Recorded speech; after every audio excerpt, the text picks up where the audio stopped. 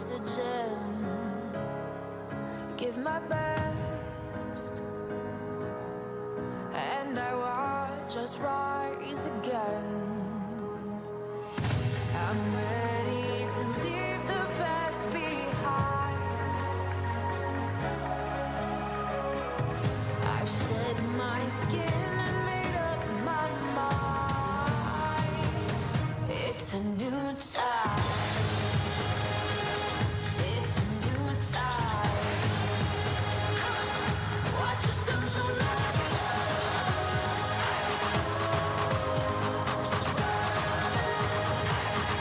It's a new time. I exhale, breathing out my sins, and I smile as a brand new day begins. I'm ready to leave the past behind. I've shed my skin and made up my mind. It's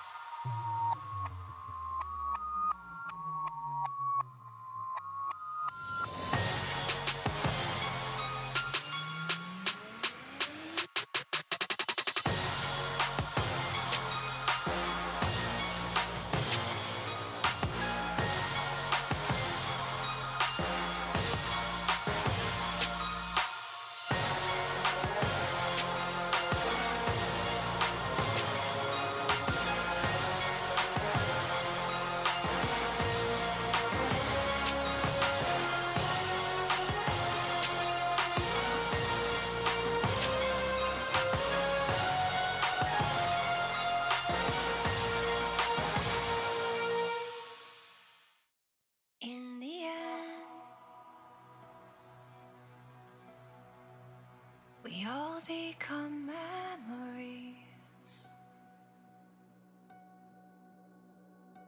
And while we're here, lions in wait,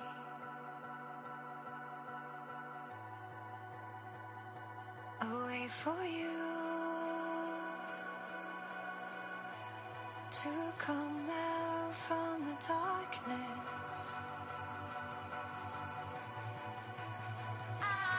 Give to you, for you to take.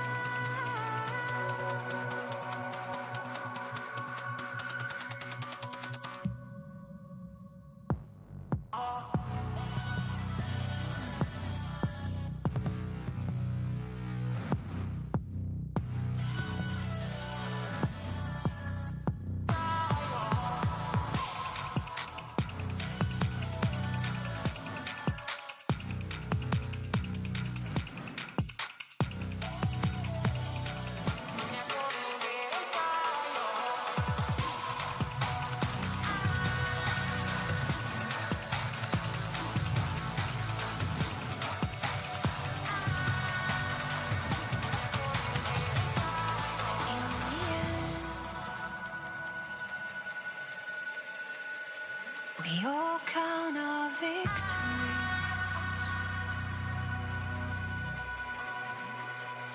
but our scars show we survive. Wait for you to make sense of the darkness.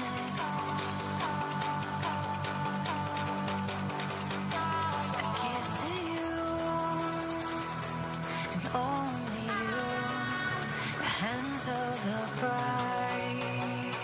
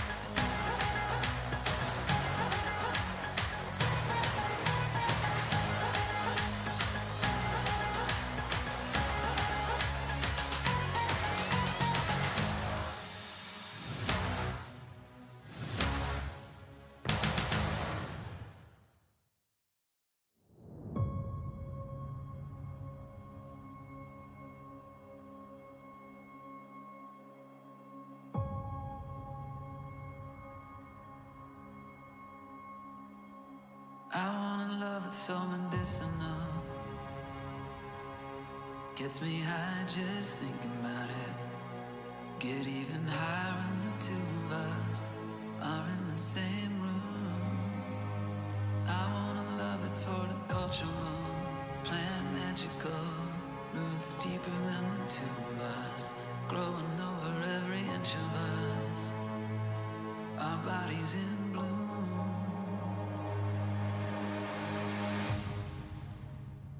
I want a love that's so medicinal.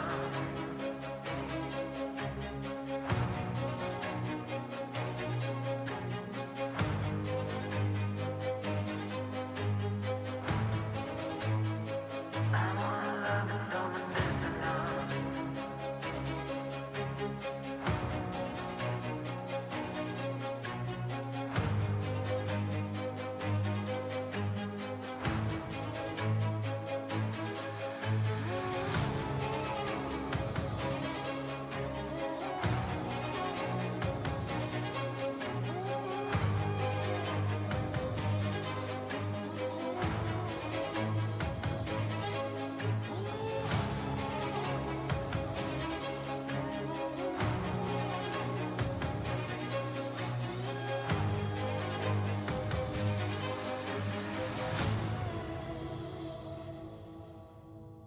I want a love that's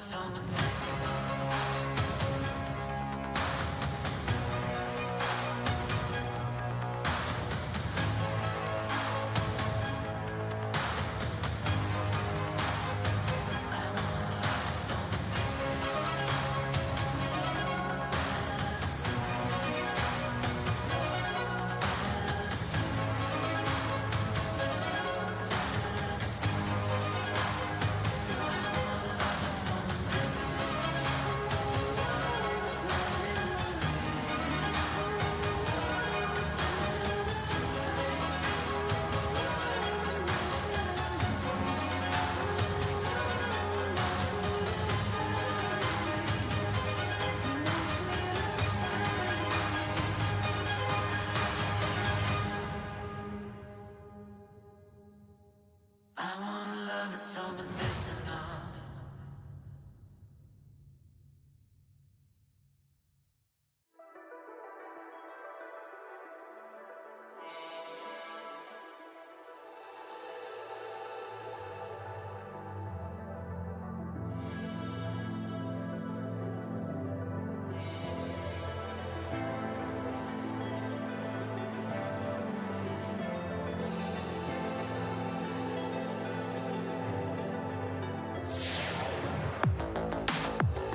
Never thought I could love, I was down to the wire. You took me on by surprise, there was summer inside. Now I can think of a time that I wasn't sober.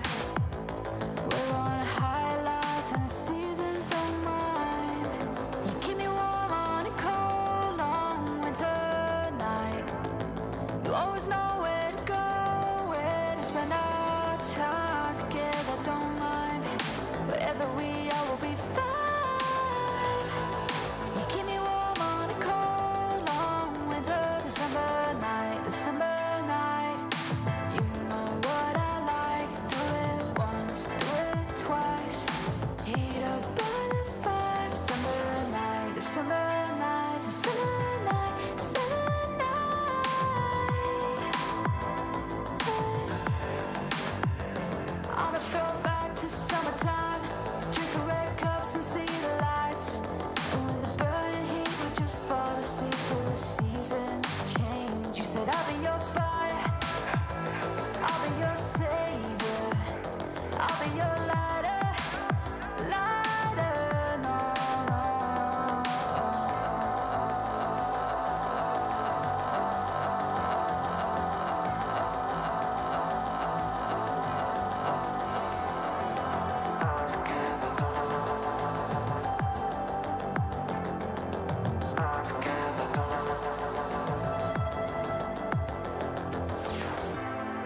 You keep me warm on a cold, long winter night.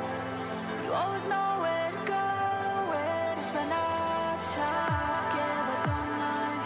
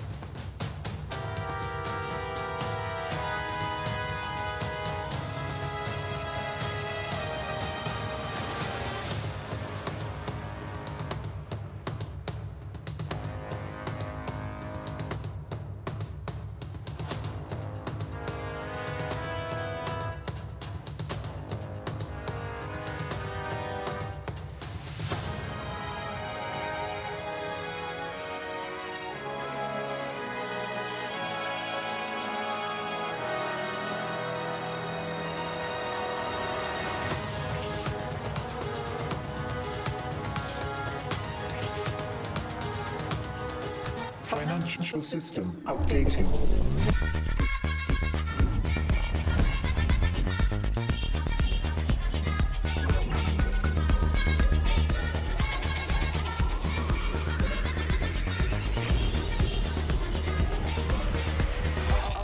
System updated. We will dance together.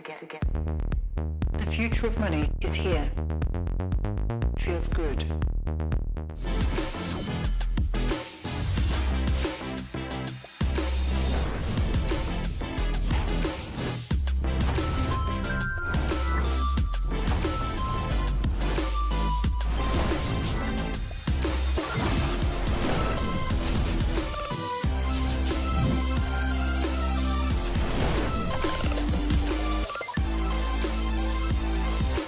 The greatest players in the world are here. They can just burn this one down. Oh my god, he'll forward by 9! You are going to see them like you've never seen them before. Rocked it will as the Arcane Storm doing so much work, and Genji! They are just going to ace them! 누굴 만나도 이길 수 있다는 자신감 정도로만 생각하고 있습니다. Genji, the EWC winners!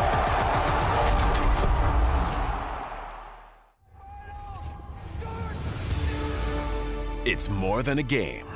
It's a world shaped by you, the fans.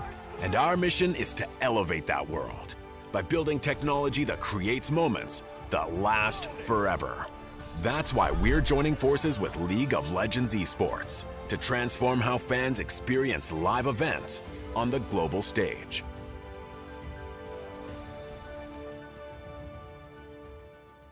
All right, guys, I just landed in China. Let's go.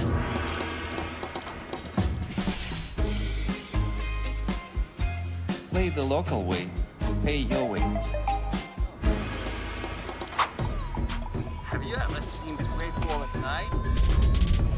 Play the local way, pay your way.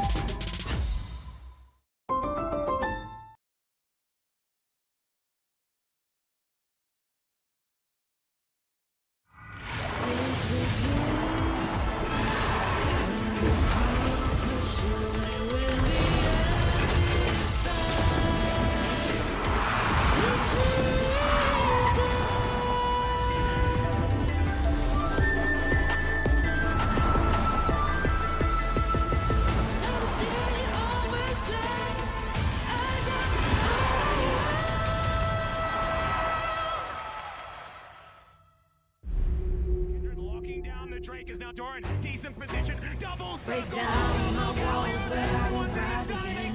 Cause I stand tall in my environment.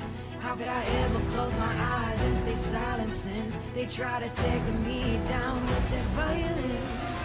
Oh, they go back in! Bishop flashes in, and down goes Knight!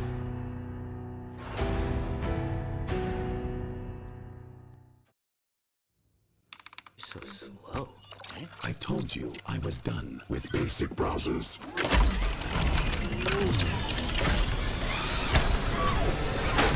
Your setup wants Opera GX, and you're holding it back.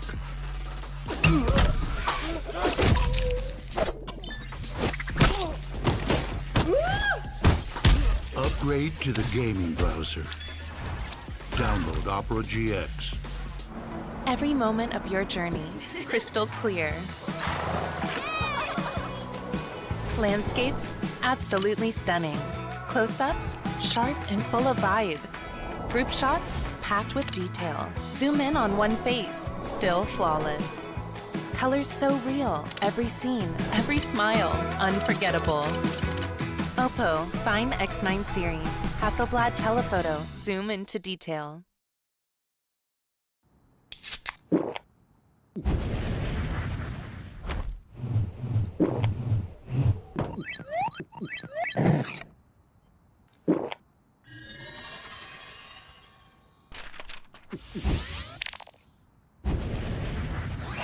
Red Bull gives you wings. When I was a player, if I was to make a misplay, maybe it's my mouse, maybe it's my armrest, something feels wrong. If you were at home, you wouldn't do that. The Infinite Precision Armrest is part of the larger Secret Lab on Stage Standard initiative, aimed to bring your home or training room settings to the tournament stage. 이제 저뿐만 아니라 다른 선수들도 세팅을 더 원활하게 할 것 같고 가장 편안할 때 더 강력한 플레이가 자연스럽게 나옵니다. I got this old thing and the bill from the store where I got it. Figured you could beat it with a better deal on one of these big boys. It doesn't work that way. Guess you're not as cool as Verizon. Bring in your AT&T or T-Mobile bill for a better deal. You don't know that?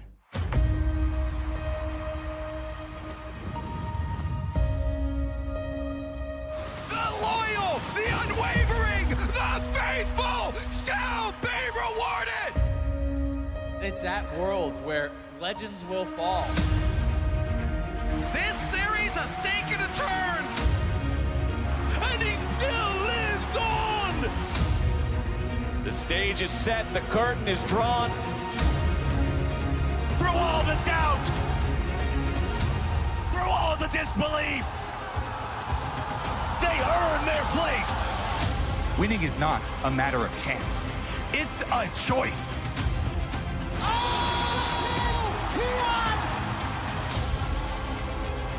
It's in! He's in the base!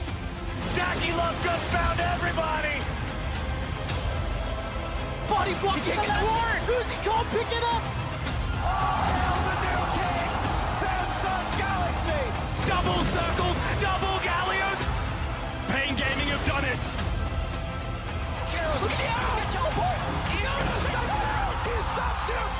These guys came to fight!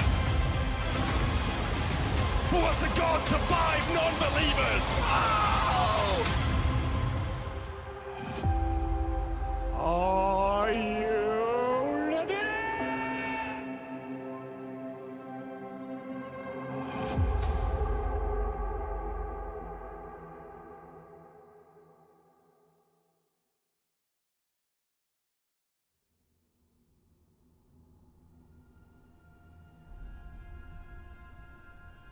You do not belong here, Seneschal. Mortals should not meddle with the power of gods. Is that what you are? Gods? I am not your answer. Only evil deferred. Evil does not relinquish power.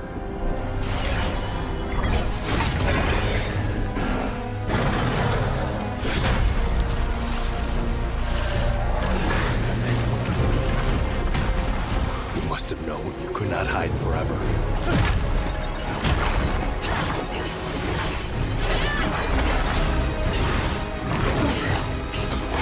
No one returns from beyond the veil.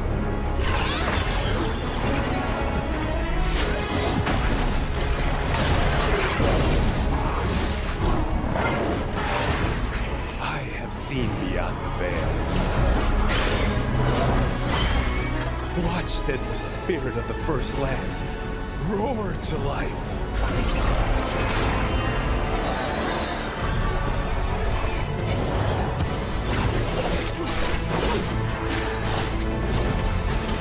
Only to see it all burned away in an instant.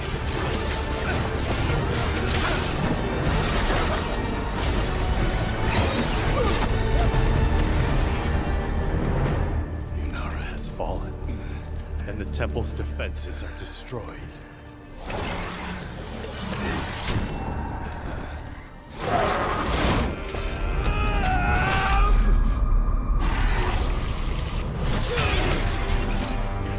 There is no one left.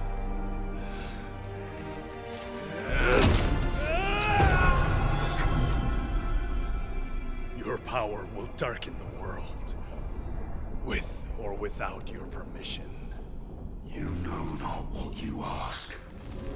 I know exactly what I ask. You sacrificed everything to save this world once. Let me do the same. I cannot hold him.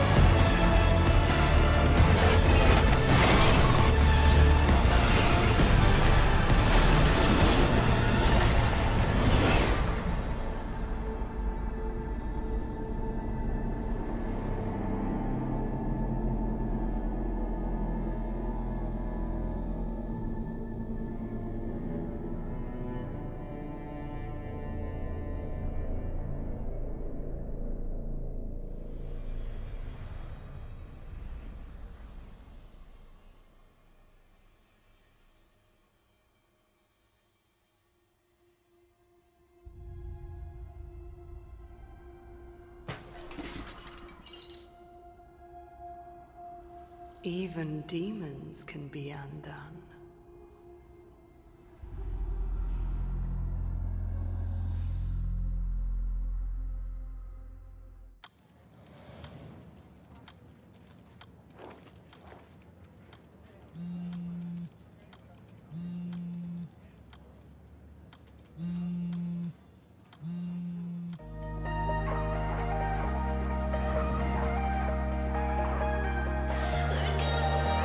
Slipping through my fingers, wish that I could fall asleep with a light on.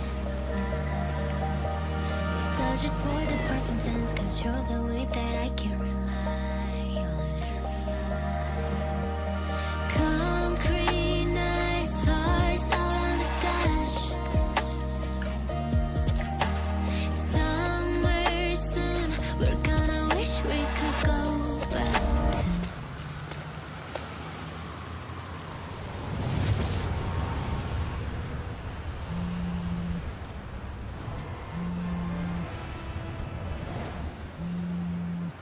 These growing pains are beating hearts. Late night driving through the dark, and all the ways we fell so hard just to find out who we are. So take my hand, take the long way home. Light a fire up before we go. Heaven knows when the clouds run out of time, we're gonna miss this life.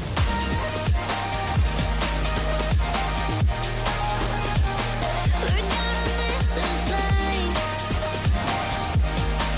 When the clouds run out of time, we're gonna miss this life.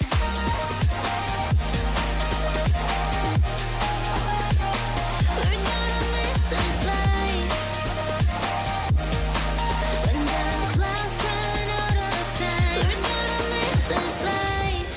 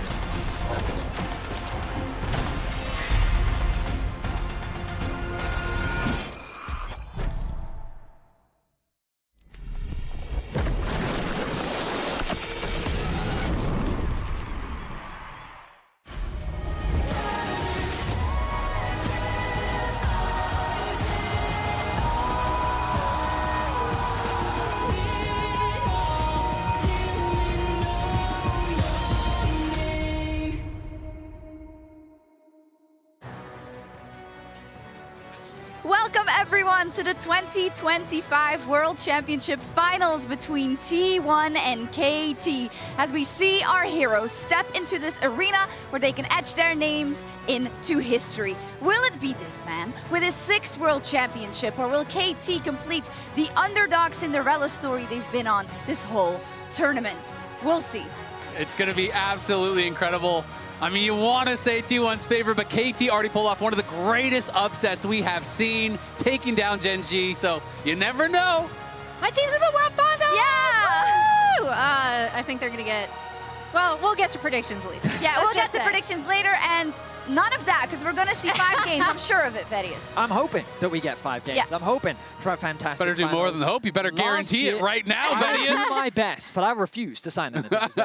Last year, we got a 5-game banger between BLG and T1, and the last time we saw T1 falter was against a Korean team, so we'll find out how things pan out as we get closer and closer. I'm here with Vedius and Azael and Emily, as you no doubt have already seen at home. We're absolutely ready, but let's set the stage. How did we get here? Let's talk about the knockout bracket and about the surprise that is KT, perhaps. I mean, it's been a really exciting best-of-5 knockout bracket, as we saw a lot of things going as expected. The fact that both G2 and CFO qualified was huge for their respective regions, but the semifinals is really where we saw massive impact from both sides, given the huge upset we saw from KT and the fact that T1 continued their dominant performance against the LPL.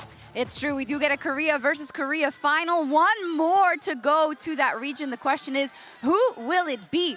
And fitting that today we will celebrate the 15-year anniversary of Worlds, with Riot posting a bracket of the most memorable plays from Worlds history, because today it's Faker's Azir Shuffle versus DRX's Last Stand. Out. It is very tough not to have the cleanse. Stays on the flank. Here's on the side. TP coming in. Faker looking to make the play. He gets Ruler. Owner goes in. And again, the combos are clean. The hostile takeover is damn well hostile. T1 looking to leave no survivors alive. 369 has meant the entire team will get absolutely nothing. T1 in the clutch are too damn clean. Dead. Gonna come down to a smite fight. King and the ult is off. Beryl has the ultimate back up. No carries on the flashes. Look at the trap line. Look at the Caitlyn. He's trying to stun him away. Owner goes in. Owner is down. The Drake secured. T1's jungler trying to do it. T1's going to the base. They're going to the Nexus. Can they do it in time? Kingan comes back. Elder Drake at the ready. But what can he do? Q3. No damage just yet. Elder Drake. The execute. Sayeth is down. DRX. So, it's DRX's Last Stand that won by a hair. Wow. 52% of the votes. I actually can't believe that. I thought Faker was a lock. Same. It's crazy. I wonder if it's prophetic in a way because of what Andy set up in the DRX final of 2022. Did you swing this vote? Did you? Who did you vote for? Guys, I had to vote for DRX. It was too monumental of a final. I guess it was you. So we heard some epic caster calls already in those videos, but we want to hear some more. So it's time to play some caster call karaoke. We will play an iconic call, and here on the desk, they'll try to complete that call in the manner in which it was yelled in the first place. And I want you all at home to do the same and play along with us. Here is our first call. Let's see. From the teleports, Hootie has arrived, and holy crap! Everyone's dying in this fight. Reckless goes down. Zatai gets a bunch done, but Hootie gets a quadra kill! Yeah! Nice one! Iconic. You got the voice crack. Perfect. You have to go for the voice crack. That's the important part. Very nice moment indeed. Good job. That's one already for my analyst. I wonder how you're doing at home. Let's take a look at our next clip. And maybe one of Vedius or Emily will get this one. We'll see. I'm confident. I'm confident. And maybe it's one of your own. Who knows? Time to lock in, buddy. It would be great if it was mine. It wouldn't be me. Okay. Bang is hiding. He's coming. Bang looking to come in. Here comes your initiation. There Is it? I did. Yell something. There we go. I didn't want to jump in. You said they were going to do it. That was so funny. I thought Emily had it. I really did. She drew a blank. Perfect. Yeah. She drew a blank. Okay, let's take a look at clip number 3. Emily, you got this one. I'm sure of it. And if not, you definitely have 4. I already know. ADG's hope dwindling. They've taken down This is a banger. You got it, Emily? Taken down LNG. It is not LPL versus LCK. It is T1 versus the LPL, and they like those odds! Let's go! Banger, banger. Absolutely epic call by Dracos then. Okay, so everybody got one, so we got one more to declare a winner. Let's see what it will be. You guys did a good job, actually. I mean, our colleagues in the past. Oh, I know. Got it. Should we all do this together? Want to do it together? Look at the Glens. Look at the moves. Faker, what was that? Let's go. I can't believe I just saw that. Amazing. Isn't that a seamless transition into the match of today? Because that is part of the telecom war, that Zed versus Zed moment. Also, when we still had, remember, like, I don't think a lot of people noticed who have started watching in the last couple of years. Blind pick game 5. That's why you could see 2 Zeds and 2 Shens. Should we bring it back? Yeah, I'm down. Let's do it. I'm good with that. And Riot, we know that we don't have any decision power in this. It's just that it's nice to see. Hey, that does set us up for the story that we're going to be telling today and seeing today. Let's start with T1, a team that is a bit of an enigma, right? Because every single time domestically, it's not that they're bad, they're just not as good as they are at the World Championship. Look at Faker's trophy case compared to everyone else, but one thing I do want to point out is that it's actually Doran who came onto this team this year with the 4 LCK trophies at the top. This T1 roster has done so well internationally together, but domestically they've kind of been stymied by Gen G. And I just think it's crazy that Keria, Guma, Owner are all making their own case for being the greatest of all time in their position, and then you look at Faker's trophy case and it's not even close. It's unbelievable how decorated of a player he is, but how the system of T1 has done such a great job of the fact that both Ona and Guma came through the T1 Academy system. They found Keria on DRX. He's already finding success there, but really solidified himself so successfully. But what's crazy is the fact that they just win so much at this tournament specifically.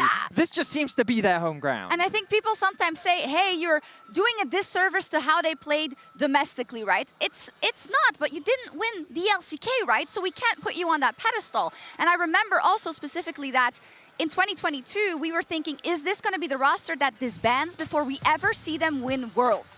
But Doran, I want to talk about him because he has such a different story than the rest of the team. It is a squad of juggernauts. The others have all made now all of these World Finals in a row, 4 in a row. They're looking for a three-peat. Doran has been someone who has been elite regionally, has always been able to come up in those big moments regionally, but when you think of him internationally, people unfortunately think of these moments of him falling flat, these moments where he has not been enough, and he does get those question marks. People were really unsure how he was going to perform on this T1 roster. You know, I think back all the way to this game against DRX when Gen G was coming in favored, and he walks on trap after trap after trap on Ore and he dies. I think back to last year, this moment, the flash over the wall that left everyone kind of confused, and that is how people think of Doran now. He is the most on the line in terms of legacy today, I think.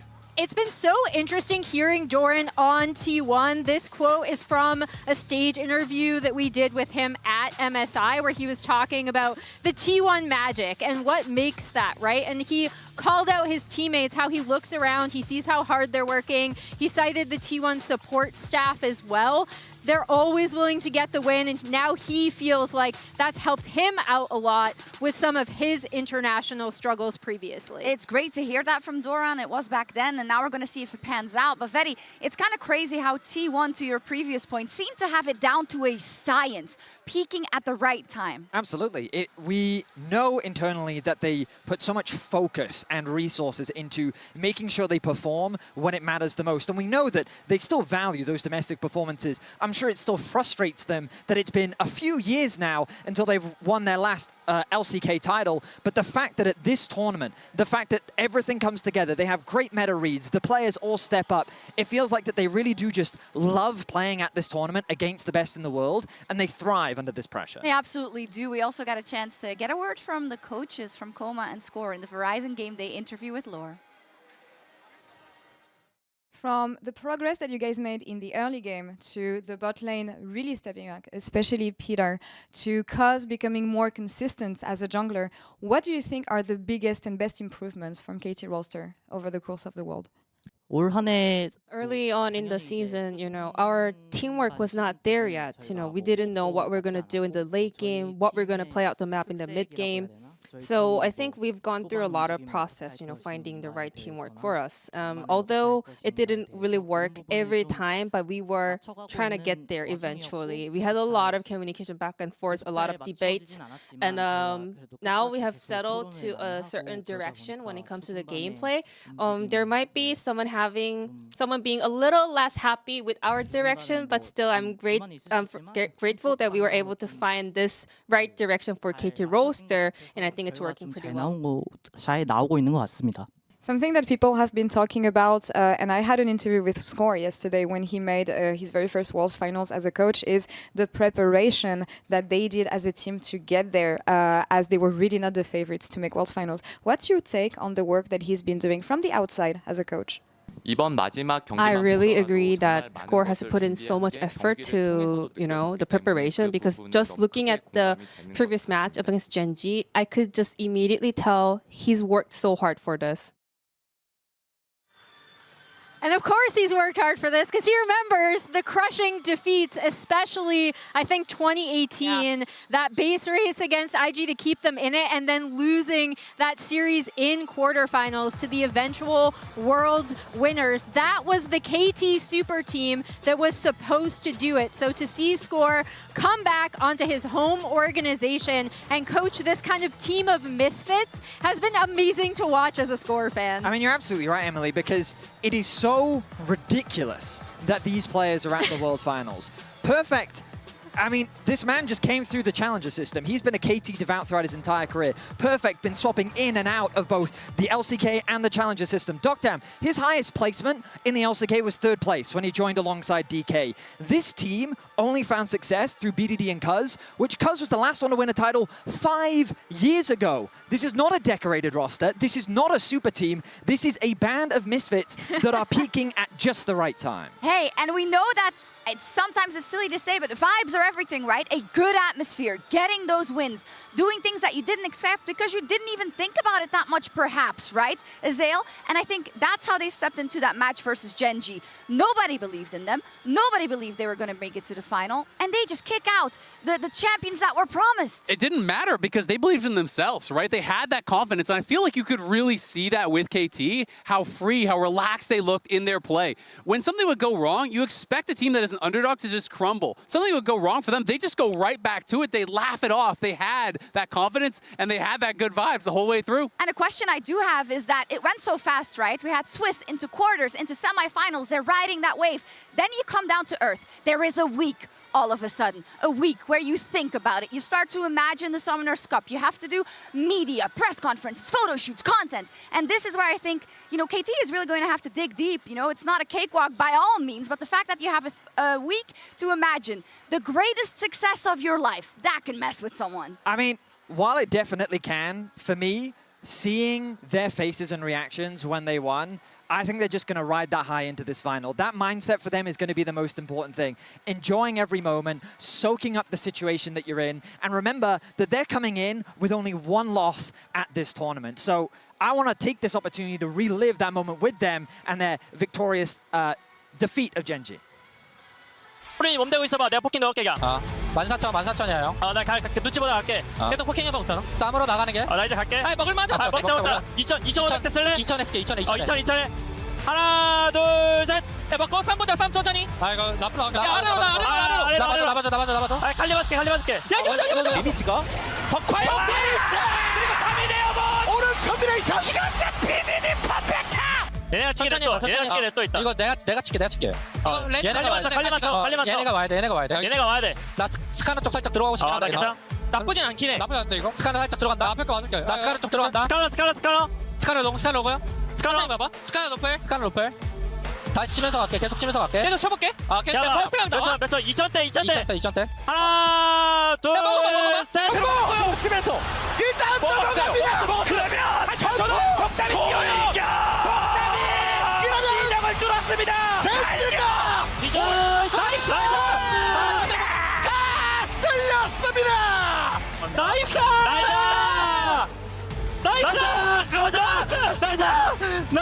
가자. 승민아. 나이스! CJ!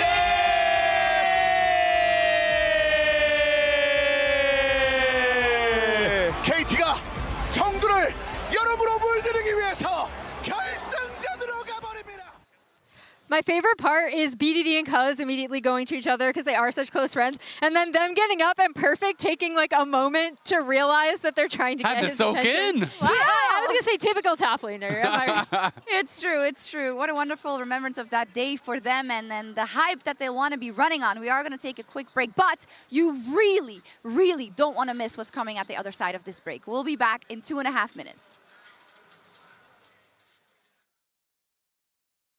Guys, what did I say? Do not get excited. Do not believe in KT. It's always. I think I'm getting excited. I think I'm feeling it now. Fans don't wanna be hyped up, but I can't slow down. I think I'm getting. I don't think they're ready for what mid lane is packing. Boom Chovy with the finger, he got little bro lacking. BDD making it easy because he got cuz it gon' be so free. So forget what you know about KT. Hype back on the menu with this AD. Duckers in the bot lane make you look like a sham. Better say it Doc Dom when he playing Doc Damn. I think I'm feeling it now. Fans don't wanna be hyped up, but I can't slow down. I think they're taking the whole thing. I think they go all the way. I'm getting really excited for some KT play.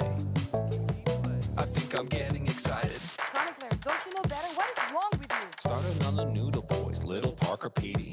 Got promoted quickly cause challengers is too easy. Came into KT and he started out as sub. Now he's in the finals and he's only going up. Grinding in this league to become the best. Studying all night to pass that king test. I'm so sorry, Doran, but your work will be in vain. You're about to find out that Perfect is aptly named. Excited. Guys, what did I say? excited. Do not get excited. Do not believe. I think I'm getting It's always excited. the same story. They always bring the I think I'm getting excited. I think I'm getting excited. I think I'm feeling it now. Oh, he's feeling it now. Fans don't wanna be hyped up, but I can't slow down. I don't wanna slow down. I think they're taking the whole thing. I think they go all the way. I'm getting really excited for some KT play. I think I'm getting excited. I think I'm feeling it now. Oh, he's feeling it now. Fans don't wanna be hyped up, but I can't slow down. I think they're taking the whole thing. I think they go all the way. I'm getting really excited for some KT play. I think I'm getting excited. Thank you very much. KT roster, keep going up. Welcome back, everybody. You didn't want to miss that, but what's coming up next? What's coming up next? You definitely don't want to miss. We of course have an epic bout in the long-standing telecom war rivalry, and who better to tell us the story than Caster June? KT are going to finals! Faker and T1 have set the stage for the World Finals Telecom War! 지난 13년 동안 72번의 맞대결을 펼치며 리그 오브 레전드 e스포츠를 대표해온 숙명의 라이벌 월드 챔피언십 결승전에서 두 통신사 팀의 전장이 또 한 번 벌어집니다.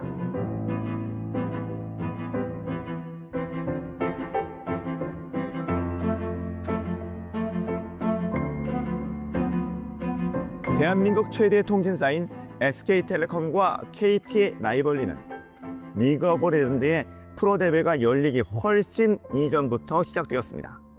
바로 스타크래프트 브루드워 시절 영광을 차지하기 위해 싸운 곳에서 비롯되었죠.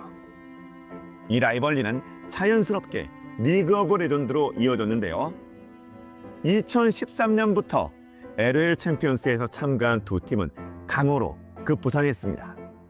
양 팀은 그해 서머 결승에서 만났는데요. 인색, 류, 스코어 등이 있었던 스타 군단 KT 롤스터 블리츠와 임팩트, 뱅기, 피글렛, 푸만두, 그리고 신인 미드라이너 페이커가 있었던 SK텔레콤 T1의 결승전은 LoL 대회 역사상 최고의 시리즈 중 하나로 꼽힙니다. KT는 첫 두 세트를 압도했지만 SKT는 이에 굴하지 않고 오히려 분위기를 뒤집어 동점을 만들었습니다. 그리고 블라인드 픽으로 진행된 5세트 두 미드라이너가 모두 제드를 픽했는데요. 이 선택이 5세트의 운명을 결정했다는 것은 굳이 말씀드리지 않아도 다 아실 겁니다. I'm like, even though I only have a mat on the floor, I think he's in the bed. Oh, Faker maybe in trouble here. Deathmark tries to clean it up for Ryu. Oh, look at the cleanse, look at the moves. Faker, what was that? 페이커와 SKT는 이 시리즈를 통해 전 세계적인 인기를 얻었고 2013 월드 챔피언십에서 우승하는 영광도 누렸습니다. 반면 KT는 월드 선발전 최종전에서 SKT에게 또 한 번 패배하며 월즈에 진출하지 못했죠.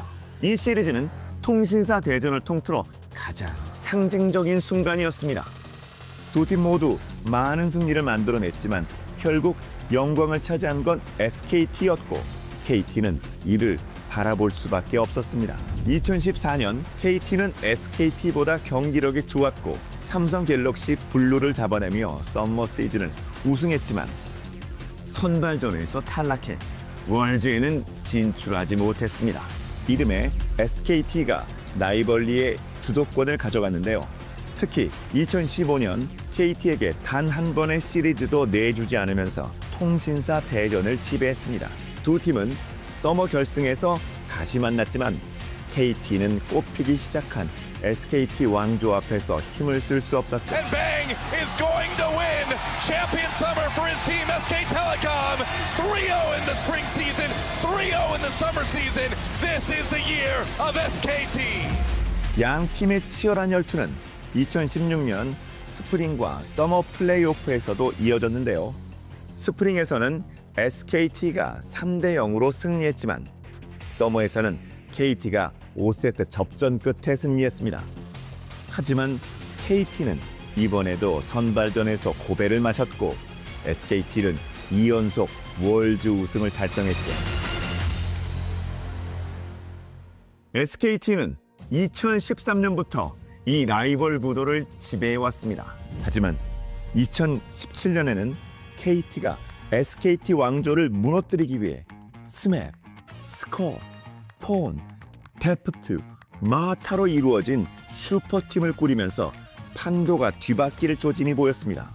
하지만 SKT는 2017년 통신사 대전을 6전 전승으로 압도했는데 특히 스프링 결승에서는 3-0 스윕, 서머 플레이오프에서는 패패, 승승승 역수입으로 KT에게 상처를 안겨주었죠. The Simmer all on her lonesome, but it doesn't even matter. There's nothing that Jeff can do. SK Telecom in the semifinal. They're going on to play against Longju a week from today. It's the reverse sweep, bringing it back in. They win 3-2. 그렇게 SKT는 손댈 수 없는 존재처럼 보였지만 2018년에 KT가 돌파구를 찾았습니다. 스프링 플레이오프 KT는 2년 만에 BO5 경기에서 SKT를 꺾어냈죠. 그리고 서머 시즌 SKT가 고전하는 동안 KT의 프랜차이즈 스타 스코어는 감동적인 첫 우승과 함께 성부를 이뤄냈습니다. 하지만 2019년 KT의 슈퍼팀 로스터는 와해됐고 SKT는 통신사 대전의 주도권을 되찾았죠.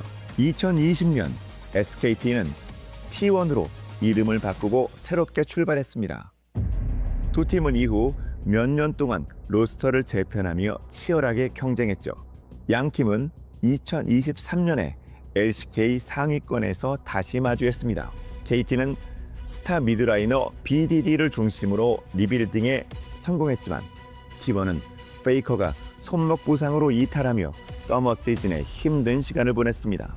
서머 정규리그 1위였던 KT는 플레이오프 2라운드에서 당시 부진하고 있던 T1을 지목했습니다. 하지만 T1은 2라운드와 결승 진출전 모두 KT를 3-2로 잡아내면서 반등을 이뤄냈고 결국 2016년 이후 7년 만에 월드 우승까지 거머쥐었습니다. 2024년에도 KT는 조연 신세가 될 수밖에 없었죠. 그들은 월드 선발전 마지막 라운드에서 T1에게 한 끗 차이로 패배했고 T1은 또 한 번 월드 챔피언이 되었습니다. 어디서 많이 본 이야기 같죠? 자, 그렇게 이야기는 오늘 월드 2025 결승까지 이어집니다. KT 롤스터와 T1 모두 우여곡절 끝에 LCK의 3번, 4번 시드로 진출했습니다. 이번 시즌 강팀들과 맞서 싸우면서 주전 교체 과정도 있었지만 월드에서 하위 시드의 불리함을 딛고 운명처럼 또 한 번 맞붙게 되었습니다. 이제 그들은 세계 최고의 무대 월드 챔피언십 결승에서 누가 진정한 최강자인지를 증명할 마지막 대결만을 앞두고 있습니다. 그야말로 역대급 통신사 대전이 다가왔습니다. 페이커냐, PDD냐, T1이냐, KT 롤스터냐. 운명과 좌절의 갈림길에서 과연 누가 운명의 부름에 응답할까요?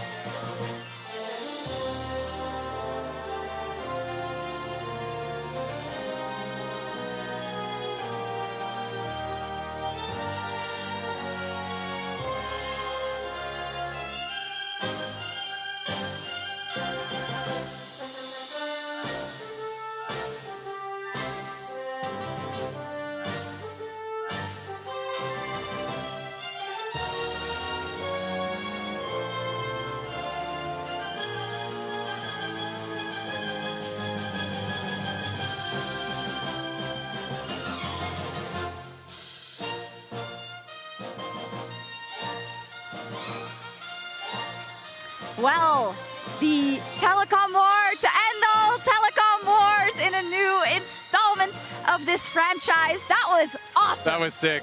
Very nice. Shout out to our graphics team. They're smurfing it. Shout out to Caster Jun for that amazing overview. I love how he said Destiny versus Heartbreak along with T1 and KT, because it feels like it encapsulates me as a fan sitting at whatever hour of the night in 2013 watching like a cloud burst, like it starts raining, KT lose in a reverse sweep, and that just like cemented my KT fandom and became a microcosm, I think, for how these two teams have gone up against each other. And I mean, for me, it started even earlier than this. Like the telecom war was my first love in esports. I remember watching in Brewer when I was a little kid, staying up in the middle of the night to watch, Boxer versus Yellow, to watch Flash play up against Bisu. It was incredible matches like that that made me want to be a part of this. And to see now the history of the T1 versus KT telecom war, we know that it's very T1 favored. Yeah. We know that in recent history and throughout the history, you've seen that T1 have largely dominated it. But as is the beauty of Worlds, we can never say that history is a determiner of what's going to happen today. Absolutely. I love how you set that up, because that's exactly what can happen at Worlds. Out of the 70 times they've met, only 4 times, today being the 4th, have they met in a grand final. And I wonder if for a victory today, if they would say, that's fine, we can lose that many times to T1, we can get reverse swept all those times as long as we win Worlds. Do you think they'd take it? I think they take it. Yeah. I would love it. I still can't believe my team's in finals. And I think the big thing coming out of that as well is how many reverse sweeps there are, right? Because for KT to kind of overcome this, they really have to be able to stand up to the pressure. And I know that's something the T1 are super familiar with. I know we had a chance to actually catch up with Kumayushi and talk to him about the pressure of being here at Worlds. And we know that playing with T1 comes with expectations. So would you say that playing your 4th finals makes it easier or more pressure on this side? 사실 제가 결승 When I just recall my first time Worlds Finals. And then knowing that none of the opponents have a single player who actually performed at Worlds Final stage, I know how they're feeling. You know, you're super excited, you're thrilled, you can't wait. So all of those like a burst of emotion, you know, will be happening inside of them. So I think experience-wise, there's no match to T1. So I think that can be a factor to the outcome as well. Yeah, there is war between the two teams, telecom war, but there's also a little bit of heart, isn't there?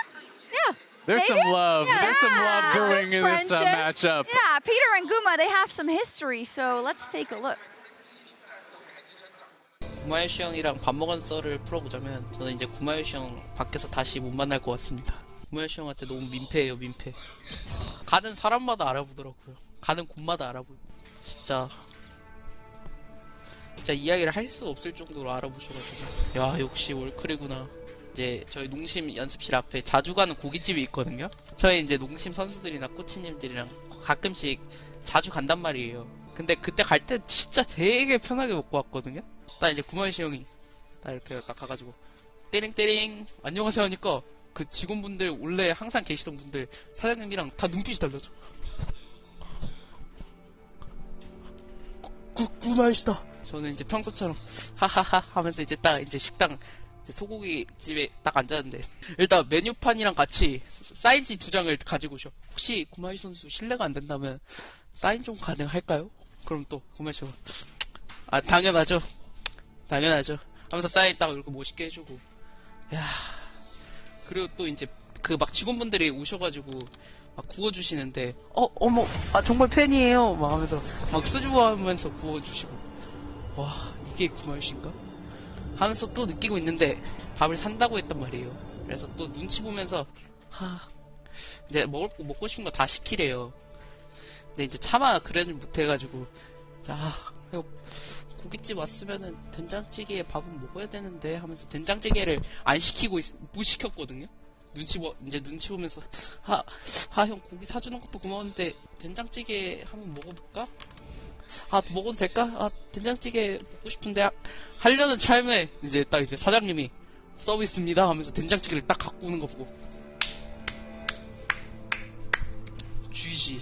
와 이게 구마요시구나. 된장찌개를 서비스로 받는 남자. 나도 된장찌개 서비스 받을 수 있도록 잘해줘.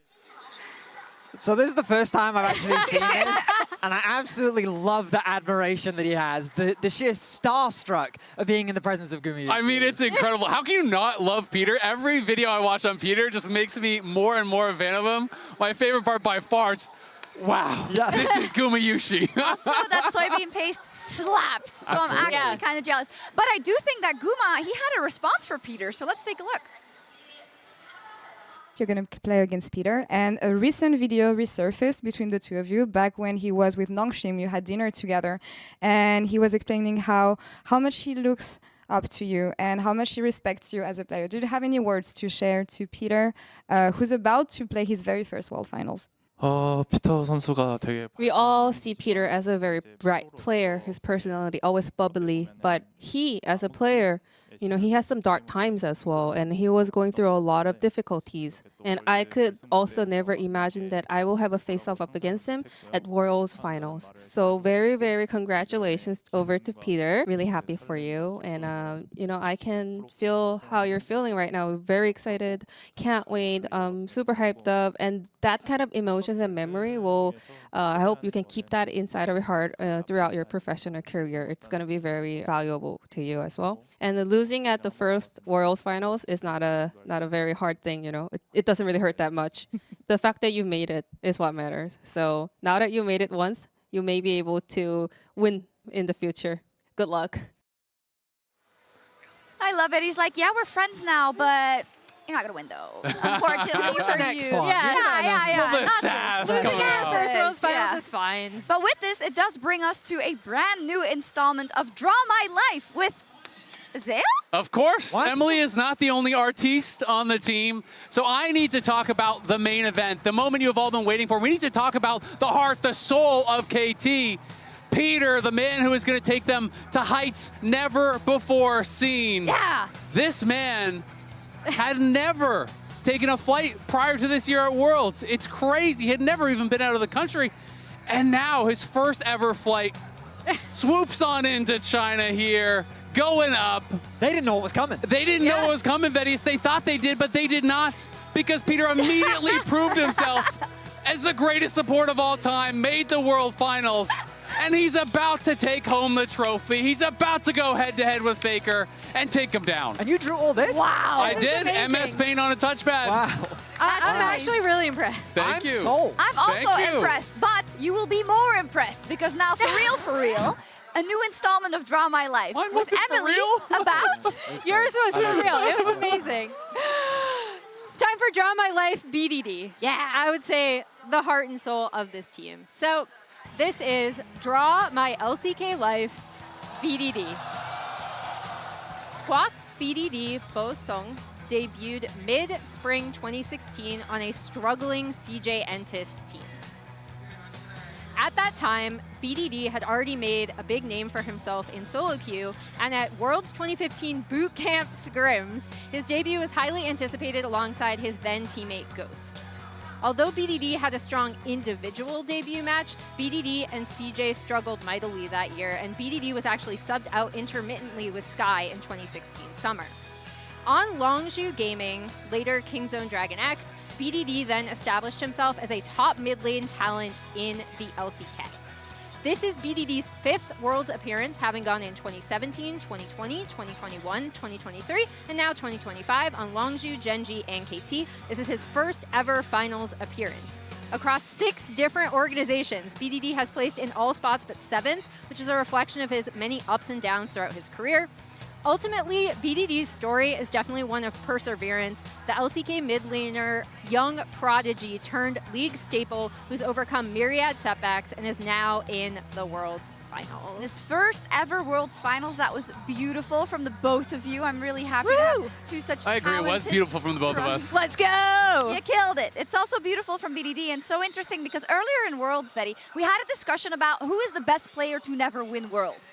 There's a few of them, but BDD is definitely at the top of the list. He's been, for as long as I can remember, people said he's one of the best, if not the best mid laner in the LCK, but it just never works at Worlds. Absolutely. It's crazy to me that his last domestic title was 7 years ago. It's been so long since he was able to lift a trophy, and it goes to show the perseverance and dedication this man has had, because for every Faker story, there is a BDD. There is someone that will overshadow your career, and to now see him in this position, to lead a team of young players, it's just, it's admirable and a joy to watch. I'm glad you brought up the Faker story, because I rewatched BDD's debut before this, and it's so interesting how they're like, you know, this was BDD waiting room. He's debuting today against Kongdu Monster. He just turned 17 yesterday, and they were highlighting all the other debuts. And of course, Faker comes up, Marin comes up, and it's so interesting because even back then we had no idea what kind of player Faker would then become in the year 2025, and the same with BDD. And it's a story that goes for a lot of them, right? If not for Faker, many of these players might have had a world championship and had the stories, but he's just standing on top of that. We'll talk about it a little later. But how stalwart and how stable BDD has been for KT, I think I can find some similarities in how Owner has been performing for T1 specifically, right? Even when they weren't doing that well. Absolutely, and I think that is what makes it so impressive about him. People talk a lot about these struggles that T1 has regionally, and some of the players are going up and down. Owner, I do not think, has had those ups and downs. This guy has been so stalwart for the team, always playing at an absolutely elite level throughout the LCK, showing up when it matters most in these international tournaments. And to me, that is why he is really making an argument for being the greatest jungler of all time. Absolutely. His perseverance over the last few years has been incredible. Remember that when he became the starter for T1, World Semifinals. And ever since then, it's just been World Finals after World Finals after World Finals. And it does just feel that this man is recession-proof. Invest in him. Yeah. He's never going to let you down. Only up and to the right for Owner. Only up for Owner. I love that. Emily, I mean, so impressive how he's been able to do it also here versus TES, but in general for T1. Yeah, I feel like Azil highlighted it really well, where it felt like certain members of T1 were having ups and downs. Owner was always stable, but then he first time Mundo on stage, which I think is like just the epitome of how he's willing to slot in wherever his team needs him. It's really a joy to see. I mean, it's terrifying for T1 fans, don't get me wrong. But the fact that they have that much trust in him is phenomenal. And I think we should listen into how much trust they really do have in Owner. 아니 그냥 근데 문도 씨발 의식 안 하는 게 맞는 것 같긴 한데. 그니까. 아 해야 될 것 같은데.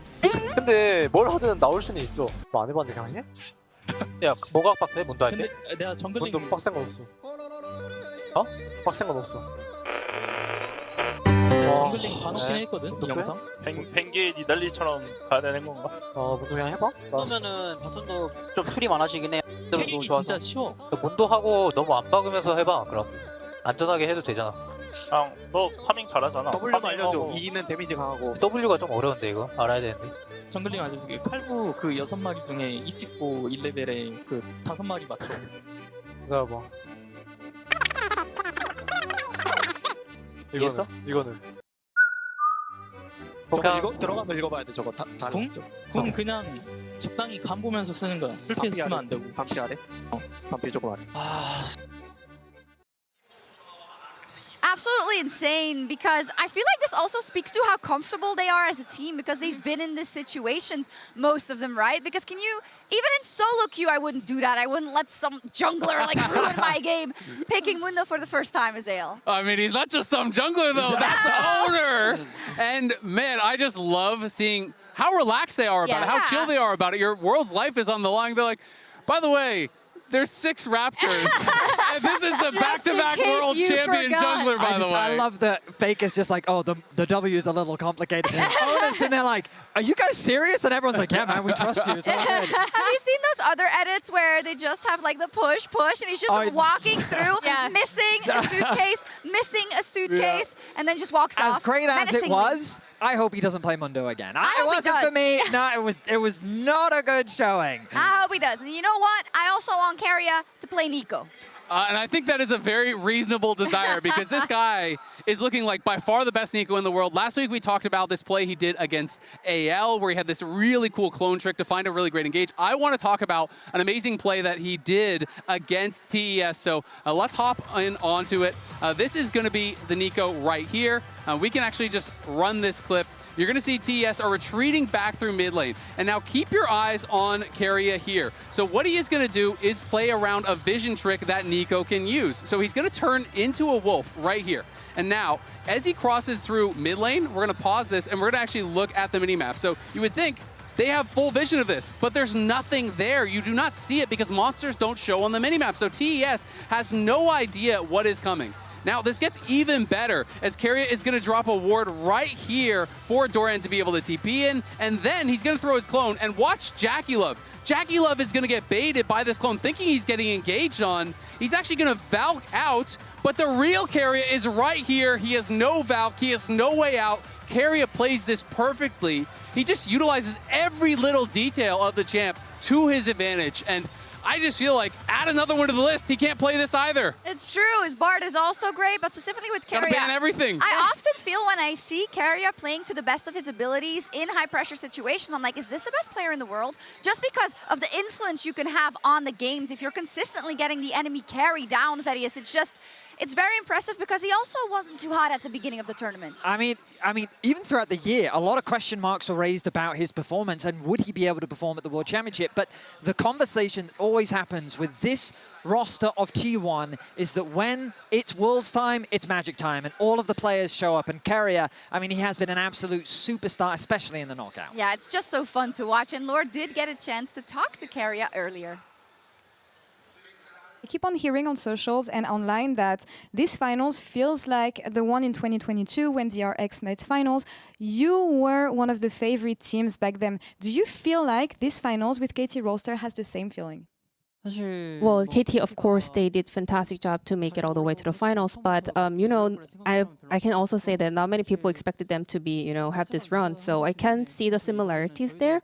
But I want to say back in 2022, this year as well, T1 was a challenger as well. So maybe there's also that. But also just looking back at 2022, I was so caught with the fact that I really want this win. I was so thirsty for it. I was obsessed with it. I think I kind of factor into the outcome as well. But this year, I'm different. I'm more like, this is just a part of me chasing my dream. You know, I'm not all about winning the Worlds Finals, the trophy. It's more about, it's one of the paths that I'm taking in order to reach my goal and my dream. So I think that there's a big difference.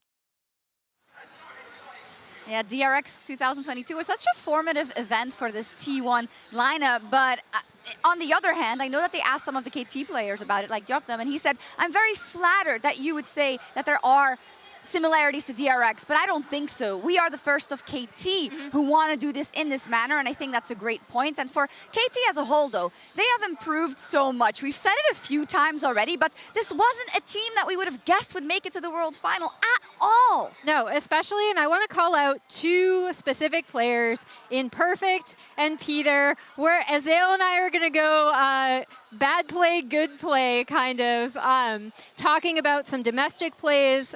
So as we look at the first clip, I specifically picked some quote-unquote bad plays that had to do with team communication overall, right? So here, KT is in kind of a tough spot. They're going to start up this Otacon, as you can already see. Perfect is TPing already a bit late as we run through the clip.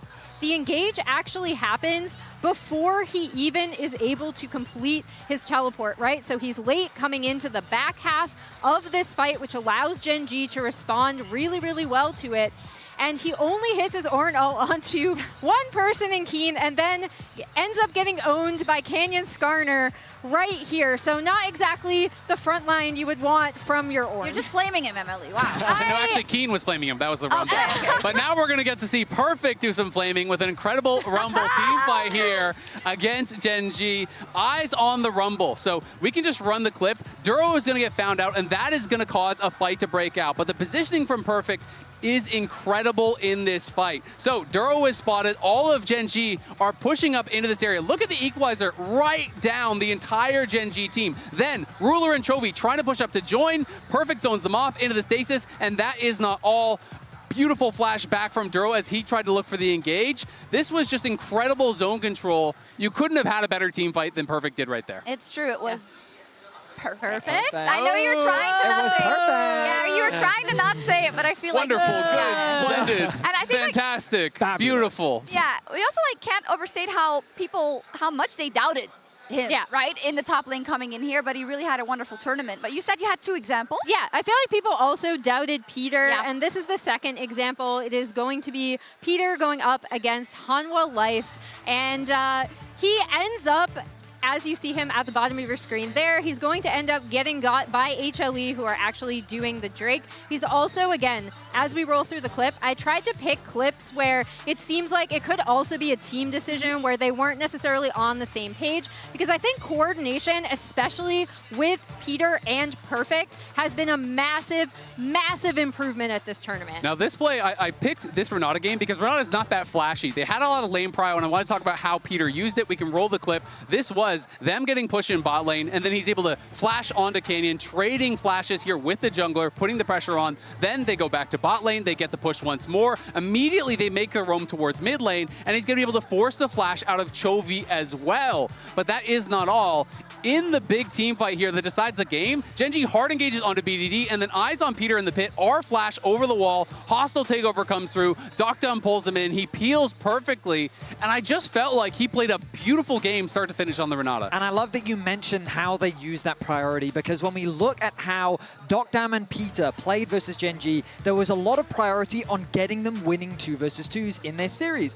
Every time they were able to get that winning 2 versus 2, they were able to get the first dragon, contest the first grubs, and it gave them so much control over the early game, which kind of culminates into this development that we've been seeing from KT. Look at that guy. How can you not cheer for him? He's so chilled out. Yeah, you're right. It's a culmination of everything they've worked towards, right? And I think one moment that we'd love to see again is that base defense versus Gen G. What a moment. Let's take a look at it, because I feel like everyone looks at this and they're like, oh my gosh, the Yone play. This is what everyone is already calling this, because of BDD's EQ Flash ult combo that's going to come across here.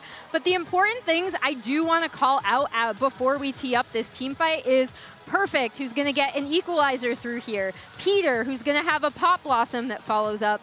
And then later on in the fight, how they play around Zhonya's with Dokdam's Caitlyn. So we'll start it off. We see the BDD engage is just absolutely insane. You can tell that Gen.G are not expecting BDD to go in here.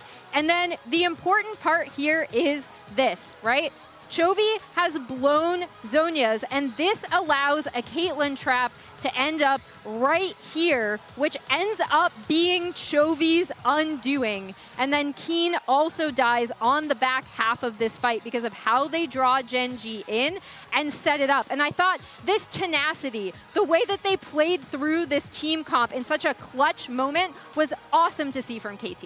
It was, and there were two of them, if I remember correctly, right? Also in the mid lane as well, just standing up saying, you shall not pass into our base.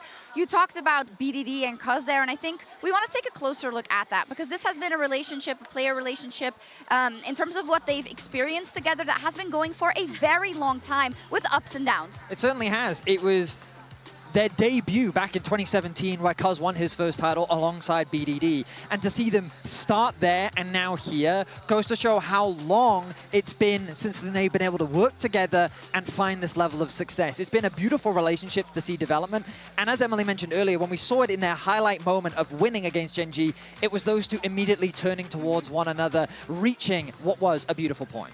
Yeah, and as we see their kind of concurrent timelines, where they've overlapped as teammates, where they haven't, this is the core of this KT lineup. This is what KT Roaster wanted to rebuild around, and now that's finally paying dividends, and they're in the World's Final. Absolutely beautiful. And now, how could it be any different? Our featured matchup presented by Mercedes-Benz, BDD versus Faker.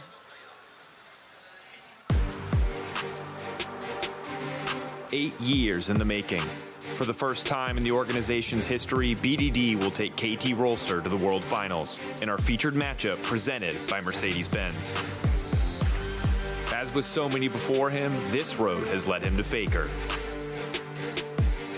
Since 2017, BDD has been hailed as a part of a new generation of great mid laners. Despite being an incredible player on the teams he has been a part of, the results have not met expectations. But now, at Worlds 2025, KT find themselves in the finals, only dropping a single game so far, and only one more series stands between BDD and lifting the Summoners Cup. The jump in there, Jojo's going to follow as well. Shockwave is big though. 3-man with a hot pot inside. Oh my god! Oh my god, the Mega Inferno Bomb of Doom and Ginger. Cannon's going to go into the Guardian Angel. But the Angel's on his shoulder might be enough. Fate sealed from BDD onto the backline. They'll look for Ruler. Keen flashes. Get down, Mr. Ruler. The damage on the Perfect as well with a petrified gaze. Once again from BDD. He tries to bash away from it, he slammed it to the wall. KT are going to finals! So the question is it time to get excited?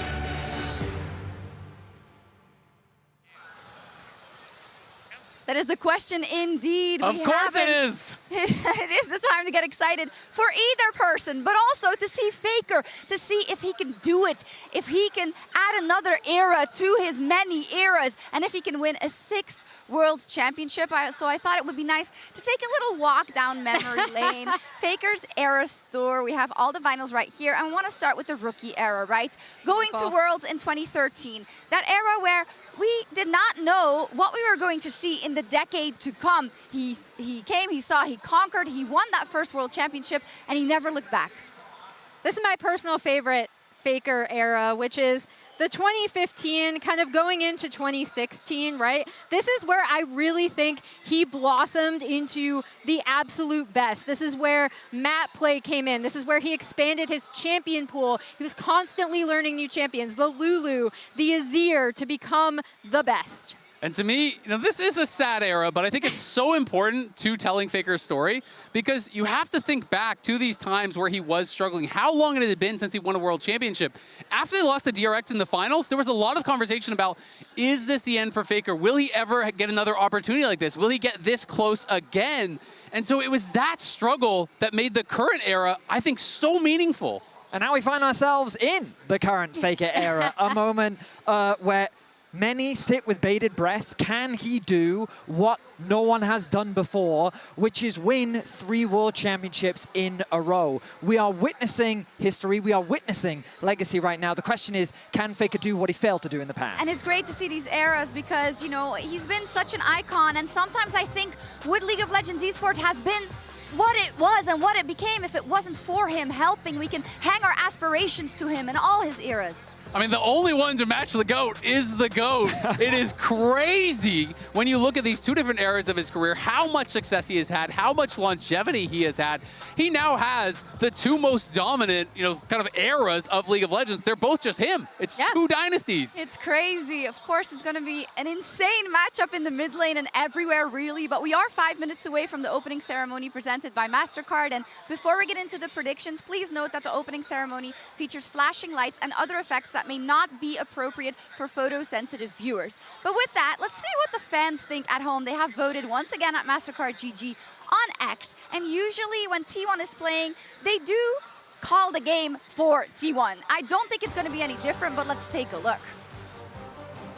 The real question is... wow. So the real question is, how many KT fans have also voted for T1? They want to keep that superstition going, and they want to keep the faith not to get excited for KT, but we are damn near excited for KT. We are 3 minutes away from seeing the culmination of all those weeks of the World Championship to see which story reigns supreme. So what do we think? What do you all think? And what are you looking forward to? Well, as a KT fan on the desk, this is not a superstitious prediction. I do think T1 have the edge. My big thing is that it's going to come from these bot lane picks that Vedius touched upon earlier. I think with the way that both of these teams are playing around pushing bot lanes, I've loved Guma bringing out the Kai'Sa, having a lot of success on that. Karius champion pool, I think that is where the edge is going to be decided. And to me, KT have earned their right to be here. It is not a fluke. They have improved so much, and they are an incredible team. It's just unfortunate for them that sitting across for them is the core 4 to make up the greatest League of Legends dynasty I think we have ever seen. Keria, Oner, Faker, Guma. No one has ever won 3. They are about to here today. And you'll see that prediction and you might think this must be a meme prediction. And my analyst brain would think so too. But I was in this position 3 years ago when I witnessed DRX versus T1 and I predicted T1 to my own detriment. Because the truth is that at the World Championship, magic is real. The run that KT have done is a thing of beauty and a thing of excellence. And I truly do believe that today the pieces will come together and this team will shine like they haven't before. I do believe that KT will take home the trophy today. You say you're getting excited? I am so excited to watch KT lift that trophy today. Hey, either way, right, it would be an unbelievable story, Isaac. And I think, anyone who's undecided would be happy to see either stories come out today. Absolutely. You get to see the continuation of this dominance, the greatest dynasty ever in T1, or you get to see a beautiful underdog story. No one thought they would be here. They have a chance to be the best in the world today. Hey, we were there in 2022 when we saw that one Cinderella story coming to fruition, but it is a lot. It is a tall order for anyone stepping onto the ref today. And legacy is earned. There's no shortcuts or workarounds. There's only the sacrifices, the passion, and the pure drive towards the Summoner's Cup. A rare honor attained by an exceptional few. For BDD, it is a decade-long obsession, a longing larger than life, that feeling that he deserves to be the one to lift that trophy. He finally gets his chance at eternal glory today. But in his way stands Faker, a player whose legacy permeates like a sprawling river through the history of worlds, whose influence touches on all of the stories we hold so dear. And today, at the zenith of BDD's arc, he stands before him as the villain, the unkillable Demon King, the greatest of all time for the end of time. It's only poetic, then, that for BDD to fulfill his lifelong goal, he has to go through the protagonist of all of League of Legends. A crownless king versus the greatest to ever do it, looking for his 6th World Championship title, further solidifying a legacy that can never be doubted. Only one will lift the Summoners Cup today. It's time for the opening ceremony, presented by MasterCard.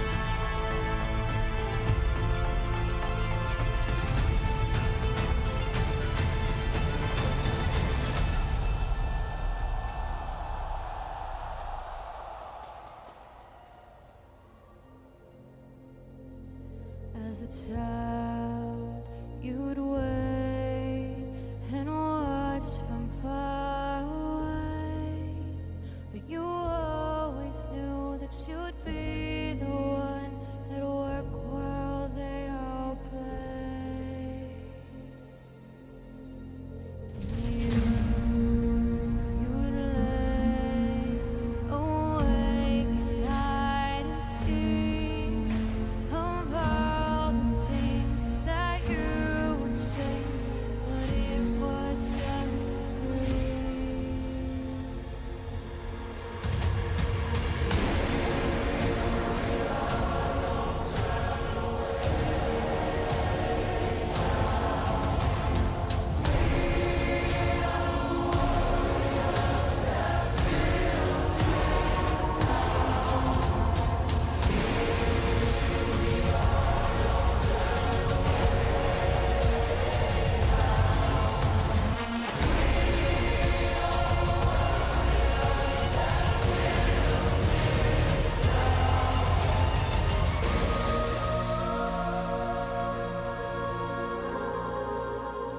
What are you willing to lose? You cover your wounds, but underneath them, a million voices in your head that whisper, stop now. Another twist in the knife, it's turning the screws, it's on your mind, and it's fighting you. I'm saying, the storm is telling, well, kid, what you gonna do now? It's your reflection looking back to pull you down. So are you gonna die today or make it out alive? You gotta conquer the monster in your head, and then you'll fly like Phoenix fly. It's time for a new empire. Go bury your demons and tear down the ceiling. What you gonna do now?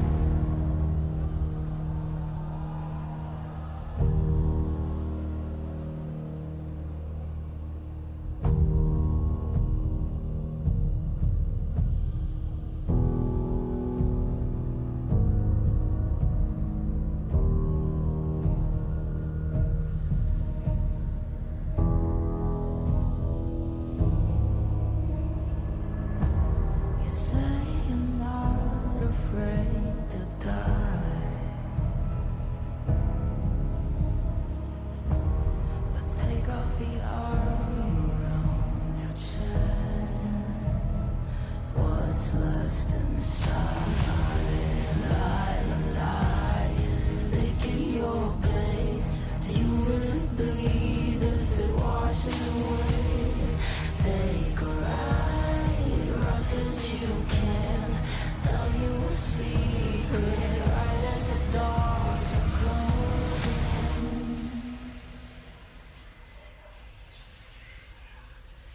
I like it when the bite marks cut through the skin.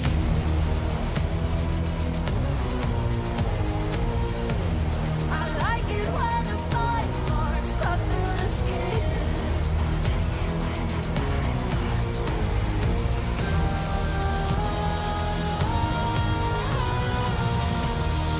Tell me the walls are closing in into the firelight again. Taste the pain and drink it in. I like it when the bite marks cut through the skin. And the bigger the blade, one seat on a throne, 1 foot in the grave. Louder the mouth and the bigger the flame. Do you really bleed if it washes away?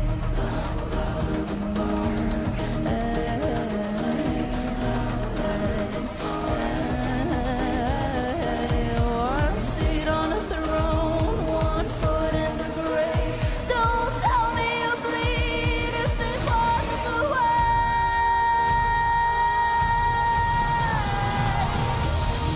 Tell me the walls are closing in into the firelight again. Taste the pain and drink it in. I like it when the bite marks cut through the skin.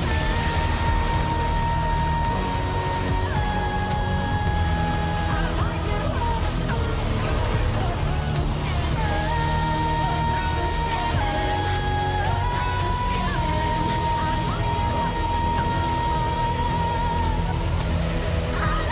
when the bite marks cut through the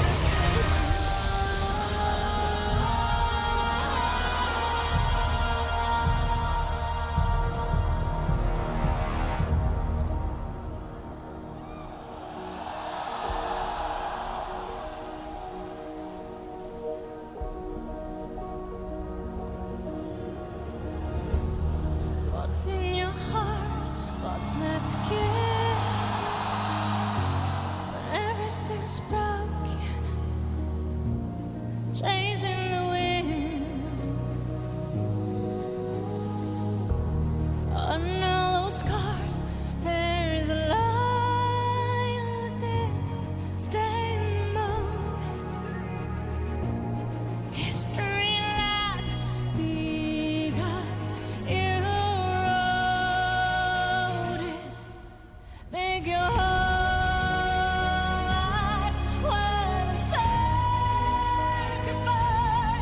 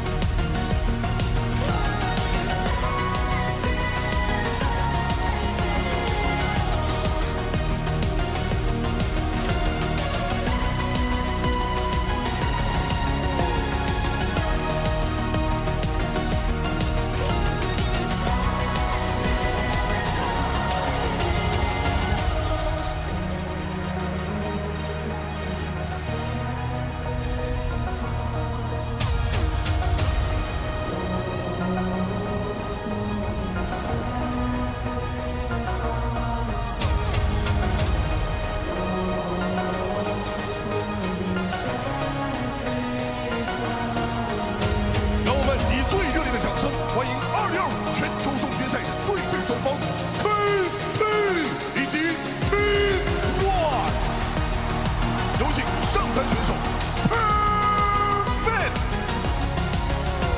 도런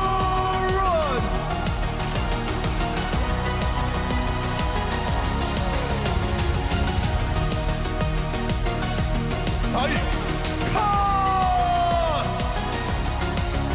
오늘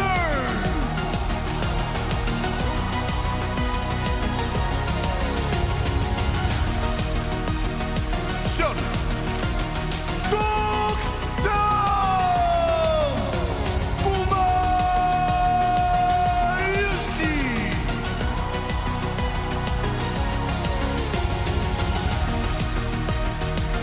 도둑 피터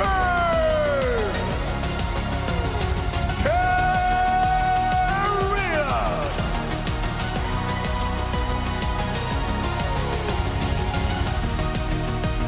동단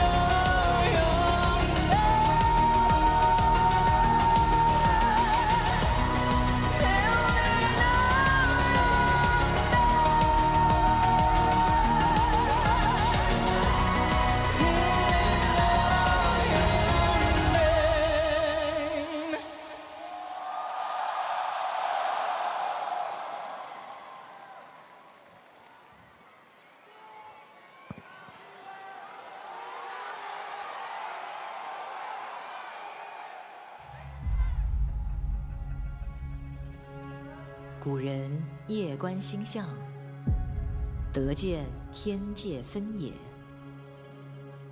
遂分28星宿，又归4象：东方青龙，南方朱雀，西方白虎，北方玄武。4象环绕，紫薇其间。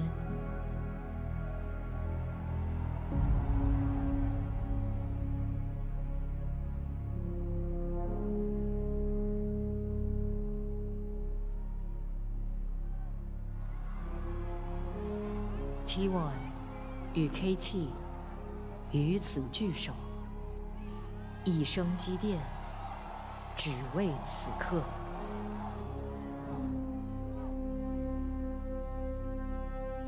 그리고 이 기나긴 여정은 바로 여기서 시작되었습니다.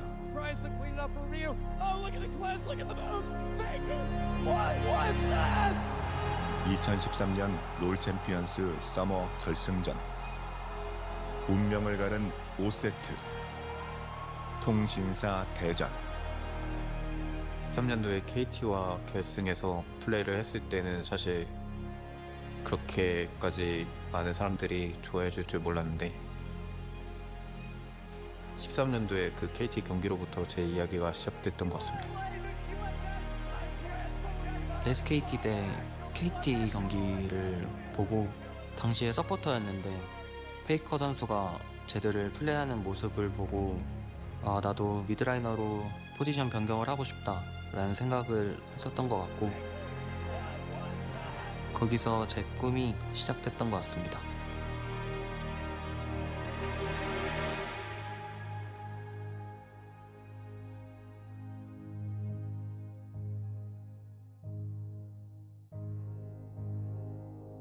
어렸을 때 제 꿈은 롤드컵으로 처음 비행기를 타보는 것이었고 롤드컵을 우승하는 거였습니다.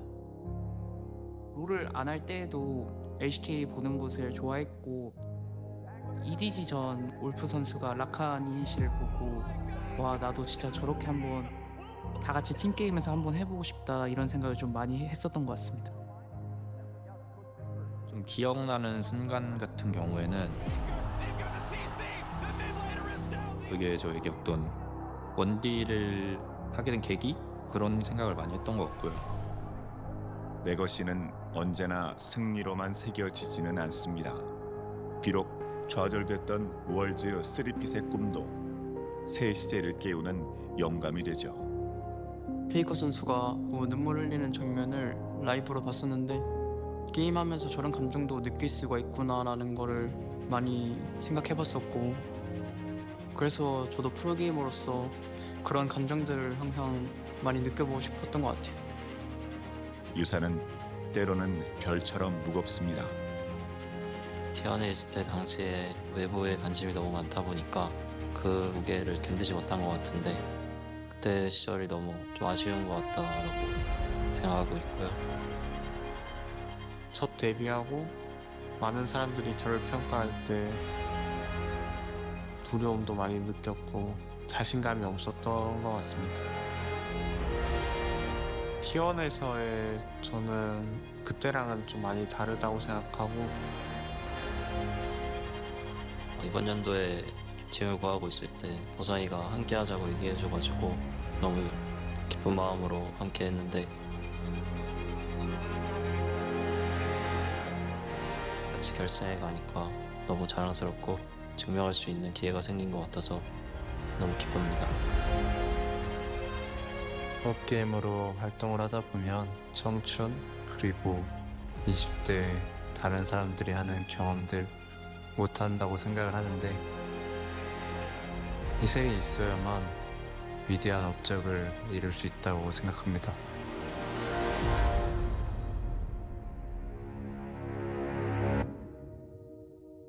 롤 e스포츠의 수많은 유산들은 한 선수와 깊이 얽혀 있습니다. 오늘 그는 누구도 이루지 못한 역사적인 월즈 3핏에 도전합니다.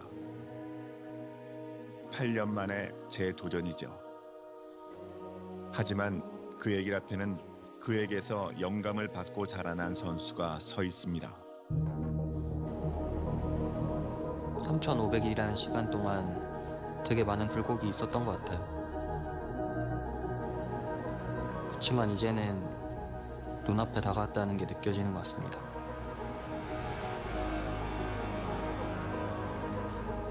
(2013년에) 시작된 그들의 운명은 2025년 월드 챔피언십 결승 통신사 대전에서 결실을 맺습니다.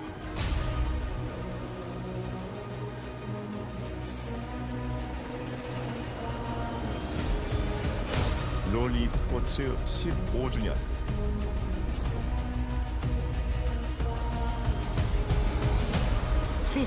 years of legacy.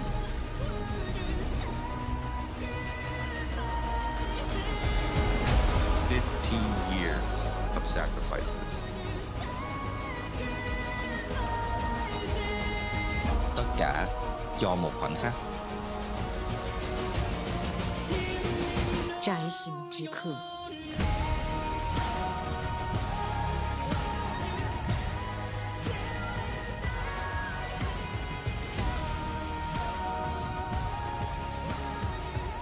우리가 KT의 첫 번째 별을 달아주겠습니다. T1이 아직 이루지 못한 3핏 저희가 이루겠습니다. 보성이 형에게 빛나는 별을 선물하겠습니다. 별들은 오늘 저희 편입니다. 꿈을 꼭 이루겠습니다.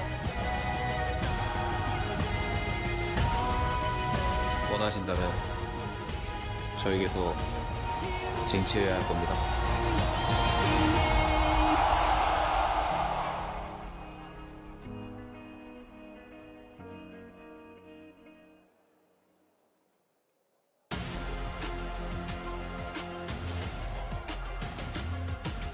Everyone to the 2025 World Finals. Faker and BDD, a date with destiny, a chance for a trophy, or for 3. In the case of T1, welcome to the Cash Desk. We get ready for this game 1. It's my distinct pleasure to be joined by none other than Chronicler and Kobe. for what is going to be an absolutely amazing best of 5. An amazing day ahead of us, and what better way to start it than what we just saw? I think the most important thing for everybody watching is their emotional attachment to League of Legends and League Esports, and hearing every single player on the stage talk about how much this means to them. Their whole lives poured into this moment really hits hard. And it's the ties between the players individually, the ties between these two teams, right? There was so much Cuz playing on T1, Doran on KT a couple of years back. And I can't wait to see what we're going to get here today. I think we're all hoping for the same thing. A series that goes the distance and a telecom war to rule them all. All right, let's get into the draft now. To me, Wukong and Rumble are super high priority, especially for KT. So you need to get one early. They do that, so they get the jungle part. I still think Perfect's Rumble is like his best champion, and they should probably still index in that pretty early on in this draft before there's a chance for T1 to ban it out. But here you go, T1 immediately grabbing Faker's Taliyah, which has been point and click this tournament. It feels like there is not a skill shot that this guy cannot connect with. He has been incredible thus far. I want to point out, as we get deeper into Fearless, something to keep our eye on. Double support bans targeted at Keria.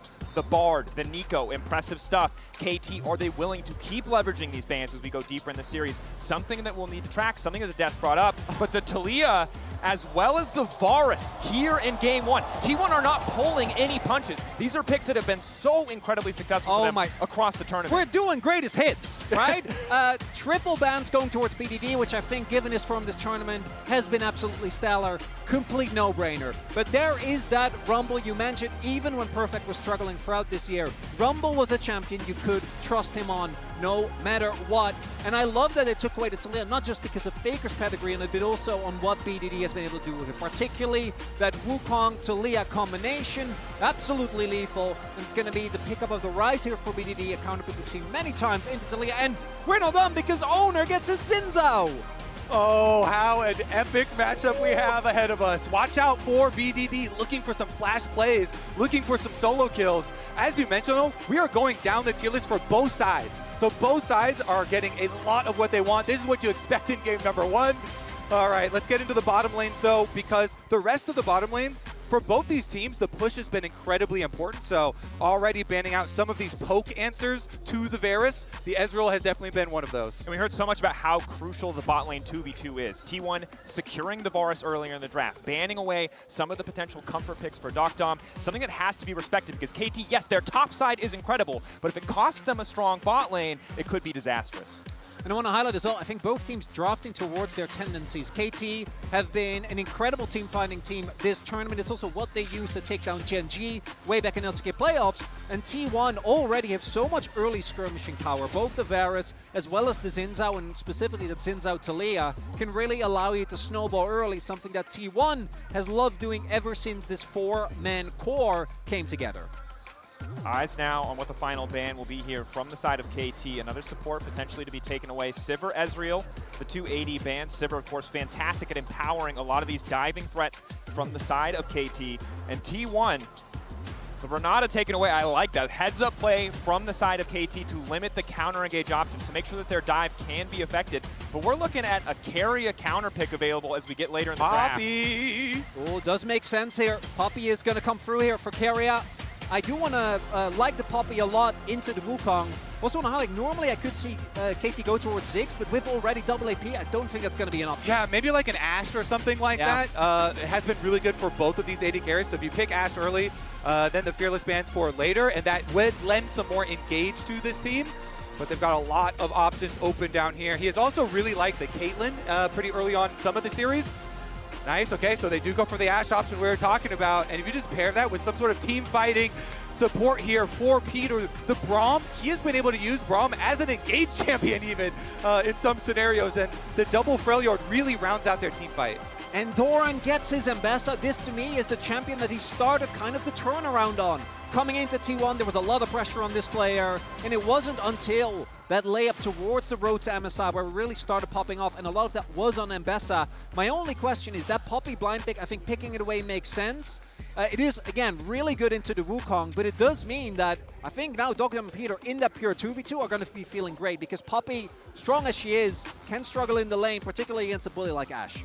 And it is Carria's Poppy, so he could just have a magical Poppy ultimate later. He could get some flash plays going off. You can just turn around entire team fights. You hit a couple people with that ulti. Let's get into it, though. I mean, Perfect as well. We talked about the Rumble priority early on for him. He has been one that is not afraid to play it into Mbessa, so this is going to tell a lot for the series as far as the top lane does go, you know, throwing this down. If Doran is unable to actually punish Perfect up here in the top lane, I think that would bode very well for KT. And for both of these teams, bringing out the best of the best, we call them haymakers, the comfort picks, the best champions we've seen from them.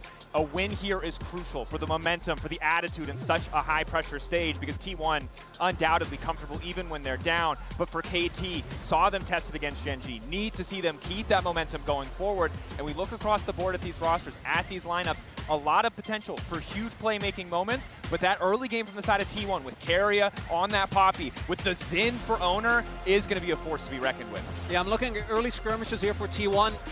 I'm looking at what can the mid laners do in terms of global impact. Both Ryze and Taliyah have the ability to impact side lanes. That's been a strength for both of these players. And there is also, again, the implications in Fearless, as we've highlighted, and I think that really puts even more pressure on, because BDD will not get to play Taliyah, Faker will not get to play Ryze, and Dom, he has had some insane Lethality Varus performances this tournament.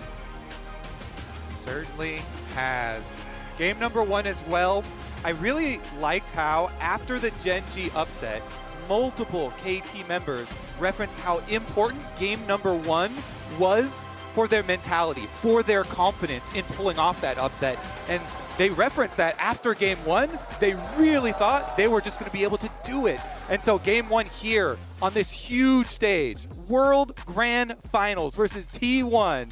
This has huge implications because T1 are the more experienced on this big stage with all of this pressure. If KT can grab that game number 1, though, that might just give them the confidence to keep that KT roller coaster going up.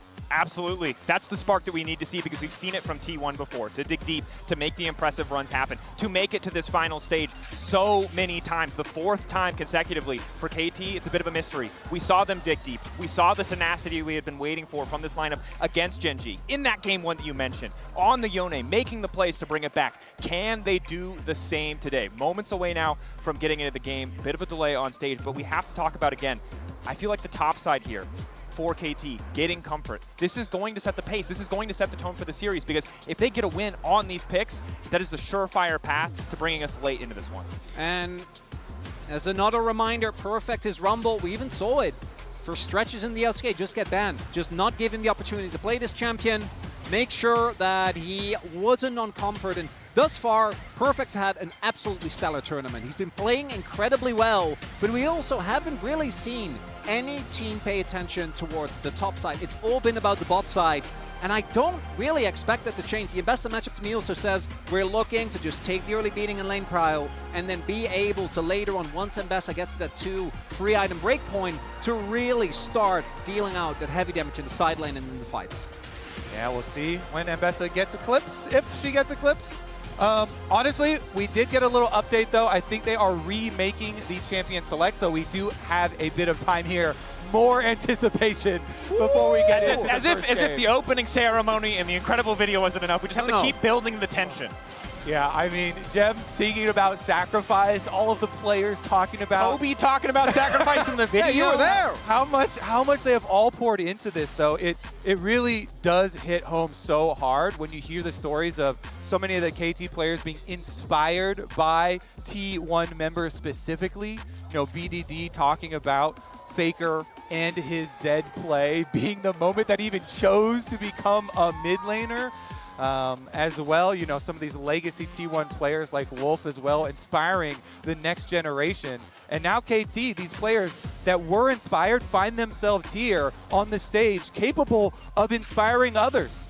Yeah, and it's a reminder that competitive League of Legends is grueling.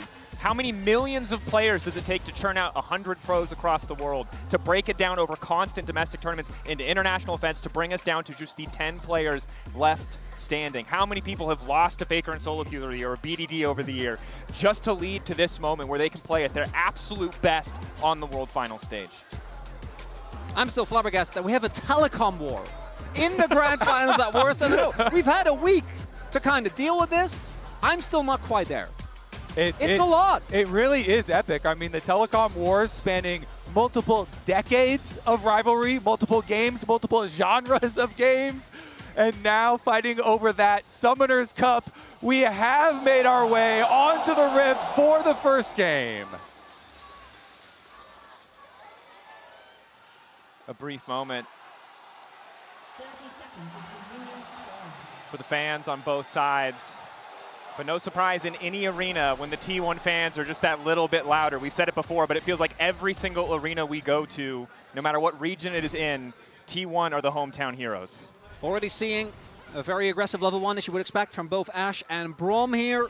I want to highlight one thing that we've seen this tournament is the arms race when it comes to teleport in the bot lane. Right now, Guma did actually go for the teleport, and Dokdom hasn't. So Dokdom does have the combat summoner, but they need to actually get any mileage out of that, because if not, you are going to lose in the long run if you have even trades, because your opponent will be able to cheat tempo way better than you do. And we'll also see whether lane swaps might play a part in that as well, because teams have been very happy to swap for grubs. Yeah, meanwhile on the other side, Guma won't have a cleanse if he does get hit by an Ashe arrow. Yeah. And so we'll see which bet ends up paying off. And it's important to note, as thrilled, as excited we are at this matchup, the story of these two teams this year has been incredibly one-sided. The most recent best of we saw, KT were able to make the upset happen, but it's only because of the tournament form that we've seen from KT that there's faith that this telecom war isn't just going to be one-sided. Yeah, there's a little interesting bit at the very end there. That was a 2-0. One little bit of an upset, and we have been seeing this KT roller coaster keep going up. Gen G had similar dominance over this team, and KT were able to upset them. Yeah, and shout out to the production team for this graphic on a side note. We said Galaga, we were kind of joking, but it does feel apt. It's not a roller coaster anymore, it's a spaceship, but if there's one team that might bring them back down to earth, it is Faker himself. Of course, we did see in the meantime a bit of early trading on the bottom side, heal use from Peter for that additional movement speed to make sure some of that damage would stick, but Peter and Dokdam, they're getting prio, but losing out a bit when in terms of overall HP. That said, Guma has already popped the pot, so still quite favorable for KT overall. Still cookie for Dokdam as well, as both junglers will be pathing towards the bot side. Obviously, Wukong prefer to just farm to 6. Has decent access to lanes, but not really any CC, nor that meaningful damage to speak of, particularly pre-first base, but really not until he gets a Triforce. Oner, though, on the Xin Zhao has been, for me, the main early game engine for T1 for, well, I could say the entire year, but we can go a couple years back at this point. There's been a reason why this man has really been, I think, by many considered over the whole year the best jungler that we had in the LCK. And the desk so beautifully highlighted his consistency, right? He feels like the rock for this team. That's been doubly true for T1 domestically. Of course, at Worlds, so many of the members of the team have stepped up, so it doesn't just feel like Oner running the show in the early game, but need to see where those early ganks are going to come from, because the Xin, we know, can have that early impact, even while we expect the Wukong to farm. Yeah, and on the opposite side, that Wukong that I really highly prioritize right now, as far as the jungle pool, is going to find the first skirmish. Cuz kicking things off, Carrier waiting off to the side, TP already used, flash backwards, the concussive blow stacking, Oner 2, they got him! Manages to lock him down, and that's going to be first blood. They're donating it to BDD. The roam up the bottom lane here. Peter on the Braum again. He's able to roam early into the river. That makes the difference. The concussive blows actually makes the difference. They pop the blast cone, and it is KT who strike first. And let it be known that BDD is like, oh, you want to fight for Scuttle? I'm TPing straight to river, and it's that bot lane prio we talked about. Because they had the prio, starting level 1, Peter was able to roam up, and Oner gets caught off guard. Pushing lanes are everything for early jungle skirmishes. This is the first highlight that you ever talk about for jungling, for objectives. BDD comes over, he roams down, Peter roams up, and KT as a team are able to collect their first blood.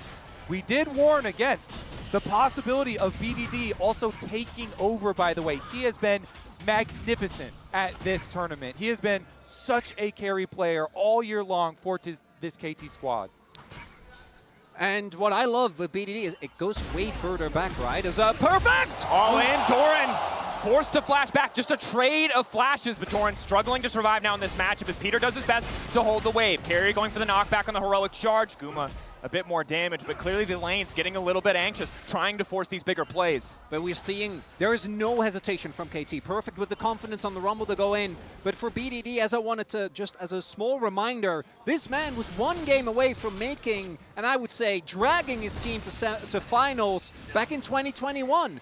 As Dom going in, Hunter's volley not quite enough. Now Carry is looking to finish the job himself. Slowly but surely the Poppy whittling him down. Dom forced to flash away, but Carry hungry for blood. A little bit more time, the Q flash forward. Dom with a bit of a sidestep, extra movement speed, trying to make it through the minions. Dom living for an extra moment, avoiding the angle back into the wall. Carry gets the knockback. The cleanse coming out, 1 for 1 in the bottom lane. And Dom tries to get Guma, pays for it with his life, but he does get the trade back. Okay, now they're going to gank bottom lane too. Guma's trying to push the wave in. They're going to punish him. Flash. The wraparound. Braum is there. Wukong is there. Dom on the way down. He won't be there in time. However, Unbreakable Peter looking to mark him up. Concussive blows finally hitting. Auto attack reset more than enough. Guma Yushi falls at the hands of Cuz. And KT are not letting them breathe. That is already a kill going over to Cuz. Wukong accelerated, and it's a 1.2k gold lead at 6 minutes, Kobe. And Cuz has done so much for this KT squad. He has been carrying really heavily himself. With early money onto Wukong, you get to your Triforce so accelerated, and you can win those mid-game team fights. Here's another look at Guma baiting down until the last auto, his health bar, so that his support can go for the kill.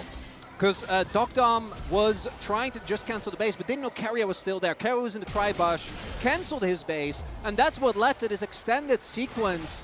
And Carrier going for this was fine, right? That 1-for-1 trade is good because you killed the AD carry, but it's the punish onto Guma here that turns it very much in favor of KT. Exactly. The reason why you say that play is fine is because then they're going to assume that they get the push in on the minions afterwards, which would make it worth it. But the timings from Peter and Cuz, they've been so synced up this game. The early roam into the river, this roam here, they come back out onto the map at the perfect timing to punish the attempt to push the wave in, which also earns them this early dragon. And as we talked about in the setup, before we even got into game number 1, game number 1 can have huge implications here as far as the confidence for KT in their ability in this grand finals. They talked about it after upsetting Gen G, and they are off to a very good start here early on in game number 1. Incredibly impressive start as once again the flick connecting onto BDD. Faker holding his own in the mid lane decently well despite those early kills going down, but you both highlighted it so well. Dom, really everything working out perfectly for him as his team is there to support. His team is there to cover. We did see in the picture-in-picture while we were breaking down that replay an attempted gank top side from Owner. Wanted to try to find an angle onto Perfect. Beautiful size up on the W means it doesn't go through. But KT on the bottom lane, now that Guma has this 6, potentially more angle here for T1 to play if they want to recoup some of these losses.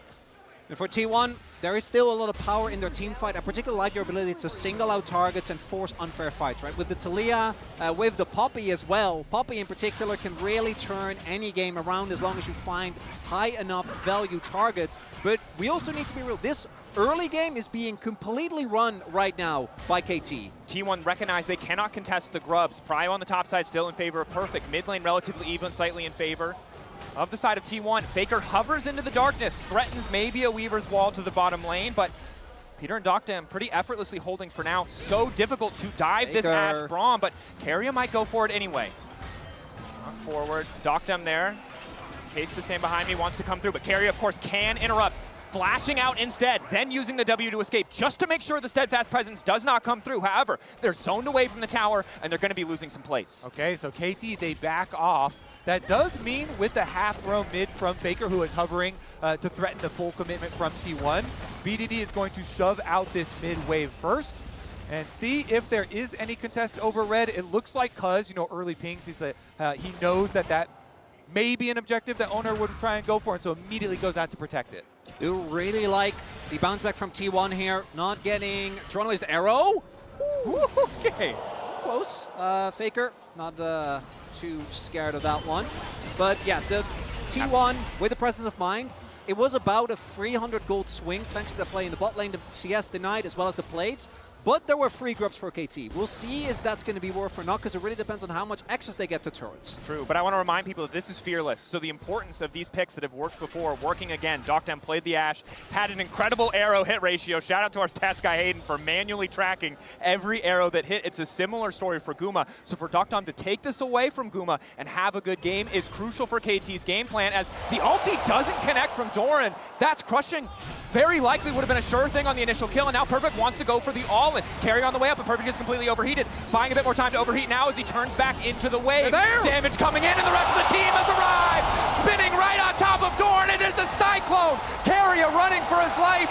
Concussed. Taken down. KT dominating game one. Perfect on his Rumble. There is a reason he is so confident on that champion. Teleports down to the bottom side, will equalize the play. So the cross map doesn't work out, and targeting Perfect has been a strategy employed against KT for the whole year. So it makes sense that T1 tries to go for it. But once that ultimate misses, you can't keep forcing it. Perfect, able to stay alive, doesn't really take any meaningful damage, and his reinforcements ensure KT now up 5-1. We were thinking there was so much talk about T1 and the possible 3-peat and 4 finals in a row, and how their advantage is going to be how confident they will be under these bright lights. But KT are playing this game number 1 like they're the most confident I have ever seen. Which is so impressive when we look back at the media day at the press conference, and Peter was talking about how Keria is perfect in every way. The only thing he had going for him was supposed to be his rookie spirit, but he's been first on the map. He is paired up with Cuz so incredibly well. Now almost a 2,000 gold lead for KT. T1 not out of it yet, but sent reeling in an early game where they gave the ideal top side to the side of KT, even after 3 targeted mid lane bans. And it's honestly impressive. I really like the angle from Peter, who, again, debuted in 2022. And obviously, this is his first World Final, as we have seen many a time, which is still, to me, a heartwarming fact. Had never actually taken a plane out of Korea until he got to Worlds. But thus far, we're actually seeing, I think, coming into the draft, we were looking at what is the comfort going to be, and thus far the comfort has worked out in favor of KT, and what is the bot lane matchups going to look like. And when Keria did go for this blind Poppy, we knew it was a gamble, and thus far it hasn't paid off. But in these team fights, the Poppy can still secure a numbers advantage. KT don't have Prio in the lanes. They have enough vision to know the objective hasn't been started, but they have to be careful at checking for Fog of War. They wait to have 3 members strong. They spot Keria, and they know that is their time to step up. Owner waiting. Gumayushi on the way in. Arrow connecting. No chance to use the Crescent Guard. It might be too late by the time Owner does it. Realm War behind, and it's BDD right on top of Owner, but Faker is there to cover. Instantly, he's sprinting out to safety as Doctem starts to rain hell onto Owner, but the Xin is too damn tanky. The objective in the sights of KD. Kuma, not enough time to charge the arrow. Second Drake dropping for KT Rolser. And T1 second smite, this time cannot find the arrow. Second Drake goes over, and it's again no hesitation from KT. KT, I mean, they've just been so methodical in this game with their lane assignments, with their choices here for objectives. They pull the pincer closed, they trap T1, force them off, multiple flashes invested from both sides though. So I'm definitely looking at Doctem as well. This Ashe with no cleanse and no flash after this bottom side river fight. That may be an area where T1 look to try and punish him, to try and get some gold to get back into this game. Because it does feel thus far, KT has been the one calling most of the shots. Really, even the kill that they got onto Doctem was him going in. He did get punished for that, traded. But it's really been KT on the forward. Even here, where they did not have Prio, as you highlighted, Dracos, they were still able to use the engage power of that Ashe as well as the Wukong.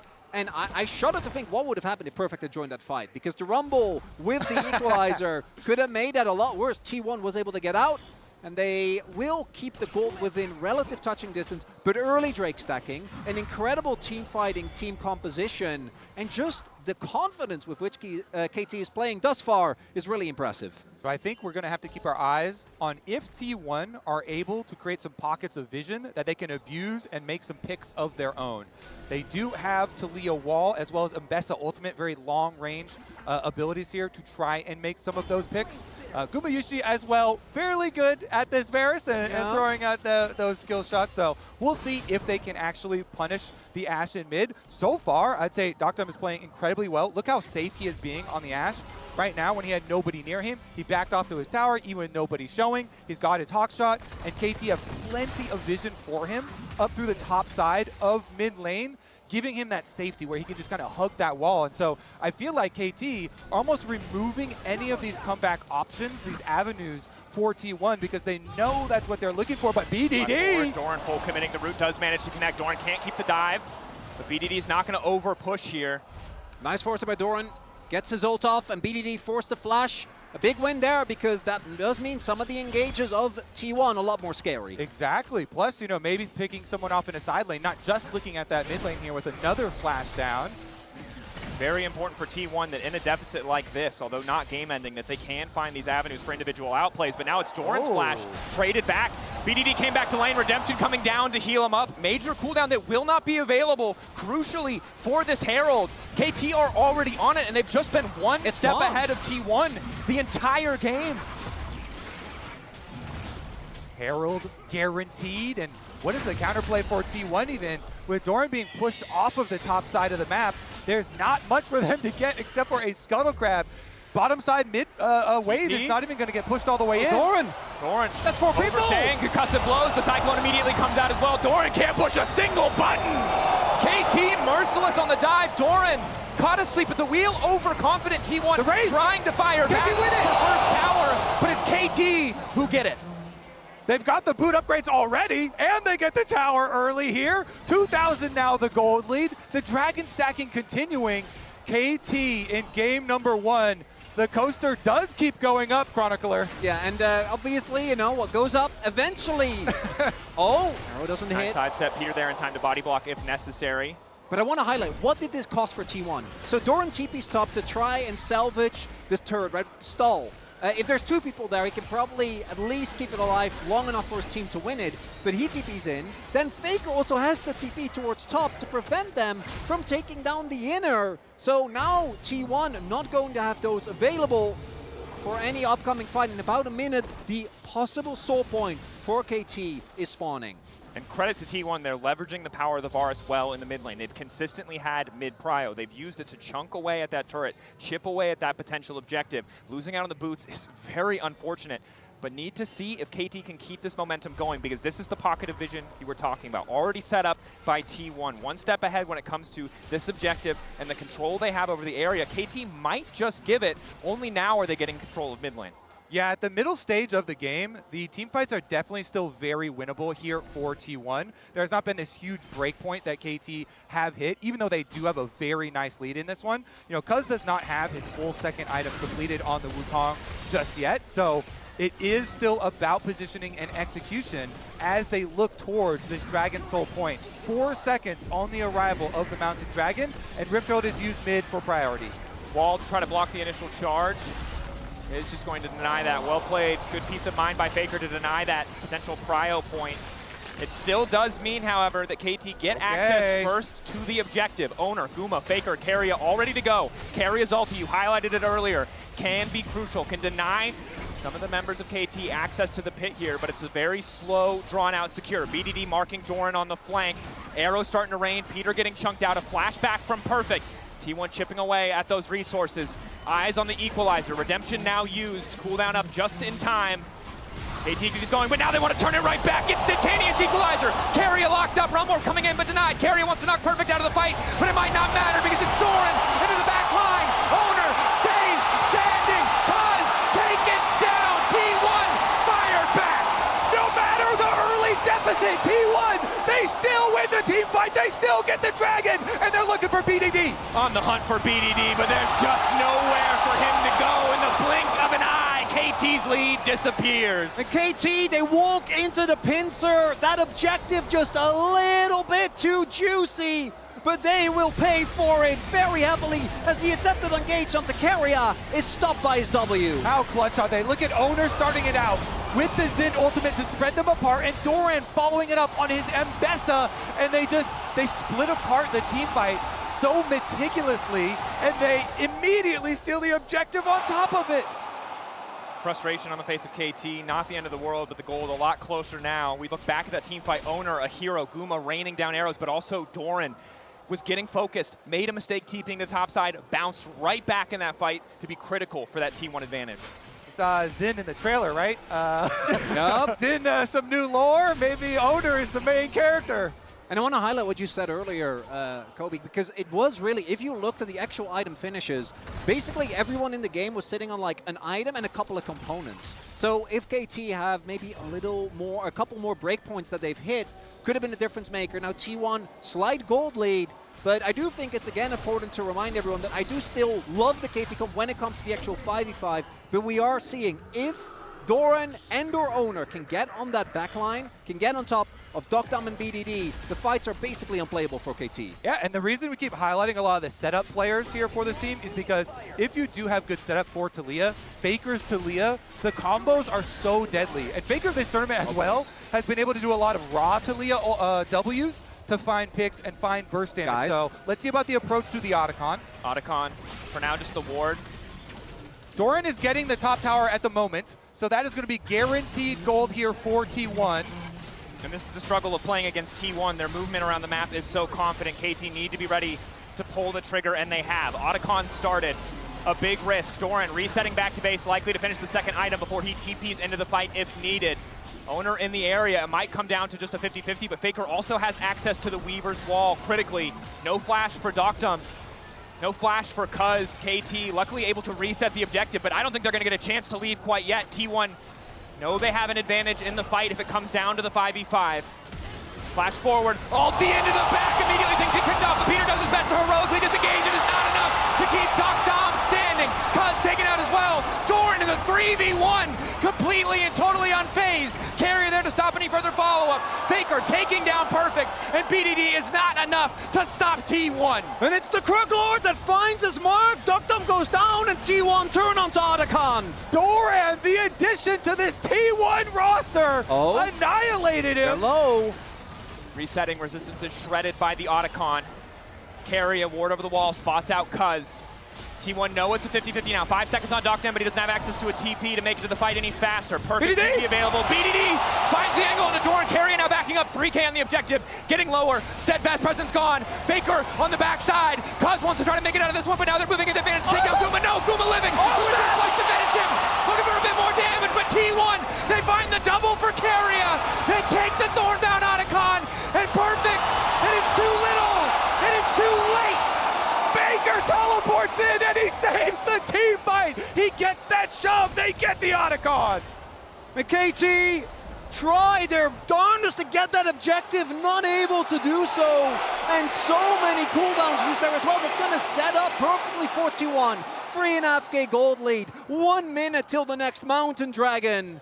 And now T1, it feels like they're in full control. What a fight, what a scramble. BDD makes a heads-up play, flashing onto Doran to get the first kill of the fight. And then T1 are communicating the teleport arrival from Faker. Look at Owner running away so that Cuz can't find burst damage onto him. And once Faker comes in and gets a double shove. And that shove ends the fight immediately.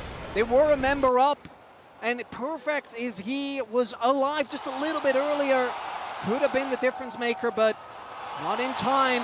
And T1 now with the biggest lead we've seen in this game so far. After that 4K gold lead on top of a discrepancy of 38 petals, 40-2. Oh my God. Nearly 8K in gold and an additional effective stats or XP from those petals. A nearly unstoppable advantage. Luxury items coming through. The Seeker is there for Faker. Perfect's utilized in the previous fight. Things are getting dark for the side of KT. They're going to fight back through the bottom lane to try to get vision of this area. They could not secure the third Drake, but they desperately want the soul point. They spot Faker on the flank. One more fumbled fight might just take them out of this game entirely. Cuz is getting chunked, already took an arrow. Faker's looking to split the fight. 7K. Cuz gonna have a hard time healing back up that chip damage. Does have access to the Sundered Sky. Objective reset now. Eyes on those support cooldowns as well. Carry his ulti. The Unbreakable for the Braum will be important as T1 already getting mid-prio. Doran fishing for the flank once again. Ready to come over the wall with the public execution. Carrier going into the wall, locking up Cuz. Instantaneous knockup! A flawless combo to keep it going. Dokdam finally escapes, but he just finds himself in a 1v1 versus Doran. Hope fading fast for the side of KT as Carrier is still standing. Perfect and BDD running for the hills. T1 grabbing their second Drake, but Owner not done yet. Knocks Peter out as well. And Cuz just doesn't get to play the game. Keria, who we haven't talked about in a bit, had a rough start to the lane. I'm thinking now the Poppy pick really works out. He's the one that set up the pick onto the Wukong, and he gets CC'd 100-0. Keria Poppy, my boy. Oh my goodness, what an engage. Honestly, let's watch it again, guys. As look at the combo here, and it's the immediate follow-up that to me seals the deal, right? It's Doran is ready, Owner's there, Faker sets up the wall for the sandwich, and even though BDD and Perfect are trying their best, again, without that Wukong, without that front to back in these messy skirmishes, T1 is just reigning supreme. The confidence in each other is what really makes this team elite here for T1. You said it, no hesitation from them. They all go in at the same moment. They all find the engage, they find the kills, and they find themselves almost 5,000 gold in the lead. It's not just that, look at the levels. Doran is 2 levels up, Owner is 2 levels up, BDD is kind of okay, and indeed, as Kobe nicely points out to me, we already talked about it's 43-2, right? So BDD is the only one that's even because of the Roa, and now, as T1 does, they're going to start up this Baron. And it's a terrifying position for KT because they know if a single member of their team makes a misstep, the fight very likely ends. The Braum was supposed to be the tool that stopped this dive from Doran, that stopped the dive from Owner from coming through. But if T1 are the ones to kick it off, it just has not been enough. Seen this one before. Yeah, they don't dare to go for it. We've seen this exact bait a million times. Obviously, Faker does a flash. If they try to arrow, could have made it out, but they don't want to go for it. Yeah, Faker with his arm guard has a couple of ways to buy some time if you overextend going for the chase. But then you look at the mentality on the other side as KT, and you kind of have to go for one of these plays to pick someone off out of position. You have to hope that you're going to be able to surprise someone with an Ashe arrow and immediately delete them. And we're looking at Doctom. You highlighted it. That's the arrow. The sustained damage that Ashe can bring to the table is, of course, impactful, even on 2 items. But none of these fights have been long fights. He's been deleted at the start of every single one. So finding that advantage, finding that additional member in a fight, making sure it is a 5v4 in the favor of KT, crucial for the next fight. The combo is still there. The Cyclone, the Equalizer. You can see how KT can find advantage, but it just has not been working out past the 15-minute mark. I also love that Keria Poppy has the most kills of any single player in the entire game. Feels apt. Battle Poppy, baby. Yeah, look at his items. That helps, right? Uh-huh, the redemption. The redemption locket as they're going to start it up. He's got the TP, he's got the heal, he's ready to move across the map and make plays. Eyes on the Keeper's verdict to see if they can force Cuz out of the pit. 7K, objective getting lower. Owner isolated. Faker off to the side, likely going to have to use the arm guard. Extra shield coming in. Faker stone cold as he holds the cooldown. Doctam starting to push forward, but he really doesn't have too much damage. Eyes on Perfect and Cuz, the Equalizer, the Cyclone. T1 moving through the choke point, but KT don't have the vision they need. Finally, the ward dropped as T1 once again take control of mid, but happy to just trade a few cooldowns and back away. And it was the resilience of KT that got them the win against Gen G. That game looked dire as well. TP comes in from Faker, won't have his ult, Zona goes in! Catch him out, Unbreakable used to kick off the fight. That's the ulti from Gumayushi. Good response coming in from Perfect, but the damage not really enough. Ulti does not connect from Doran. Knockback from Keria takes BDD out of the equation. And once again, it's Doran on top of Doctam. Concussive blows, buy him an additional second. Perfect running, the flick back likely to come through as Faker tries to get the damage down, but now he finds himself in a brief 2v1. Goes Golden. Knocked back into the wall! Keria there right in time as KT are effortlessly dismantled. Doran dropping Perfect as well. And they're going to at least get the shove. I was kind of wondering whether they wanted to play for the end, but not going to be the case. TP's toward the Baron, and T1 about to close out this game.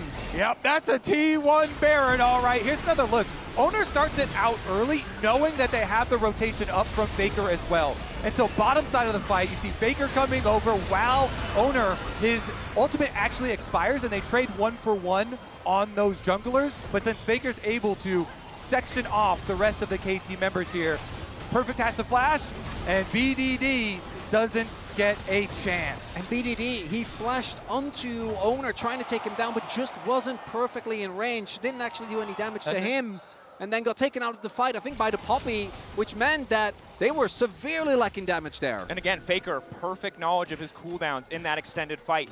Waits for the Seraph, knows it'll save him. Still has access, crucially, to the Zanyas when BDD and Perfect try to go all in. But now, the Hail Mary. KT betting it all. 5 members strong, but it's a Baron buff empowering T1. As long as they buy time here, they're chipping away at that Red Bull Baron power play.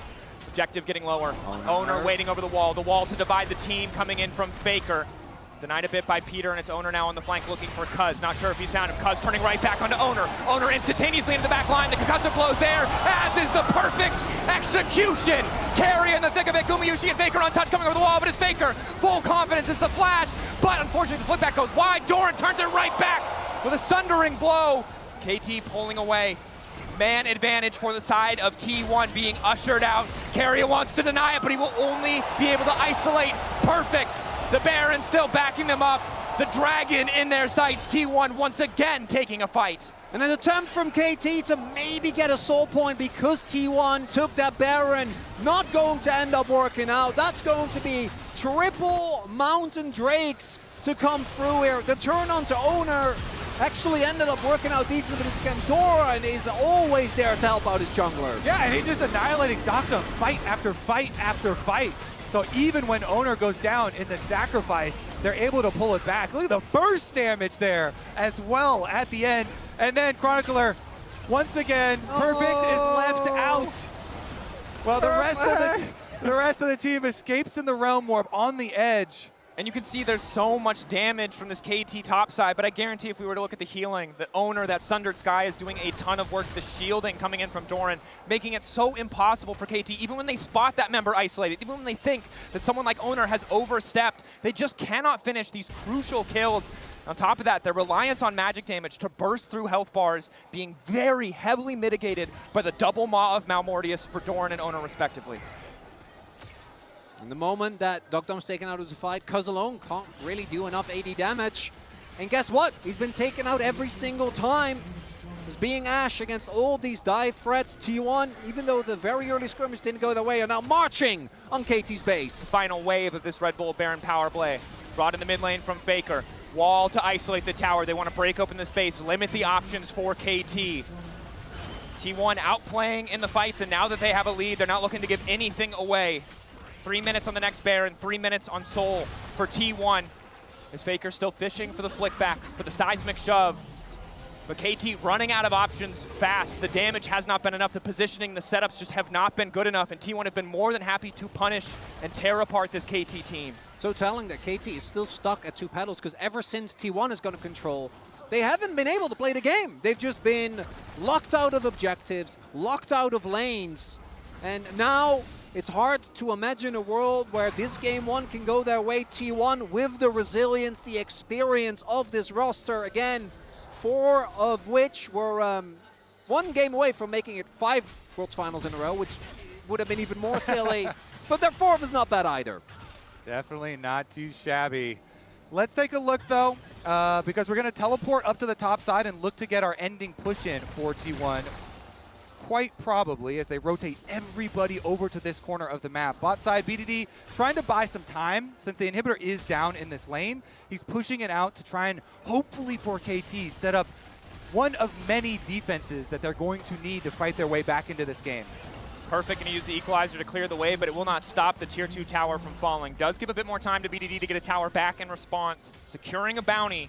But it's still a 9,000 gold difference. I don't even care about the pedal math anymore. All you need to know is it is a lot. It is a lot of lead for the side of T1, and for KT, it will take a miracle or a misstep from the side of T1 to bring them back. And you already kind of start to think about drafts for the rest of the series as well, as we are in Fearless. And we're seeing why so many teams ban Poppy versus Keria. But then you're thinking, okay, yeah, Keria, he had amazing Poppy ultimates this game. Yeah. He had amazing engages, but are you going to give him Nico? No. Are you going to give him Bard? No. Are you going to give him Renata? It's so hard.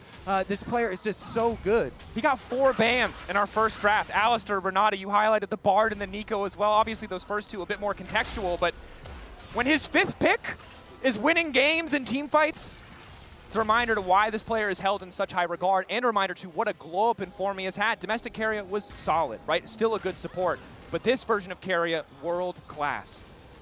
Faker also has 100% kill participation on the Talia, by the way. Full 20 for 20 there. That's 18. Just kidding. That's why you don't do math. I was about to say. It's okay. It's okay. That carry a double kill didn't count. We don't give that one. We don't. That one. Those two just it didn't happens count. to the best of us. I felt like Don't we worry needed a about it. comedic break. Yeah, because barring a KT steal of this next dragon, the game will end on maybe Baron, definitely Mountain Soul. We do see a Vamp Scepter for Doc Dom, some Grievous wounds as well, maybe help him heal back up, but of course the range discrepancy is big, but more importantly, third item coming in for Cuz, fourth item for BDD, that death cap. Maybe now if they catch someone out from T1, they'll be able to finish those crucial kills. However, you have the pressure point on the top side from Faker. In the bottom lane, super minions are barreling in. KT, if they make a single wrong choice, they're likely to lose something regardless of the outcome. And this is just going to be gone if they don't make a play. It's going to be a big Realm Warp. But you're Realm Warping possibly straight into your Doom, and they're not even going to get the chance! Cuz taken out of the equation, 6K getting lower. KT start to flounder. They decide it's not worth it. They decide they don't want it. Instead, they're going to turn their sights to the Drake, spawning in 4 seconds. T1 already have secured the Baron on the back of a Keeper's Verdict from Carrier. Now they might just look to end it here. Flash forward. Perfect execution. Aptly named as Doc Dam takes him down. KT now chasing out as well. BDD trying to well more back into the rest of the team. But Carrier once again there to interrupt. Doran unfazed by the magic damage of BDD. It's a double kill coming through. Perfect and Cuz, the last two left standing. But a TP into the base to bring back and seal the deal in game one. T1. What a performance. And Perfect running for the hills. I don't think his survival is gonna matter as Doran and Carrier show a masterclass in this game one. The lane for both, I think, looked a little precarious, but those team fights, man. That's a smile on the face of T1's top laner. Doran was a heat-seeking missile in this game. He found Doctum over and over and over. Analysts, how are you feeling about game number one? Well, Kobe, T1 is firing on all cylinders, stepping into this final, doing what they do best, honestly, performing in World's Finals and beating KT, Emily. Wow! You really had to do me like that. I did. She did tell me before this she had a surprise because I was like, just come to me first and I'll just be like, this is looking a lot The surprise like is pain. regular season. Suffering. I'm very used to this feeling. Are you? So thank you for making me feel at home. It's okay. Are you used to the feeling, though, that KT have such a great early game but then drop the ball? That's a little different, but you know, sometimes they have it in them. I did really think that KT's early game started off very well. I was expecting the bot lane to be huge, right? And I actually did think the way they played specifically around Peter's Braum, linking up with Cuz, as you can see Cuz's early stats there. Yeah, exactly. I knew you'd agree with me because I'm also talking about your GOAT, but then it all went wrong, Azil. It did, or it all went right for T1. True. And every second counts thanks to reliable Cisco network. Owner turns the tides at Dragon. So I want to rewatch this team fight. A couple crazy things happened in this moment as we'll pull this up and I'll do a telestrator for it. So it is 2.5K gold lead up at the top of the screen. It's 2 Dragons in a row. KT, the early game really could not have gone better. They're going to find what looks to be a brilliant engage on the T1 members here. You know, right snap engage. They go in. Equalizer is across so many members. Like, look at the health bars here. You were thinking this is a one fight pretty much for sure from KT from this point. But going to draw your eyes to Dorian on the flanking position and then also Owner right here. So as Owner goes in, watch this Crescent Guard. The positioning right now looks like there's no way you can actually get through to Doctom, right? Doctom is right here and Dorian is trying to come up from the bottom. But watch, as the ulti comes through, they both get knocked back, opens up the perfect pathway for Dorian right in onto the Ashe. Are you kidding me? Like, this is ridiculous. How do you pull that off? Like, they have no engage. In World Championship final, by the way, game one. Like, that is just insane, man. That is like Shaq and Kobe off the backboard, just like dunking on KT's head. It's so impressive crazy how clean their team fighting is. And I want to bring up something that we touched upon earlier because your boy Doran, he is showing the heck up in his first game here where he had we talked so much about how at internationals he's had some pretty big flubs. He himself talked about how much his T1 teammates, the T1 support staff were helping him feel the T1 magic. His ambassador was feeling the T1 magic He was absolutely feeling the magic, and he's helping out T1 now at this point because his ults were just point and click. He's finding the perfect member in every single team fight. They were so low on engage in this comp. He needed to have a big game, and he delivered. He absolutely did. Also around the Arakan, right? And right now, I was looking at him at this point, saying, is he gonna do it again? Because it could have gotten dicey for T1, but it didn't. It absolutely could have, and I mean, again, it was Doran showing up in this moment. You know, KT were the ones that try to pull it. He sneaks the ult past the Braum onto Doctum, gets into the backline again, and that just lights out. That's your only chance of the fight. It's hard because you saw that for KT and BDD. Oh my gosh. It was slipping through their fingers, Emily. I want to hear you craft what we have to expect now, right? KT on the back foot. What are the priorities they have to make? Because I think coming into this draft, we thought they probably had the better draft. Yeah, I mean, I thought they had a really strong draft for them. I really loved how they used the Braum. I did really love the Peter synergy. I think that is a great thing that I want to see KT continue to have. The big thing for me, though, is, again, you have to find a way to be able to stand up to the massive amounts of coordination that are coming out of these T1 team fights. And I will say, I did like how they played around bot lane, so I would take that into game 2 as well. And you have to find a way to not allow a game like that to shake you. Everything went right. You walked into that dragon fight, the pivotal one, with a massive advantage, and you still lost. And T1 will do that to you, so they have to stay poised. They have to stay confident. Everything they did in the early minutes was fantastic. They should look to repeat it. Yeah, Gen G wasn't able to take more than one game off of them, so hopefully they hope that it goes the same way versus T1 today for KT. They are on the back foot, but they'll come back stronger in game 2, I'm sure of it. And let's also check out what's coming up next in Teamfight Tactics.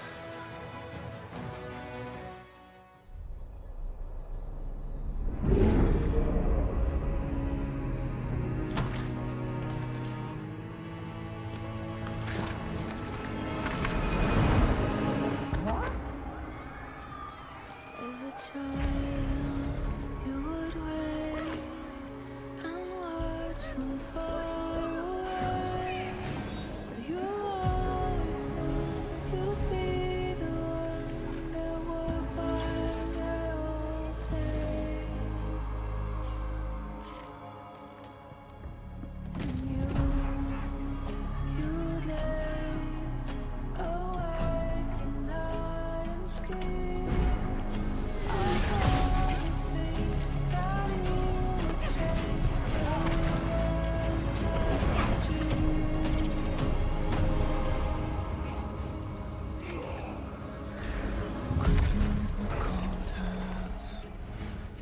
The shapes I used to take, hollow like a stone,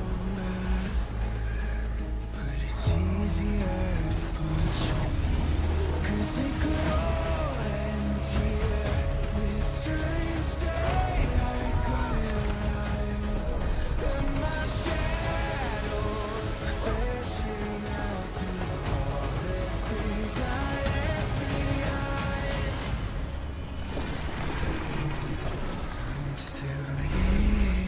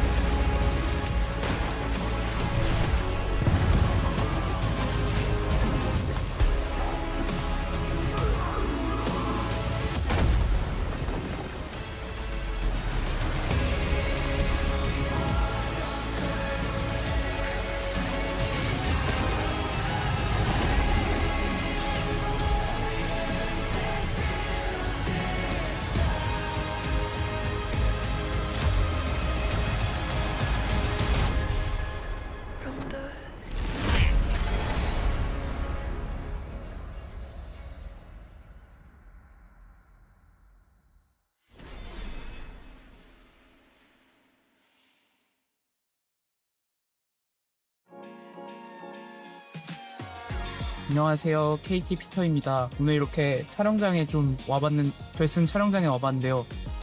이 촬영장이 약간 결승을 향해 가는 길을 대리석처럼 표현해놔가지고 좀 이쁘게 나올 것 같고 기대가 됩니다.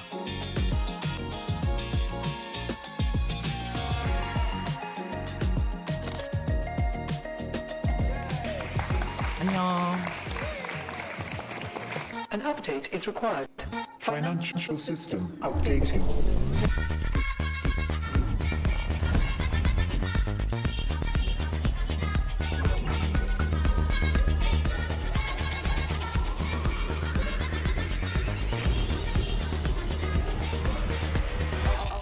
System updated.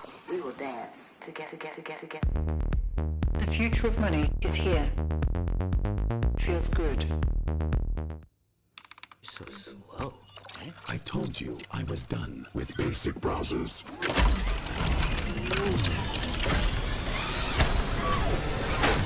Your setup wants Opera GX, and you're holding it back.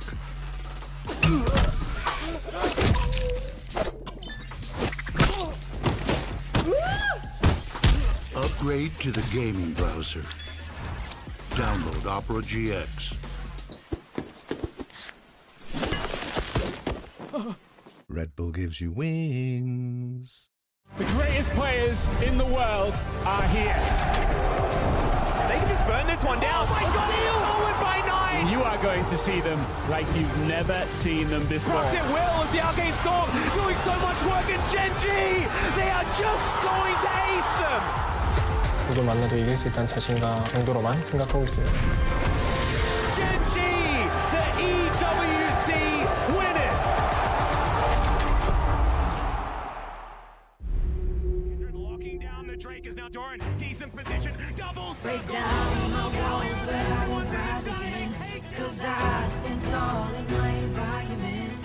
How could I ever close my eyes as they silence sins? They try to take me down with their violence. Oh, they go back in. Becker flashes in, and down goes Knight.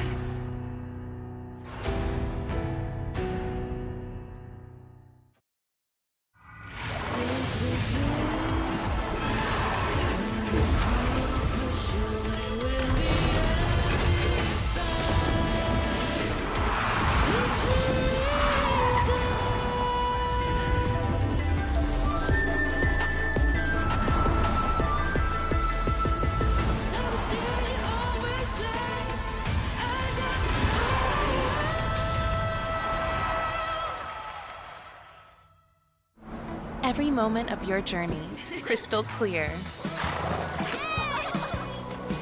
Landscapes, absolutely stunning. Close-ups, sharp and full of vibe. Group shots, packed with detail. Zoom in on one face, still flawless.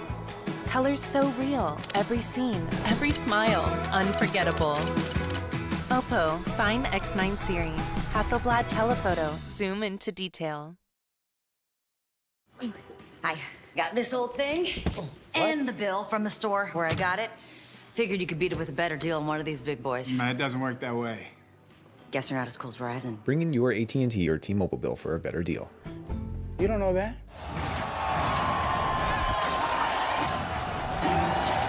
Red Bull gives you wings.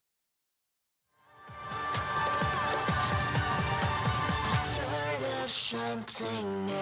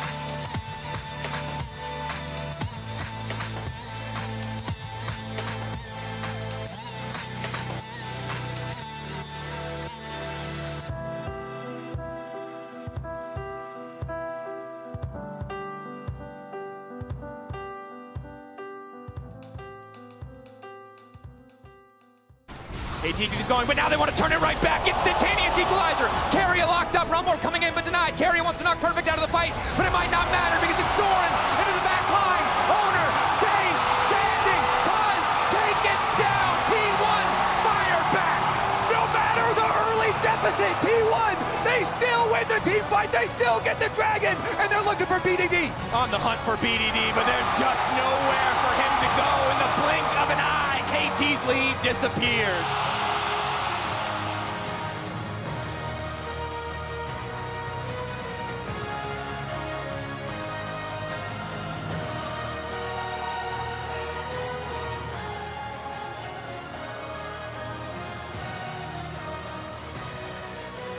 Welcome back to the World Finals, where T1 are up 1-0 against KT. KT tried their best in the early game. It felt like they might have found the formula, but T1 Magic struck again. Their team fighting absolutely flawless. And as we get ready for Game 2, both teams looking at the draft, knowing that it is fearless, seeing what options are available to them. And a lot has been expanded here when it comes to cooldowns or cards for both teams. Right, we're not going to see the BDD for Taliyah, which I do think has been his best champion this tournament. And I really want to hone in on what, for me, went wrong. And I think it was not the early game where the set plays really ended up working out, but it's as soon as the map opened up. And I think that is something that, to me, is really hard to fix from game to game. Because if you end up with a bad draft, your lanes don't feel good, that's easy to pinpoint. You know, you draft something else and you're feeling better. But getting out macroed and getting out team fight is a little harder to fix. Especially when the KT players have all really emphasized specifically team fighting in a lot of their interviews afterwards. Perfect gave one, Peter gave one as well, where they specifically talked about this being such a big strength and them wanting to focus on those mid and late game team fights. That is where they're going to have to bring it together. So when you're thinking of team fights and how to construct those, I'm thinking of Trundle and tanks, and we already see a Trundle ban. So KT being on blue side, the priority for Sion just goes through the roof. If there is no Trundle, Sion has just been God. Certainly has been. So as we get into the first round of picks, the final round of bans here, at least in Phase 1, in Champ Select powered by Omen and HyperX, we're looking at the Nico, a potential first pick angle. Both the Nico and the Bard were banned against Keria in Game 1, and T1 have a choice. Do they want to risk giving this up? The answer is yes, but as you highlighted, the Sion is available in a world without Trundle. So there is Sion available. I think this is a B1 Nico. To me, feels like a no-brainer. It was Peter who, for a period of this year, was genuinely the best Nico in the LCK. Found incredible engages on it, but it's also the Yone this time around open for BDD. Now that is obviously something matchup dependent. Last time they banned it because they played the Taliyah, which can really struggle post 6. We'll see if the Sion to me does feel inevitable as highlighted, but what else is T1 going to pick up here? And then you have to worry about how effective do you feel like the Rek'Sai counter into Sion is? Because we have seen varying levels of success or failures of players using it. I think that Perfect definitely can use that very effectively and, get some early CS lead, get some early turret plates if they do it. So as expected, the Sion go down because of the Trundle ban, and then I'm already thinking of KT, possible Rek'Sai there for Perfect in answer to get his own kind of lane counter. And Jarvan, to me, really goes up in value once both Poppy and Taliyah are out. Both of those are not available, so that does mean that it's a lot harder to immediately and easily punish this champion.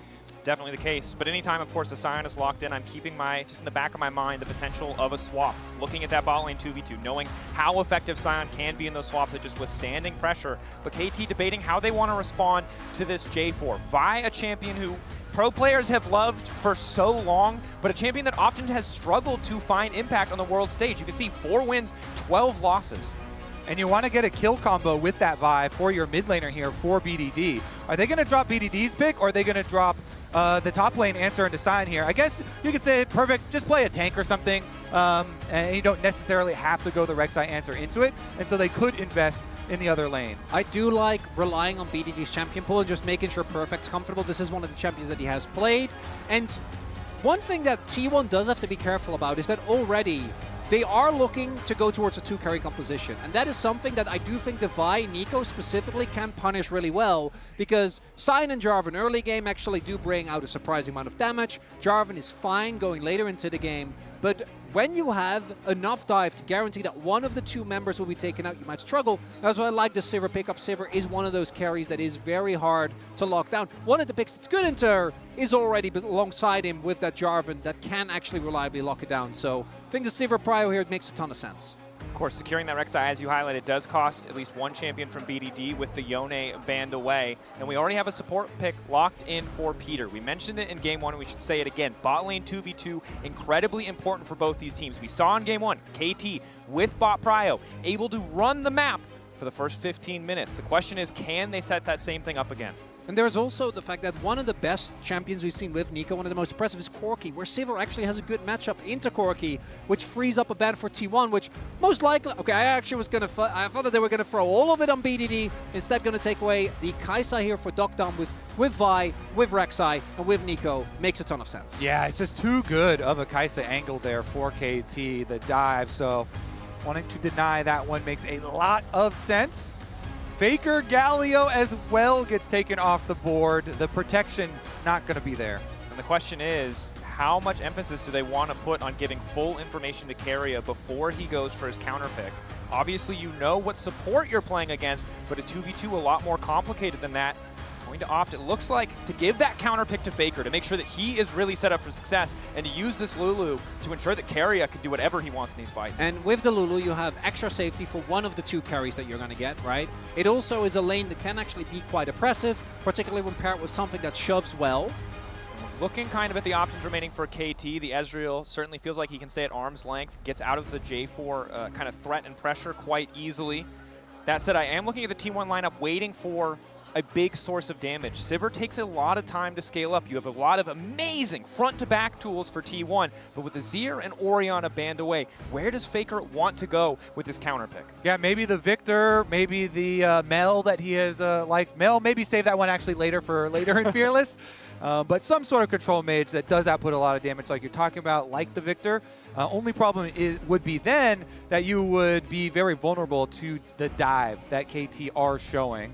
And this is what I'm wondering about is, what are you going to pick here? Oh, they stole it away! It actually is stolen. That's crazy to me because I was looking at something that pairs well with Vi. And I think the issue here is that a lot of champions who would want to go with Vi are things that dive as well. Like, think about the Akali, for example, because you can't really blind those at the risk of getting counterpicked. And instead, BDD says, give me the Mel, a pick that has been rising in prio this tournament. And I like Victor when it comes to a two-carry composition. But you do need to get to your items because the early game for this comp is not looking too hot. And I think that we have to hope, or at the very least the KT fans have to hope, that BDD's first game on Mel isn't his first ever game, but just his first competitive game, as we did see with Owner and Mundo early on, and now you're against Faker's Sylas. Front page of Reddit, we've watched the play 100 times. It was Medic last year, an incredible World Finals call. Faker stealing away that ultimate from Rakan to make an incredible game-winning play. And let me tell you, there are a lot of incredible ults for him to take once again. And I'm definitely looking at the Nico ultimate for sure, too. If he can find Peter, if he can steal the Nico ultimate, the engage there would be huge.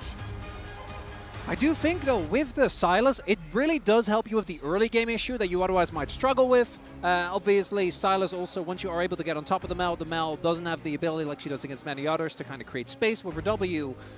But I do think it makes the composition a little awkward. It patches your early game issue, but I do think now you have a composition that on one hand wants to play for the Sivir and really try to play that classic front to back, keep safe, absorb the initial dive that comes through, but Sylas kind of does the opposite. So we'll see how T1 is able to navigate that, because I do think if they would have gone for the Victor, like the first item, spike or two, really doesn't feel that impressive to me. And I feel like KT in the later stages of the draft actually drafted themselves some versatility here, since they indexed very heavily into range with both Ezreal and Mel having very long range. They can try and go for some poke damage early as well and try and force the shorter range T1 squad to do the engaging on them and look for a possible counter. And as we get into game 2 here, remember to log in to your Riot account on lolesports.com and watch Worlds live to earn exclusive World emotes, icons, and capsules. Ooh. But you might not have time. You might want to wait until after whatever is happening here continues to happen, because Keria running for his life. Faker there to body block any potential follow-up damage. Standard comes down, gives enough information to know that KT is backed away, but KT making an aggressive level 1 play to seize control of this early jungle. And we do see KT again going for a very aggressive invade. These level 1 plays in the early laning phase was something where KT was just straight up better in game number 1. So to try to leverage that again. Not really going to lean to anything meaningful this time around. Carry didn't have anything forced. He will be there with the main wave. So unfortunately for KT, no big advantage found as Perfect doing a little bit of scouting here, but they are on the ward, so I don't think either Faker or Owner is going to fall for anything. And no swaps to come through. And we do have both junglers again pathing from that top side towards bot. And reminder for anyone who didn't keep up with KT, who has just been here for this fever dream of a run to finals, that while everyone has stepped up with this lineup at Worlds, it was the mid jungle that really brought this team together, that got them across the finish line. And when you look at Cuz and BDD, right, these are guys who have played together for so damn long, and now anytime KT's backs are against the wall, these are the players that we look at to really make the difference and stand up. Certainly so. Such a long history playing together, multiple teams, multiple years, and they really do trust each other and have talked about how much it means to them to be here on this stage. And it's also recently a story of almost, right? As we're going in Story again. Of level 2 on the bottom side as well. Docdom and Peter getting aggressive. Ezreal, before that first back where he has to invest money in tier, can be so lethal as long as those Mystic shots are connecting. They are there. And this time it's Docdom that actually wins the arm race, right? He's the one with teleport, and Gumayushi doesn't, because as Ezreal, you are given the liberty of doing so because your kit has a built-in escape. That's something that I think T1, even though it wasn't necessarily that flashy, did actually end up using very well. We saw them out macro KT once they got control, really applying a ton of pressure to the lanes. As right now, both junglers I think towards that bot side, and Guma not having flash available might be looking for something there because both of them very strong early ganks as well. Definitely true. Cuz continuing to clear out the red buff and really need to continue to keep our eyes on the bottom lane. The flash, of course, expended, the heal expended, so a potential vulnerable point. Meanwhile, on the top side, Perfect, a lot of sustain, but really hasn't been able to wrest control of the lane in terms of overall priority. Constantly, however, threatening the knockup just to stop Doran from forcing this wave all the way in. Yeah, the sustain on Rek'Sai, so nice, and these tank matchups will eventually start to whittle him down and look for the extra pressure there. Meanwhile, speaking of pressure, Owner wrapping around BDD. False sense of security because his bot lane is moving first, but the jungler already there. Nice initial sidestep, flash backwards onto Faker. The root connects. Good damage from BDD, but he can't quite finish the kill. And the flash expended means advantage to the side of T1. You'll take that if you're Owner. That means that once you hit 6, that is a Mel without an escape. If you do find your ultimate, BDD will be able to maintain his pressure on this lane, but he does have to pay for it heavily. And the critical part is that T1, they don't overextend the play because Cuz and Peter were on the way there, and now they're looking at Guma. KT getting aggressive, just knocking down Gumayushi, taking first blood as Peter flawlessly turns into the Canyon minion to eat countless tower shots. We've seen this so many times, and it actually does get old seeing that happen again. Nico turning into the cannon so you can get that massive. I'm right there with you, Kobe. It does get old. You can just keep tanking tower shots. This one wasn't too egregious because didn't have to take quite as many, but they pull off that play. And this was, again, Peter and Cuz playing together. They had linked up and they were looking to counter the mid play. Then after the mid play, they just turn their sights, wrap around towards bottom side of the map, and they find the value there. Now T1 resetting, putting Guma on the top side, knowing that he needs a bit more time. This is one of the downsides of Sivir. We know her to be this wave clear machine. She can take control of mid. She can empower these dive threats, and she can be a late game carry. But early on, if she falls behind, she doesn't do a lot. T1 trying to get some more resources in Gumayushi's pocket, trying to give him time to stack the coal so that he can be relevant in the fights to come. And KT are off to another good start here. And for them, I imagine coming in, Scores has talked to them to the early game was great. A lot of the things there went well. We were able to generate a lot of leads across the board. Early dragon stacking plus the grubs, but it was actually following through and not giving T1 any opportunities. We know how much resilience this team has. We've seen them do it again and again and again at Worlds. As a little bit of damage on the door, but he's silent in a 1v2, so he'll be fine. So for KT, that's my test. The objectives early, I trust that they can get, but can they actually keep that pressure up? And this is one of the advantages of the Scion, right? No real hard CC to interrupt the decimating smash here in that bottom lanes means Perfect can be more at risk when he steps forward to clear. Luckily for him, however, Gumayushi is behind. There's not a lot of damage threat there. And it's Peter playing with fire, roaming into T1 jungles, giving perfect information to Cuz. Owner Might have a false sense of security here. Doesn't have information on Cuz. Peter now committing a little bit more. Q over the wall, the Vault Breaker, immediate route to follow, but Owner going to flash to safety, uses the smite to secure the grubs. Would you say worth?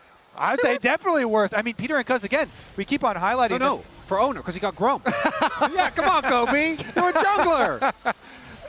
I'm going to go, yeah, sure. I'll go worth there for Owner, flash for Grump.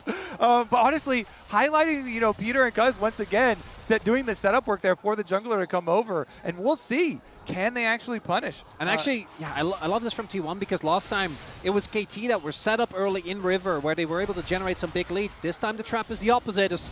Has made his way onto Guma, but just doesn't have the damage yet. Not enough items yet to actually friend this Sivir, but does get the barrier. Crucially does get that summoner. It is a small advantage, but it could matter in the next few minutes.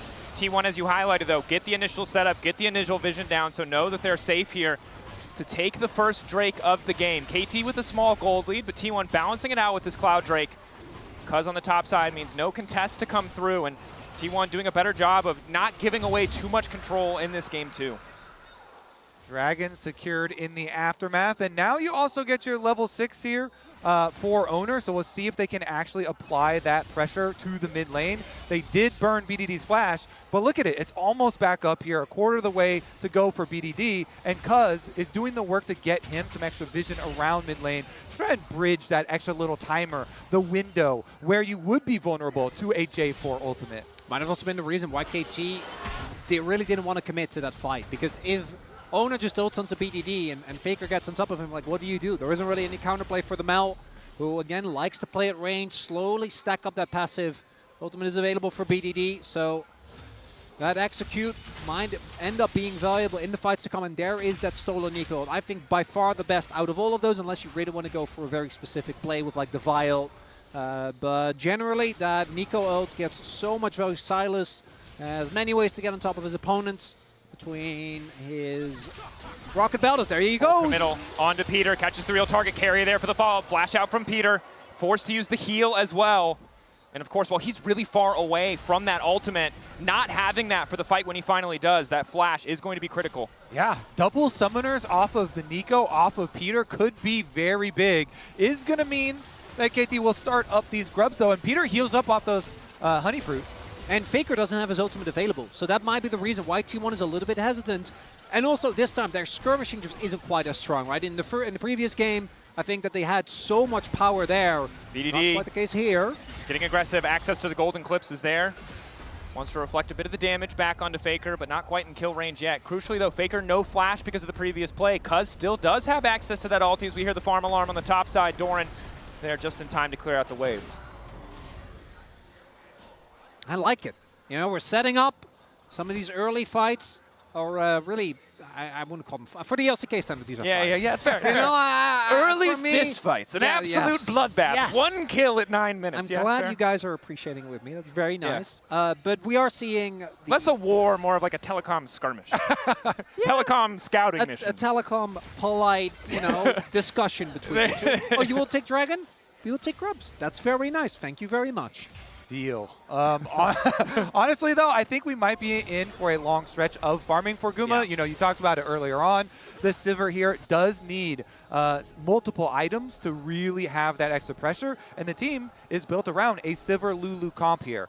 While there's possibilities elsewhere. Nice side step from BDD, just barely able to get away. Vault Breaker coming in for Cuz, opts not to flash. The turn back from Owner is solid. Faker now on the way in himself, trying to use the golden clips to keep things going. The Ezreal ulti across the top. BDD grabbing one. Faker will turn it back, but he's under the tower, and it's Cuz to take him down. And it's the subterfuge from KT. Cuz actually spotted that Owner was there. So BDD says, let's go for the play. He's ready to make sure that Owner and Faker don't get on top of him. And once they do, they're too close to the turret, and it's a big win for KT. Yeah, nicely done by BDD, flashing under, and then roots Faker under the tower so that they can get the 2-for-1, get the 3 kills here for the feats of warfare in the aftermath. And this is even with the beginning of the play is actually quite nice from Owner because he uses his Unstoppable from Jarvan ultimate to avoid the CC from Cuz as he comes back in.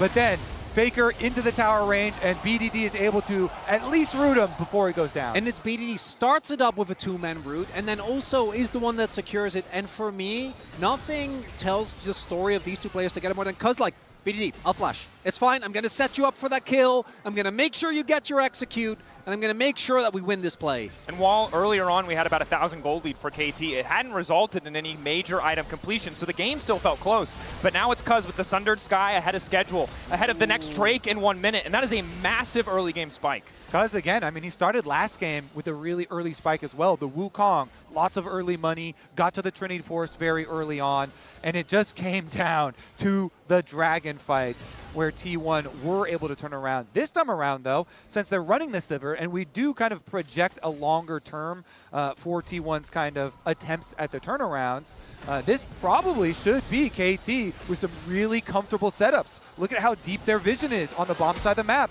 and attempting another dive. He's low, but reinforcements, I think, will be on the way, and it looks like the wave isn't in a position for them to actually make it happen. As Perfect, a little scared there, but Doran can't clear the wave in time. But Faker being this low does mean that Prio is there for KT. Does have TP, but they're not letting him. No mana for Doc Dom, still advancing forward, knowing that he has Peter behind him to cover. Will now retreat. Tension starts to fade, top side, the TP coming back from Doran, checking in on the sums. Obviously no flash for BDD, no flash for Cuz. Owner's flash available, could be big in the coming fights.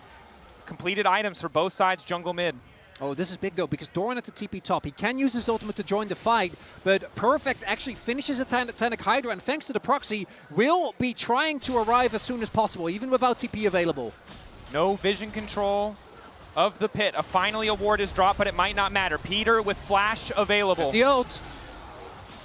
Cuz off to the side.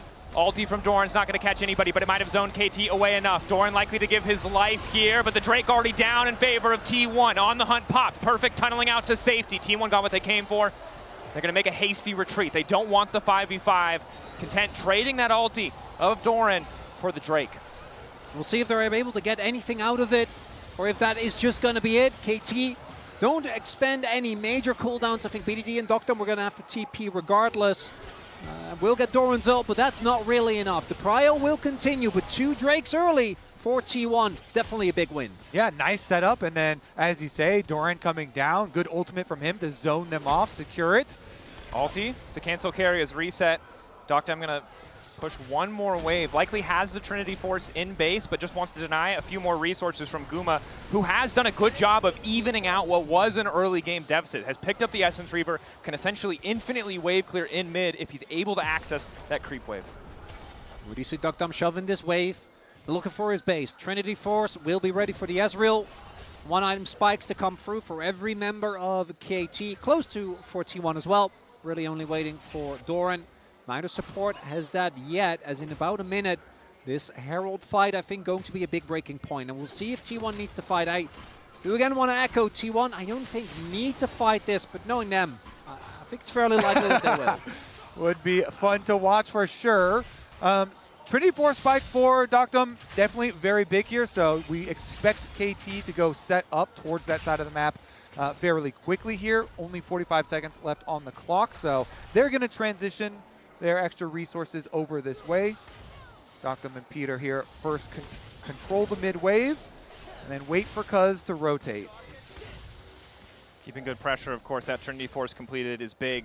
Hard for Guma to step up, even with the shielding that Keria can provide. Luckily for them, at least, Guma has the red buff, a bit of extra sustain. The battle over mid-prio has begun. Remember in Game 1, it was Guma on the lethality bars, infinitely pushing mid-waves that made so much of KT trying to advance that lead feel pretty impossible. This time it's Doctum that can do it in the 1v2, right? Being Ezreal, being really hard to punish.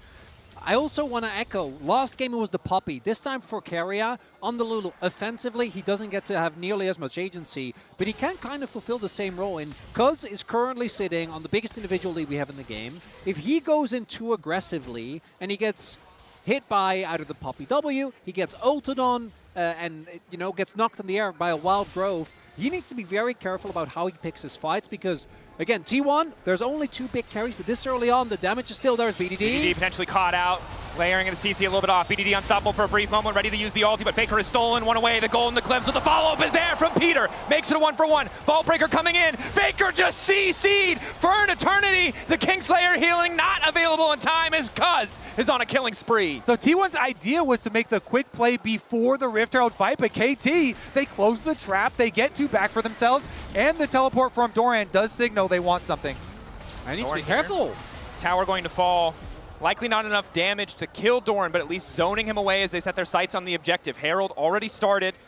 Cuz will secure it uncontested. I did get tricked by Peter being Mel there. I'm like, oh, 11, good amount of... No, they don't have damage. The play still works out, though, very nicely for KT. They get Doran's TP, they're able to get topside turret, and Herald, this time there's no Talia in the game. That mid lane turret feels like it's sure to fall.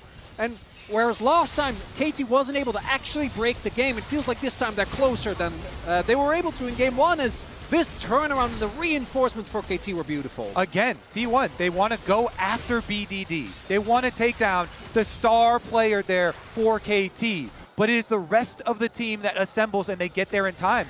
T1 knew that KT were trying to do vision setup work over by the Rift Herald. So they knew they had to make that play really quickly.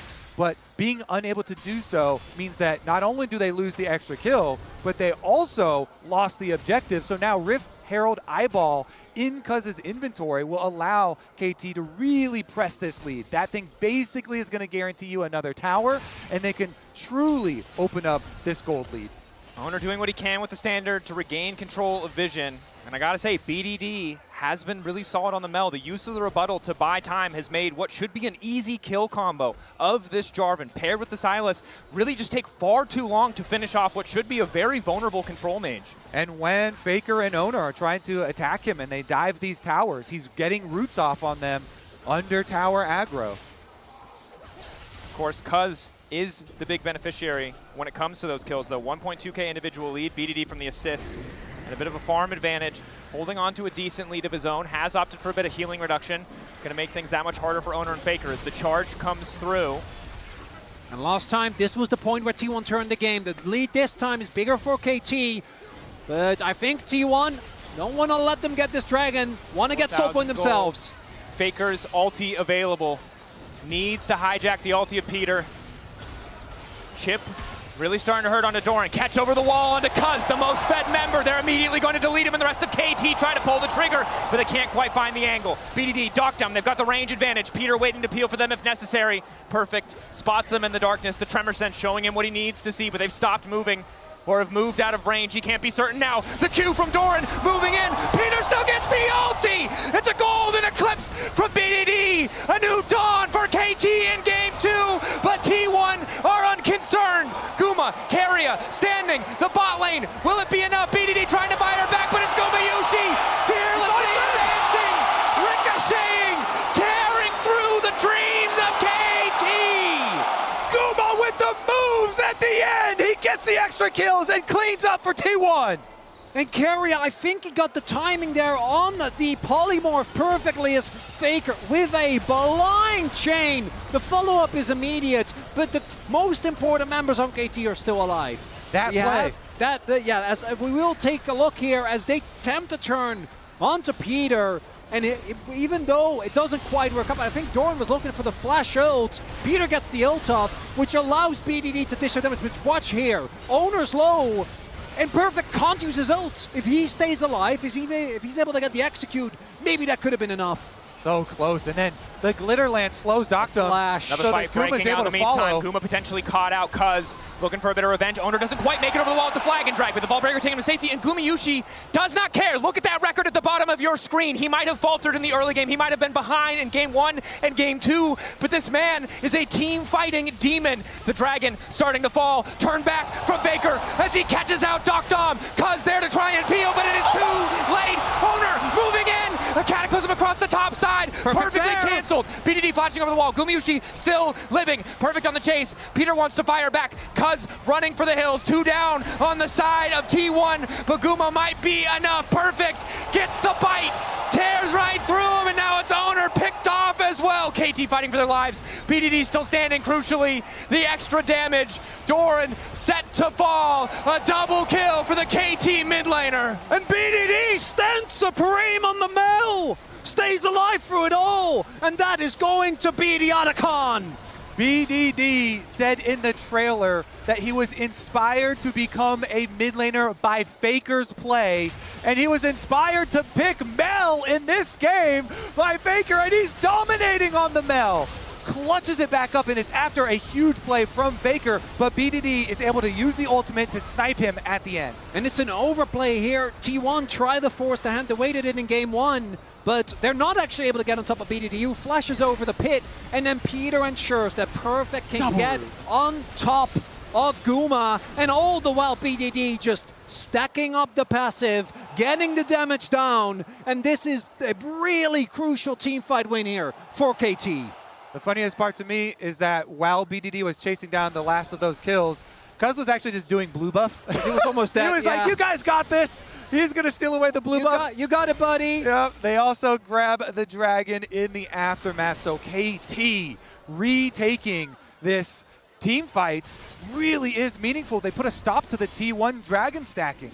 And you can see how team fights go wrong for T1. Even though Gumayushi's been allowed to live for so long in these fights, if Doran and Owner don't quite have the damage to finish these kills, it's really hard for Guma to get in position to follow up, to chase down here. He has so many members of this team to work through, and T1, despite the deficit, have been fighting very well, but KT clearly upping their game in this draft and in this performance in game 2. And that's one of the issues that we did see with the Sylas, right? Because you have this hyper carry in Gumayushi, who has the backup of the Lulu as well. But Faker, he's very cooldown gated, and he has been falling behind thus far, has been going for a lot of plays. And as we all know, Faker ain't no coward. He's going to keep going for those plays. But he does need to line up with the rest of his team, and I think that his role, particularly as we get deeper into the game, needs to be one of a little bit more restrained, because the damage from Doran and Owner is going to become less and less relevant as the game goes on. Gumayushi, the hope for T1 to carry a lot of the DPS for later on. I still think some of these looks from Faker have been good looks as far as the initial pick, but the counterplay from KT has been so good, especially in that last one, grabbing the extra kills. And now you're looking at BDD over a 2,000 individual gold lead and trying to create his death cap right now. As soon as BDD gets death cap, this Mel is already obliterating people. It is just going to delete members of T1. Already has that XP advantage too. And this is something that it's just going to make the game so difficult for T1, because yes, diving on the Mel is good, but if you make one mistake, we've seen he's already able to turn these fights with his damage, and that number's only going to be going up. We're also seeing the lack of mid lane turret actually being really rough for T1, right? You need to play so much safer, especially because your support is Lulu. You don't really have the ability to just go in and face check, really easily regain control. You always need a bodyguard. You need someone to make sure. And this is, for me, also a great opportunity to really shout out Perfect, because I think his we've seen, as we highlighted coming in, Rek'Sai has been both great and very mediocre. I don't think thus far he has been able to find the backline axis as Cousin Faker wants teammates going to take a glance at one another. Nothing's going to happen now. But the Otacon already taken by KT. Their next site's going to be on either the Baron in a minute or that Dragon. Second Drake for them. Coming up at about 2 minutes. Neither side at Soul Point quite yet, although T1 certainly would love to be set up for it, especially with that Sivir just continuing to scale. How durable those team members can become, but Baron, more important, 43 seconds, Perfect trying to push in this wave. A lot of damage to finish that tower up, and now makes it pretty easy. It's just such a goofy champ. It is. You want a fist fight, he just tunnels away. I just hope that jungle Rek'Sai doesn't get nerfs for all this top lane Rek'Sai. This is what you have to accept. That was seeing from the pros. It's collateral damage, Kobe. Be happy that she's played, okay? Having a great time, tunneling away, getting the turrets. That's how Kobe felt about Volibear, and then look what they did to Volibear. It got nerfed. You want to talk about it? I do not. What I want to talk about is what you guys brought up earlier, and it is the supporting cast for BDD on this team. because it is so heartwarming hearing the interviews from all of the KT members talking about how they want to perform well for BDD so that he can shine the brightest. Peter especially talking about he really wants it for BDD because BDD deserves it. And so we've seen a lot of, the Nico play, him still just getting off Nico ultimate as he's about to die, trying to get these setup plays. Those double roots between him and BDD have been very critical. Now, though, Doran is looking at Doctom.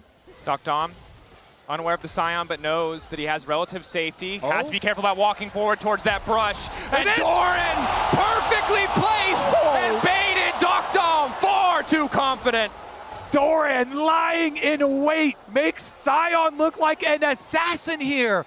Walks into the charged up Q, and that is the perfect play. Such a good sell there as well, but KT, they're turning the tables on them. Quiet. Want to start the sneak. No. Quiet. Oh, no. I think they're there you go. They're aware. Now they spot it, but how quickly are they taking it? It's a Mel with a death cap. We don't know. Look at where Owner is. Now ready to turn back, but still, Cuz continues to hit the target. BDD ready to clear the wave. Doran not afraid to walk up. He knows they don't really have the damage to finish the kill. Doran smells it. Cuz 9K, but he is determined to take this objective. The blast shield keeping him relatively healthy. BDD poking off to the side. Gumayushi for now uncontested. Rebuttal already used. 4 seconds till Doctom is up and available, and he has the TP. I actually love this stall from KT. They're able to deny the soul point. Pulling away T1 from that dragon for now. Doran is going to go back for his recall. He was the one with the watchful eye staring at them at the Baron. KT, though, as you say, they're going to teleport right down to that dragon and start it themselves. And I think it makes sense that T1 gives it up, because looking at the spikes, Guma didn't have his IE, just now finishes it, and BDD did have his death cap. So fighting just before, really your main hyper carry has that crucial third item breakpoint. Definitely not the right call, but it's really the confidence of KT to say, hey, you killed Doctom, that's fine, we're going to put some pressures. He finishes the Serpent's Fang, which against Lulu and Scion, going to get a ton of value.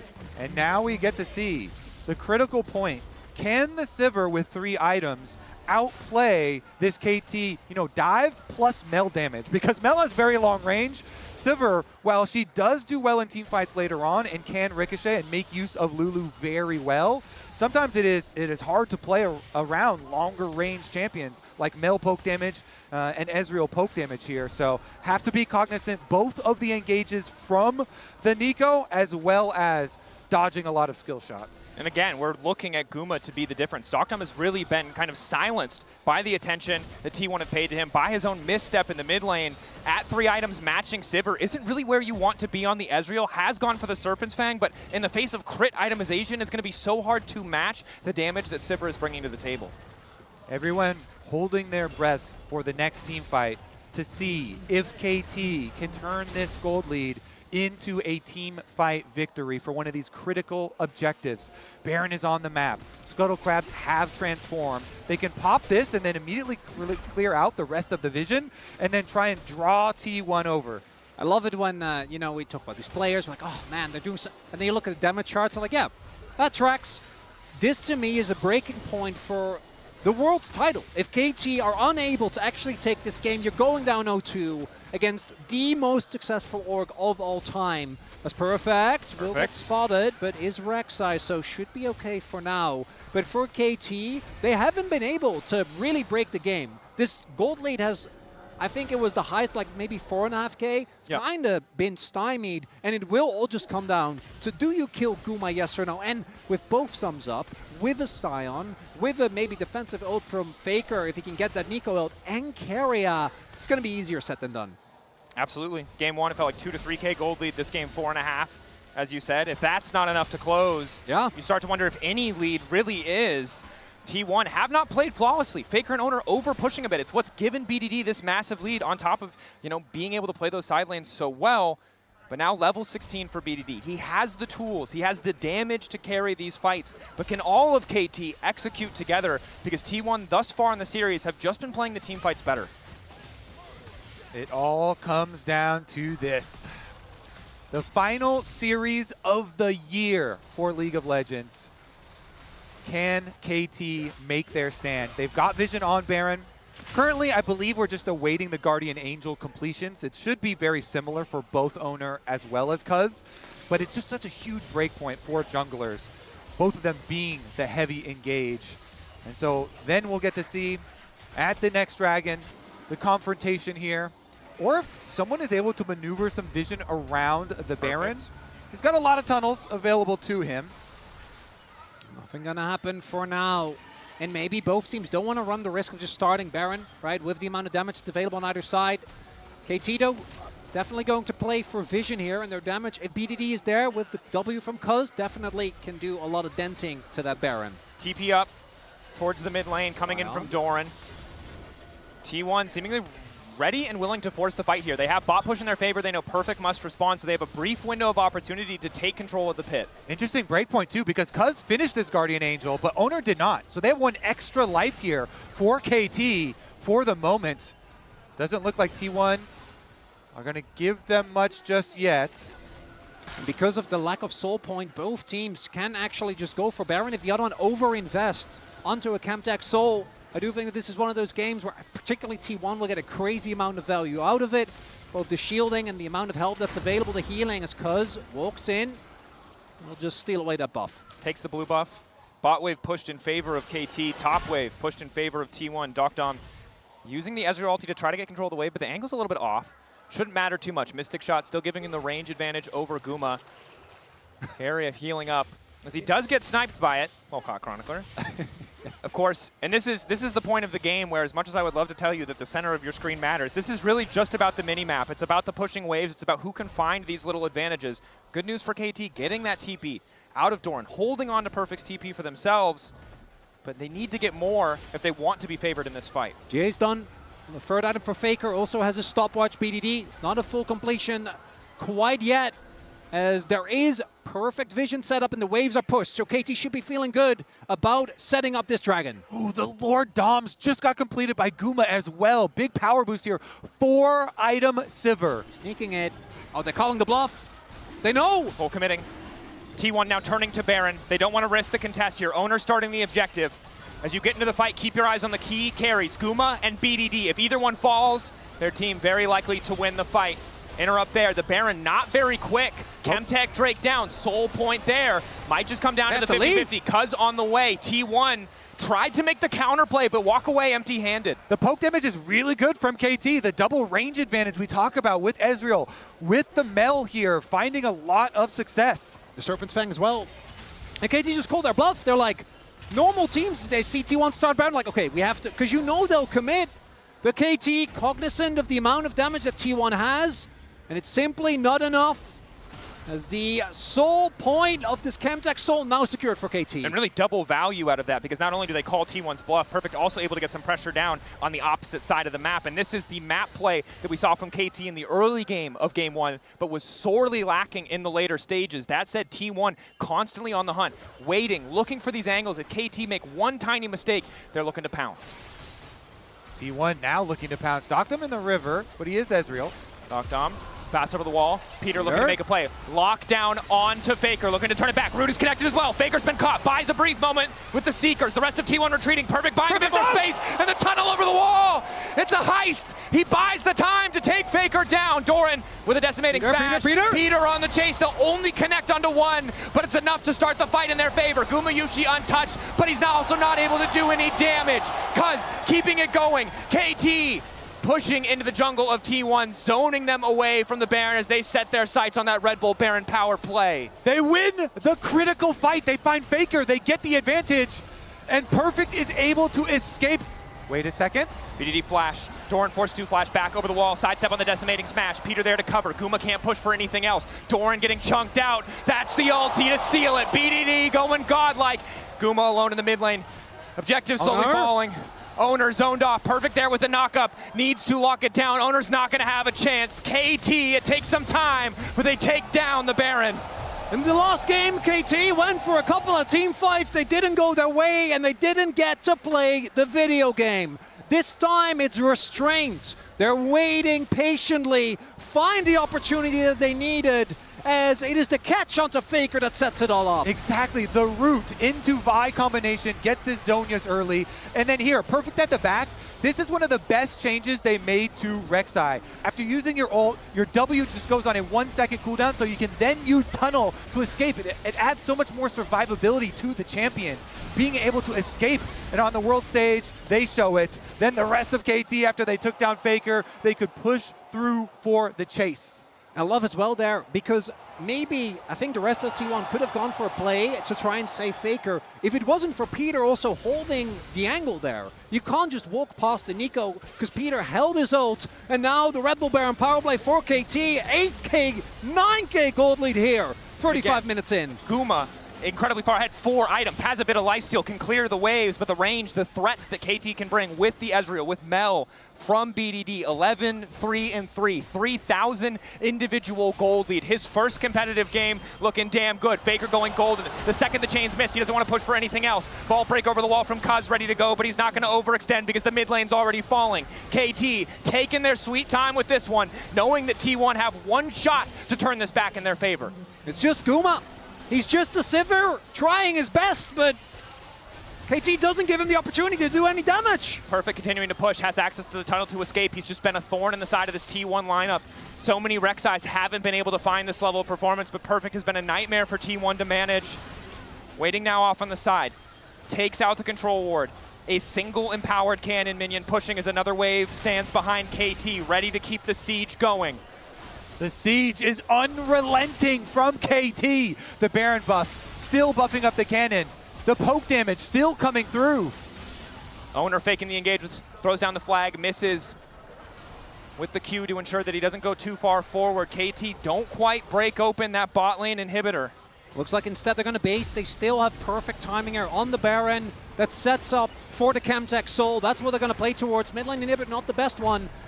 Faker might actually get his death cap, which would be a colossal spike for him to get. I just don't know if they're going to have an opportunity to actually contest, as, again, Perfect to me has been playing on the edge of these engages so nicely this entire game. And the other thing to remember is that Faker had taken away Peter's ultimate in the previous fight. Now, of course, has access to the cease and desist. Now wants to make the play onto Perfect. Perfect able to get the blast cone out, that mega blast cone, keeping him healthy. KT standing strong, poking T1 as they walk into this choke point. BDD waiting for some of those major cooldowns to be used before he takes a step forward. Mega Blast Cone getting 2 members of T1 over the wall. KT retreating back down to the bottom lane as Kuz starts the objective. Flag there, spots the objective play. Faker on the flank. Perfect not going to give him the angle. KT starting to retreat. Starting to get forced backwards. Doran to kick things off. Peter to look for the interrupt. Faker using an ulti of his own to be stolen away. BDD taking out the fight. But down goes Guma. Kuz making it work, but PD's owned away by Carrier. And all of KT now collapsing on the T1 support. At the end of the day, it is only Owner, and he cannot stop the Soul. KT get the Soul, and they want the Nexus too. Perfect continues to push down. They've learned, they've adapted, they've stayed strong in the face of the game 1 loss. KT firing back against T1, but do they have the power to end the game? Another TP, Doctum on the way. Doran giving everything to clear the waves. Owner and Carrier here. Surely the Ezreal is enough, but the creeps are falling back. Doran remains standing. T1 are not out of it yet. Doctum needs more, and he cannot get it. Guma's up in 10 seconds. The reinforcements from T1 will arrive. And T1 will cling on to this game. No Baron up minions means that KT, even with the damage dealers dead, does not get the opportunity to actually end. And T1 battered, but they'll get one more shot to try and deny KT a chance to equalize the series. The roller coaster keeps going up. So look at BDD trying to kite Owner and Doran on the bottom side. Meanwhile, Peter had the massive engage, which allowed Kuz and Perfect to go kill off the Sivir. And with Sivir taken out of the fight, really the only one is Faker, and he was caught by that counter engage. And with even BDD going down, doesn't matter if you don't have your own damage dealers. As in about a minute, the Baron will come up, 2 inhibs are down, and KT looking to equalize the series here as Doctum hits full items. Full build there. Full build for Guma. Now has the lifesteal. 100% crit chance. If he has the space to work, he can do the necessary damage. Deathcap's still a little bit of a ways away for Faker. Likely he recalls and finishes it here. But in the previous fight, did have the Pot Blossom, but couldn't find that big angle. Couldn't find that big moment to shift the fight in the favor of T1. And the timer is great for KT because it's the bot lane inhib that is still down for another 3.5 minutes. Mid lane not that valuable, especially against the Sivir, but that bot lane needs to be answered or it can just straight up end the game. Patience, the name of the game for KT. They don't need to take any risks. We've seen the players, they've gotten over-eager in game one. They've made some of those fumbles. Dom getting caught in the mid lane just earlier this game. But the push is in their favor. The map is in their favor. They don't need to risk anything. And still, they'll take their time walking into the jungle. This time around, Doran won't be able to find the blind decimating smash. But the ulti to kick things off, he connects onto the wall. Perfect waiting on the back line. Dom untouched. BDD untouched. Doran straying way too far forward in a moment of miscommunication. Down goes the top laner of T1. KT start the Baron. That faceplant means Baron, boys. It was always going to be a Hail Mary from T1 if they wanted to get back in this game, but that one does not hit the mark. That's Baron, the second one for KT. When we talk about T1 hitting a wall, I didn't expect it to be so literal. As KT now push on the top side. You got him good there. 18 out of 20 for that one. Perfect score, some would say. Perfect himself, of course, has the Randuin's available, or doesn't have it available, but has the slow. The crit damage reduction makes him such a nightmare for Guma to deal with, even with the armor penetration from the Lord Dominic's. KT again in this position where they keep that long-range siege going. BDD not showing on vision yet. The last inhib tower falling down. Inhibitors following after. T1, a last desperate hold here in game two. If they can turn it back, it takes them to match point, but KT set to even up the series in the 2025 World Finals. Doran isolating Cuz. Peter going forward, finds three with the knockup. Perfect there to follow, but Faker turns it right back and knocks down Peter. Dom, BDD, still standing. Baguma! He's shredding through everybody! The Sivir finally allowed to take over the fight! But they managed to take him. Faker still alive in the scrappy fight. The extra healing is making all the difference. Dom doesn't quite have the damage that he needs. KT holding on for dear life. Dom able to find the kill. Perfect, Cuz Dom falls. A final hold for T1. It almost turns in their favor. But Perfect is going to end the game. Guma dies, and so does T1. KT even up the series. And I can't believe I'm saying this, but Perfect, reliable as all hell in this game, doesn't go down. Deals the damage, and with the alpaca thumbs up, brings KT to 1-1. KT resilient on this stage. They bounce back in game number two. They create such a lead, but it still seems so difficult, you know, brick by brick, piece of gold by piece of gold. KT, they have defeated T1 in the second game to even up the series. It's incredible, incredible stuff. But before we talk about that game and what's ahead in the series, we saw him in the opening ceremony. Now let's check out the world debut of Zahan. Take a look.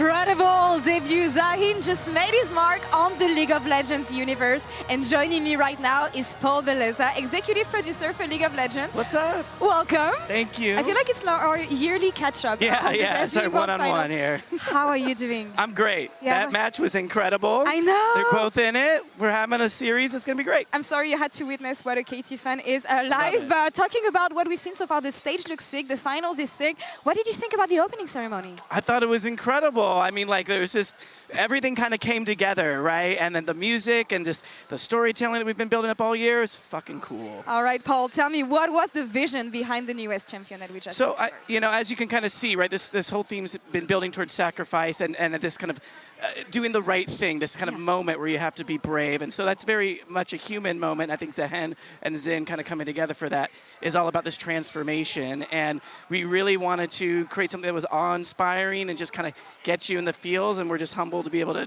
debut that to everybody here. I love hearing this. One of the big questions, though, whenever a champion is going to be released is the speculations online. Where is it going to be played? What is the goal for this champion? Tell me more about the kid. So this guy's a top laner. He's a fighter. He's a bruiser. And he's really all about auto-attacking. So the more he's auto-attacking, the more that damage is going to increase, the more he's going to be able to sustain. And that's very much of a Darkin. He's a kind of good guy Darkin. So he's still good, dangerous. And the more he gets up and close to you, the more he has chances to stay alive. He has a revive. So we're really excited about that. I think he's going to be a lot of fun and just bring something new to the space. When is it dropping live? PBE tomorrow. Okay. And then we're going to have him out on 25/23.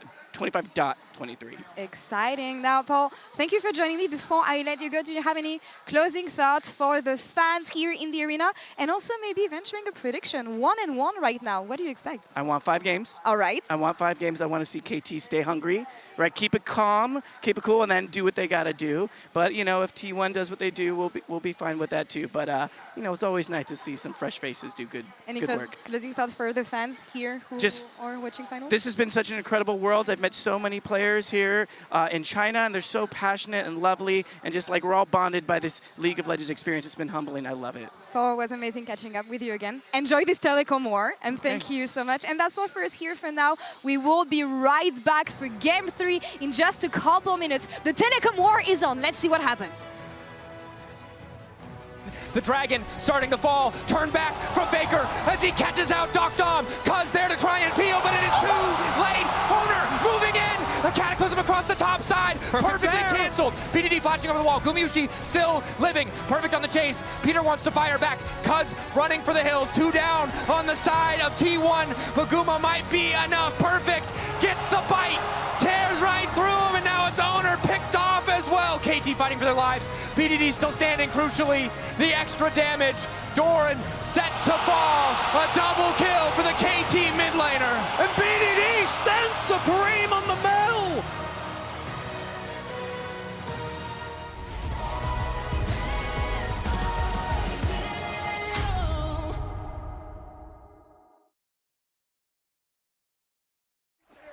For your lives, the rest of T1 begins to collapse. Faker's gonna fall. And Faker still stands. He has the unkillable.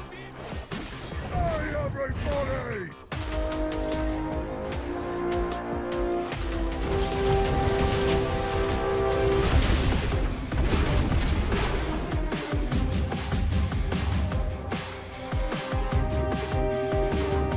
Demacia, now and forever.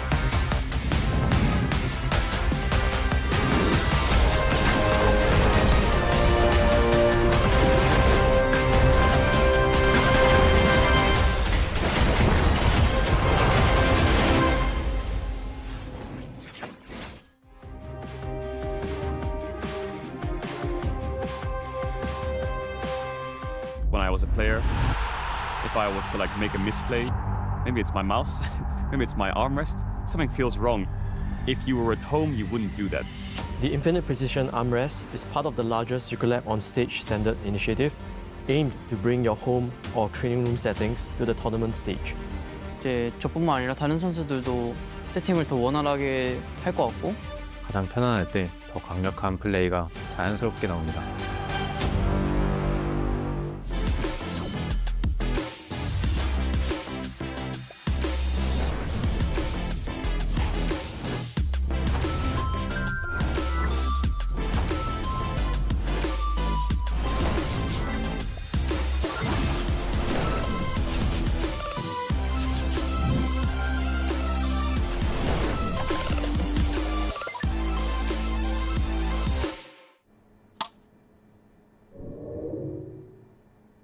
Red Bull gives you wings.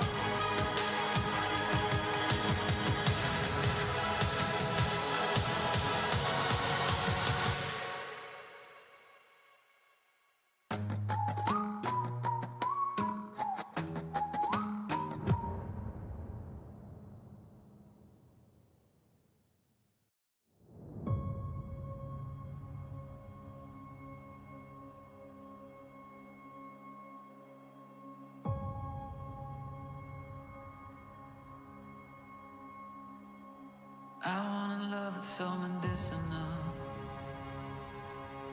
Gets me high just thinking about it. Get even higher when the two of us are in the same room. I wanna love that's horticultural, plant magical, roots deeper than the two.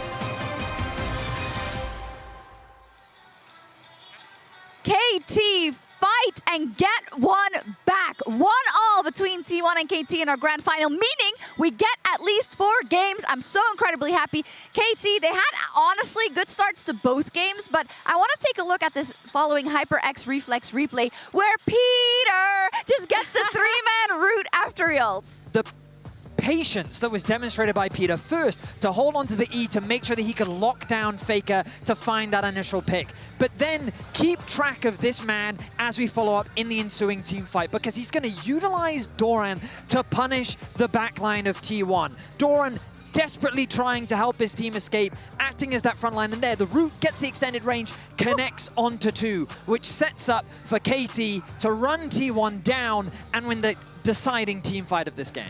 Yeah, and I really want to call out, as we take a look at Peter's Pot Blossom step back extension again.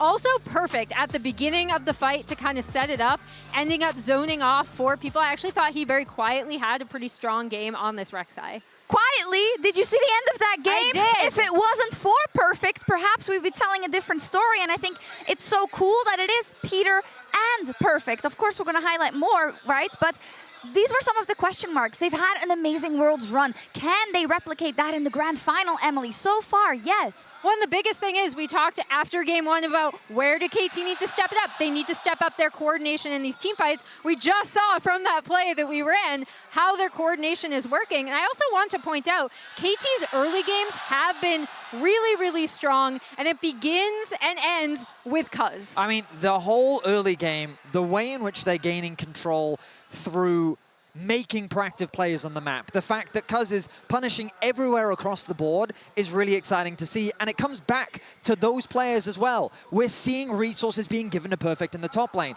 We're seeing those ganks working alongside Peter to make early game action happen. And the fact that these players are stepping up on the biggest stage, there's always the question of nerves in an environment like this, especially playing against a team that's so experienced, they're so familiar with this stage. But again, it just feels like these players are as comfortable as they can be.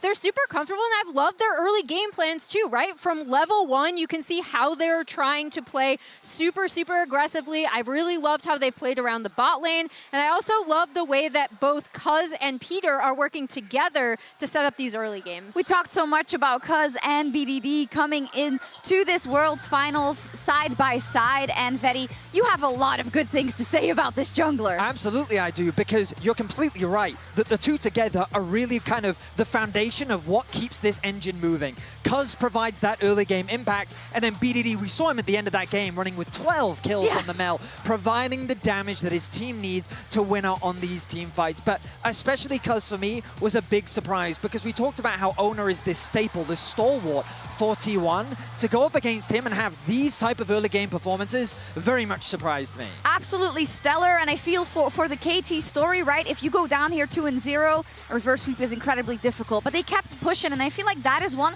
of the hardest things to do, Emily, versus T1 specifically at Worlds, not to mention in the World Finals. Yeah, exactly. The resiliency of this KT team, not just today, but especially in the Gen G series, has really, really impressed me, especially after watching them kind of biff it domestically sometimes when the pressure was on, right? So I think the big thing that I really love to see out of these two games, like Vetti already said, it's Cuz, the way he's setting up these early games, it's the way that Cuz and Peter are working together, and also Peter and Perfect really stepping up in fights. Now T1 will have their first opportunity on the blue side. That does mean they get a little bit more agency and control when it comes to deciding the draft itself. But I love that KT has already taken away the Nico. We talked about how for carrier, this was going to be an absolutely massive pick. And the answer was the Silas, which, for those that didn't watch last year's Worlds, was a crazy pick for Faker. He was the sole decider in that game 4. So to remove that from the pool as well, I love KT's approach to draft and how they've been handling T1. But now with T1 in the driver's seat on this blue side, I'm excited to see if KT has a response. Oh yeah, at least 4 games. Who's gonna get to match point first? Casters, who do you have? I mean, honestly, it's an incredible question. But I will say this, for T1, I don't ever feel comfortable doubting them, because even though KT won that game, some of the ways that they were able to hold, that they were able to delay, reminds me that this is a team that wins titles for a reason, and it's something that KT are going to have to keep contending with. They've won the early games back-to-back. Will they do it again? I think I like what Vetti said. It's going to come down to draft. It's going to come down to a lot of these key picks. Yeah, they have been really methodical, and I like what I've seen so far from KT on stage. They were really controlled, and they had to be for so long in that previous game. You know, standing the test of time there against a team like T1 and being able to finish off that game was critical. And I'm coming into the series, there were a couple of questions for me. One was, will Peter and Perfect be able to maintain their level? I think we can confidently say after the last game, yes, they very much can. And secondly, for T1, the things that have made this team as dominant as Worlds are still there. I think many of us, and I'm certain any KT fan, was clutching their heart as that base defense almost felt like it could turn the tide, like it could have been enough for T1 to turn it. But the most consistent theme this series thus far has been the early game dominance from KT, and I think a part of that is due to the laning presence of both Peter and Dokdam, and Owner really, thus far, getting out jungled by Cuz. And it's not just a good series from Cuz, it's a good tournament. It is a good long stretch here, I feel like, from him. So I'm excited to see what we get moving forward. There is a little bit as far as the reduction of champions for jungle pool, but he still has some pretty high priority ones. You know, the Trundle here is still a very big piece as far as affecting both jungle and top lane champion choices, and he's been really good on that. Meanwhile, for Owner, you've got some of the specialty picks like the Nocturne as well, and you can get some of these engage picks with the Cover of Darkness with Nocturne and having full send compositions. So very interesting that T1 pick blue side. As we get deeper and deeper into Fearless, usually like games like 4 and 5, teams might start to pick red side because the power picks have dropped out due to Fearless. But still on game number 3, they feel very comfortable with what is up to go blue for the first pick. Yone remains banned. T1 will ban the Trundle, just as KT did on the blue side. And of course, Bard, not something you want to give to Keria. A lesson a lot of teams have had to learn and sadly relearn. Not one, though, the KT won a second crack at. Yeah, I feel like we, in the LCK, learned that lesson better soon, as the Pantheon also going to get taken away, so Cuz getting a lot of respect here. Orianna first pick, potentially, on the table. I'm looking at Renekton as well. Both these top laners are known for it, not necessarily as a B1, but definitely as a high prio pick. It doesn't have a lot of bad matchups, at least for what we've seen thus far. Yunara open and will just get picked straight up. A champion that obviously we see more often than not banned. A champion that a lot of players don't have a ton of competitive games on because it is so frequently banned. But now the Mundo being brought out for Cuz. A champion that, again, in the right draft against the right compositions, really can just take over. And it's going to make it a lot harder for T1 if they go for too much AP in the composition. But it seems pretty clear to me that T1's lessons from the previous game is, hey, our bot lane needs more powerful options. Yeah, Lulu, a solid champion in the context of the draft, but it's not the carry champion you want to see. Rakan, a very different story. Yeah, that's definitely a carry champion you do want to see right there. That bot lane priority for T1 has resulted in some very, very powerful picks for them. I'm very interested to see where KT go from this super tanky front line, though. You know, Mundo has been such a funny story at this Worlds, and all of the success that champion has had.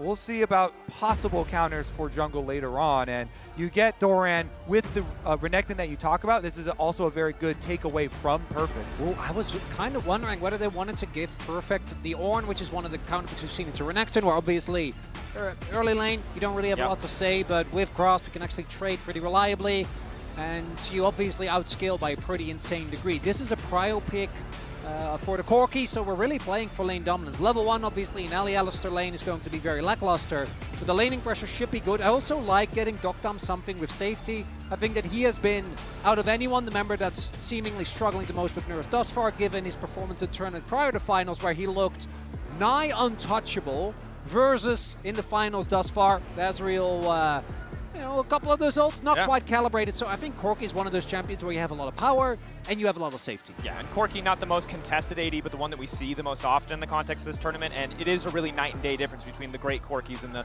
fine Corkis. How you use that first Trinity Force power spike can really define the game. And as we enter the second ban phase, we see the Lilia taken away from Owner. Obviously a champion who can really just kind of dance around the Mundo. If you don't hit a cleaver, she's just going to run you down. It's also that Renekton Lilia combo, we're really now getting towards the, not just the OP picks, we're getting towards No one picks. is allowed to go to sleep. Everyone has to be awake. It's getting personal. We're really going into the target bans here. Yeah, some of the BDD specialties there. Interesting too with the Lilia ban. Are we going to see more since Yone is still up and available? Okay, never mind.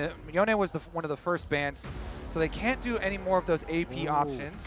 I do like the Galio ban here for Faker, because that Rakan Galio combo, even if you're Corki, that's going to be hard to play into. Also the Galio early to mid, right, the semi-global presence, but just the taunt is so much value for protecting an AD carry. It means any potential dive option that KT want to go to, even if the Yone is taken away, really just struggles against a champion like the Galio. Now the Cassio as well. You highlighted the target bans. BDD, you said it, it's getting personal.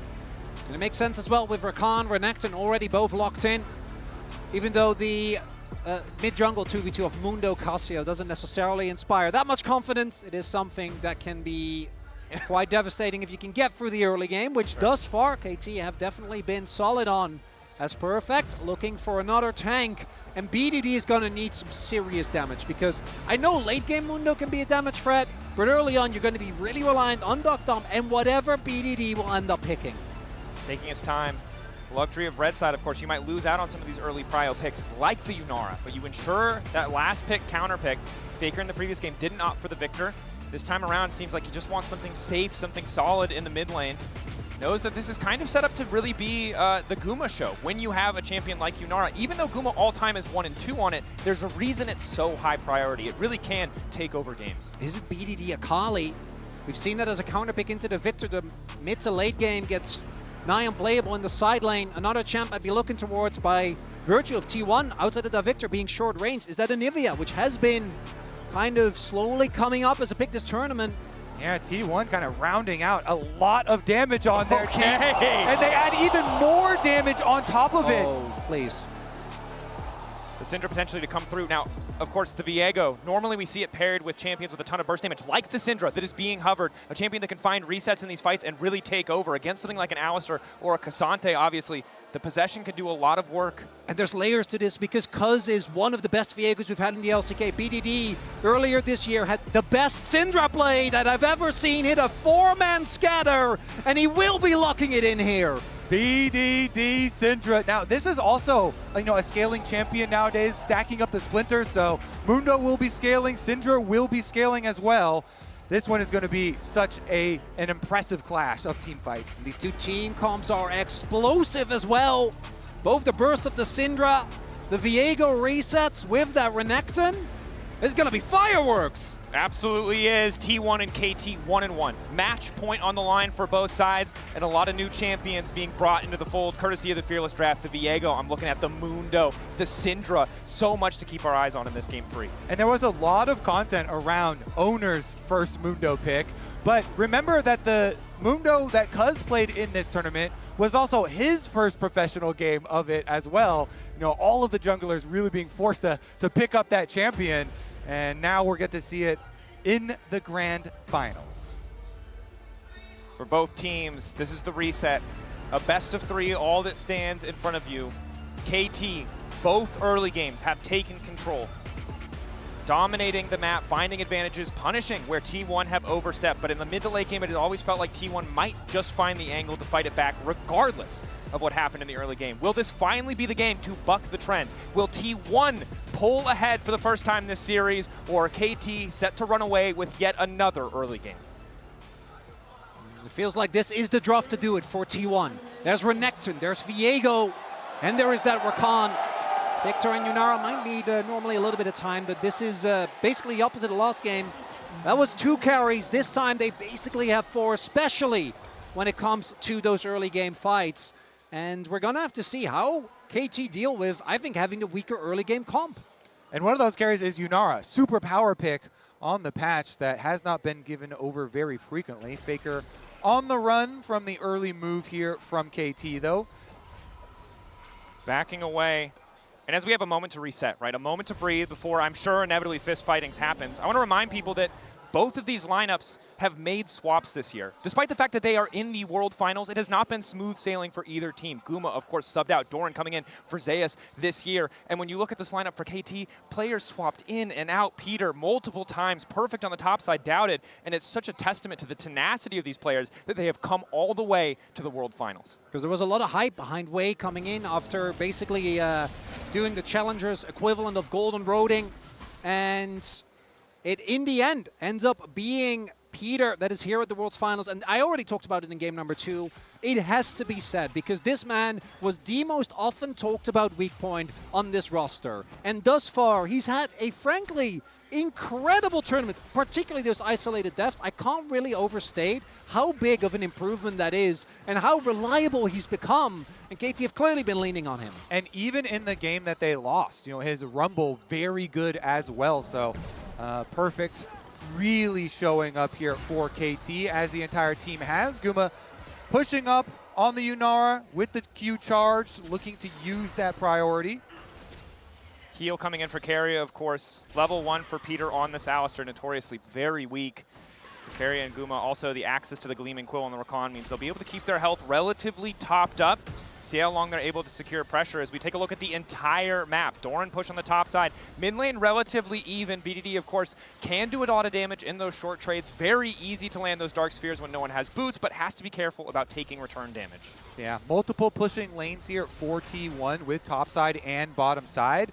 And then Owner has Viego into Mundo at the moment. So definitely looking to see if he can actually make use of these pushing lanes and go try and punish. Because probably going to bounce back to the other side and go for the safer Scuttle Crab trade. Faker's actually been doing a really good job in lane is Peter. There's going to be a trade. Initial knockup, but potentially a bit over-eager from Peter. Again, Alistar passive a decent amount of healing, and they are up a sum, but have to be careful about trading his life like that. Still have the heal. Owner does look for a dive. We'll see. Ward should spot him out if he actually makes the play, but I think he's just going to go for Crab.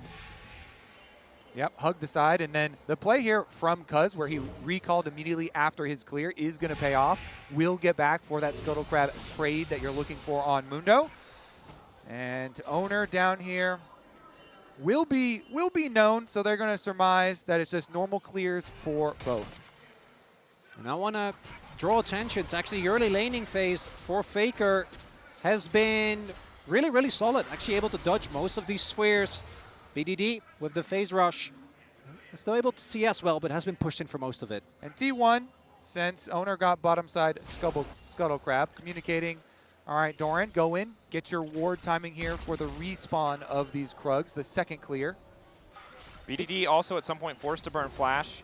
Didn't catch it at the time, but that is a massive cooldown to lose out on. Again, Syndra, one of the biggest weaknesses of this champion across countless times we've seen her in Pro is that yeah, it's easy to stay ahead. It's easy to stay at arm's length. But once you lose that flash, you're incredibly vulnerable to these early ganks. In the Viego versus Mundo matchup, something we also should talk about is that as Mundo, you always want to try and activate your ult as low as possible, right? That's when you get the most value. But that is something that's very scary. There's obviously also the percentage health damage that Viego does, but just the threat of that execute with the setup that's there from the Rakan, from the Renekton, it means that Cuz is going to have to play very respectful as we do have both mid laners now TPing back to lane and BDD again. If they can keep track of Owner, should be feeling fine, but otherwise, needs to be very careful. Yeah, Mundo oftentimes looking for farms, and sometimes that can be hard if you have multiple lanes getting pushed in, but on the reset here from supports, both junglers will meet up with their supports and combining for some mid lane push. And for now in the early game, T1 holding on to a relatively small gold lead. Again, it's mostly Doran on the top side. Although some of that can be mitigated as that wave is caught. And Gumayushi with a small lead over Dokdom on top of getting the coal. Again, Corki, that first item, always quite terrifying. So slowing that down big for T1 in the context of these early game plays. Owner with the bot lane prio will be starting the Drake. And this is a big upgrade for T1. They were able to get early Drakes last game, but it's about the lanes, right? Because even though they got those Drakes, it did feel like KT was able to, again, settle these early gold leads. Cuz maybe doing some poking, but I don't think an actual contest is in the works here. As long as he has his passive up, he's not too worried. Hex Drake down. BDD waiting in the darkness. Multi-man! The CC layering is there. Dokdom on the way in, but he's only level 4. Owner now running for his life. Forced to flash away. Ulti comes out from Faker. He doesn't have a lot of mana left. The Dark Sphere hitting, slowing Faker down. The chase coming through, but they really don't have what they need. Ulti there, his power unleashed. The weak scattered, and first blood for KT. BDD Syndra finds it, and they do get the first blood. Dokdom does take the actual kill and gets the money into the Corki to fund his Trinity Force. And the Syndra is a BDD classic for a reason. He's been known for mastery on this champion for a very long time, and I'm kind of shocked. I really did not think that KT necessarily had the angle there, but it's the confidence they've shown so far. Now T1 not going to be too bothered by this. We do have Doran immediately trying to apply pressure. They were able to get the Drake as well, so trade for a kill, not the end of the world. Yeah, BDD walks him down, waits for his E to come back up, puts all the balls down with the ultimate and does find the kill. As you say though, Dragon over to T1 so they can look to keep stacking. Dokdom, it feels like caught shopping. Panic barrier in that moment. No, I think he tried to cancel the base cancel with barrier. But so of course, if you don't take damage, then, but he was a little bit too late. Well, also the Fury from Renekton eats the shield. So, awkward situation for Dr. Will be down the barrier. Of course, not the most important summoner spell, but does mean he needs to be a bit more careful when he does reset to this top side. Guma and Keria starting to poke, looking to get control of this lane. Recall for Dr. only getting him that Phage. Not ideal as Faker and BDD continue to trade. The Siphon power from Faker is such a strong early game trading tool just to make sure that BDD really can't run away with this mid lane. And Doran, what's that Crocodile doing? Going for the proxy here. You want to get your extra 30 seconds? Well, move up and catch the wave before it joins up with the opponents. Is going to mean Cuz has an inside route and access to the alligator, though. That's a Mundo with red buff. Doran. Doran. Syndra's coming. Doran. He's just dead. You only have one piece of CC. cornered. Yeah, that doesn't work on him. He's going where he pleases. Doran, I think this might not have been what you wanted. BDD on the way, hoping to get this donated. Doran, I think... Well, he's stalling. Barnott might be in the game, but this is certainly a magical journey for Doran as... I don't... Trying for the execute. It's all he can do, but not going to happen. Well... It's important to choose your timings when you go to proxy. And also a reminder that no matter what you see in a World Final, it's not always going to work in solo queue. Hey, they got grubs. I take it back. It was a made genius the play. Mundo Yes. ult for Yes. move speed. Eh? Hey. He got free grubs for his team. You know, they're still up in gold. He's buying time. He got his waves. I'm going to ask you as the LCK expert, are you giving him credit for that as a calculated play? It's up to you. You can decide. We'll go with you. I mean, normally I feel very confident to make a judgment call like that, but Doran has often missed the fight, both in a very positive sense and sometimes in a more questionable sense. So, but we joke, obviously, the Mundo getting ahead is not great, but he did actually get a lot for this, right? With the grubs going over, it did feel like it was just unnecessary, because I think the first proxy was great, but the second one... Perfect. Oh? Top laners versus junglers. Who comes out on top? Perfect not quite able to pull Owner out over the wall. W coming in there from the Yunara. Perfect waiting for a bit more time, cuz they don't want to fully commit here. Dr. and BDD, Scat of the Week is good. Will at least be some more poke damage back onto Faker as Peter TPing in bot lane. Headbutts back Guma. Ooh, dodges the Slurkle, and we will be seeing Perfect make his way towards the top lane. Or the slowing circle, yeah. I assume. Okay, got it. Max lives on. He does. I don't love it, but, you know. We're an LCK versus LCK match. Yeah, that's fine. Yeah, it's good. As, Perfect actually going for the 4-0 first. There is a lot of healing on the enemy team. We'll get a decent amount of value of that. Yeah, and we just saw Perfect had to respect the possibility of an Owner execute play, you know, down there on the bottom side, trying to get an extra summoner spell or something out of the skirmish, but because of the arrival of Guma, had to respect it and back off from the extra possible damage there. So we remain very calm here. And you can kind of look at it as T1 have paid for each objective with 1 kill worth of gold for their dragon and for their 3 grubs to get to this point. Pathmaker, Q3, but of course Perfect already used his own ulti. Dominus meets ult advantage for the side of Doran. Forces the flash out, happy to have that small advantage. You highlighted it well, Kobe. They did concede 2 kills, but when you have the gold lead in both objectives, I don't think you're too bothered. BDD taking a bit of damage, but it looks like T1 are just here to help Faker get that push out, likely completing a major item. Ooh, that is the ultimate gone for Faker. So we'll see if BDD is able to catch the wave and then TP his way over, because there's not prio in either lane. It feels like T1 should have this on lockdown because it's there, and Mundo That's a hard to steal. be unbothered.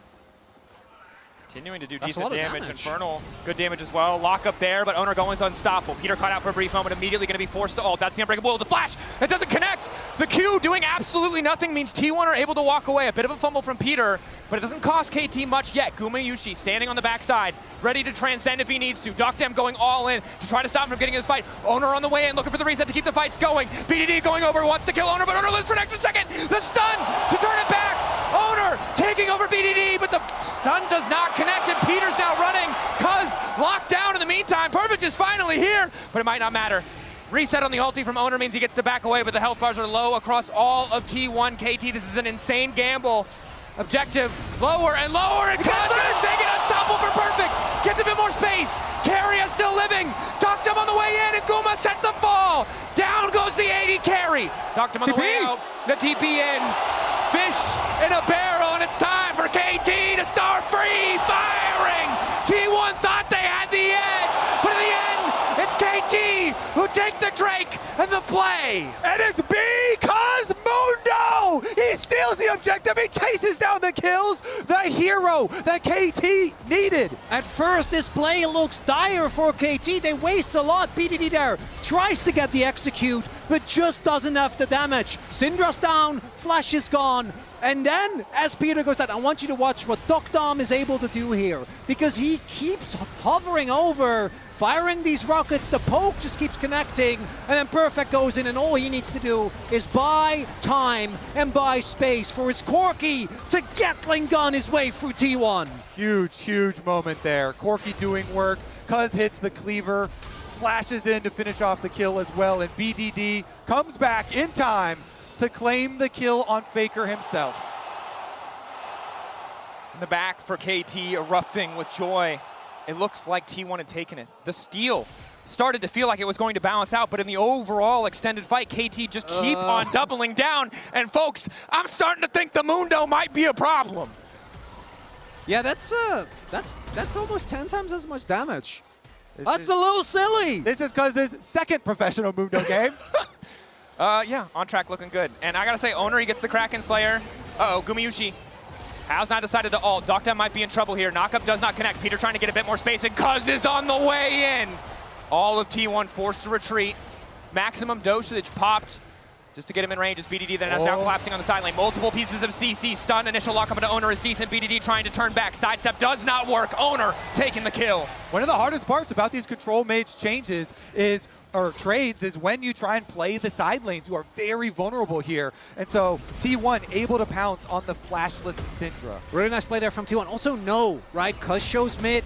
Ult obviously felt like it wasn't going to do too much, just wanted to get to the fight as soon as possible. And I think shouldn't line up too poorly when it comes to timing. Level 2 of that almost available. But knowing that there is no one and that BDD doesn't have flash, Doran and Owner can fully commit onto the Syndra and take down BDD. And it's going to be BDD and Dokdom who have these targets on their back. Cuz very far ahead, incredibly difficult to kill. But BDD who's flashless, Dokdom who's flashless, really vulnerable to the potential engage threat that can come out from Owner or Keria if T1 can find these angles. For now, a battle of vision. We're looking ahead to the next objective. 20 seconds till that Rift Herald spawns. Both teams gold, nearly neck and neck, but a completed item for Faker is going to make a big difference. T1, if they can get backline access with Owner, Keria, or Doran, the fight is going to be really hard to play out for KT. BDD's position is going to be paramount in these fights. As in the last fight, he flashed forward, didn't find the kill, and it was the rest of the team that kind of bailed him out. Then got picked there as Cuz walks forward with no fear. Yeah, he has to let his front line do the work that they are built to do. Peter, Cuz, and Perfect.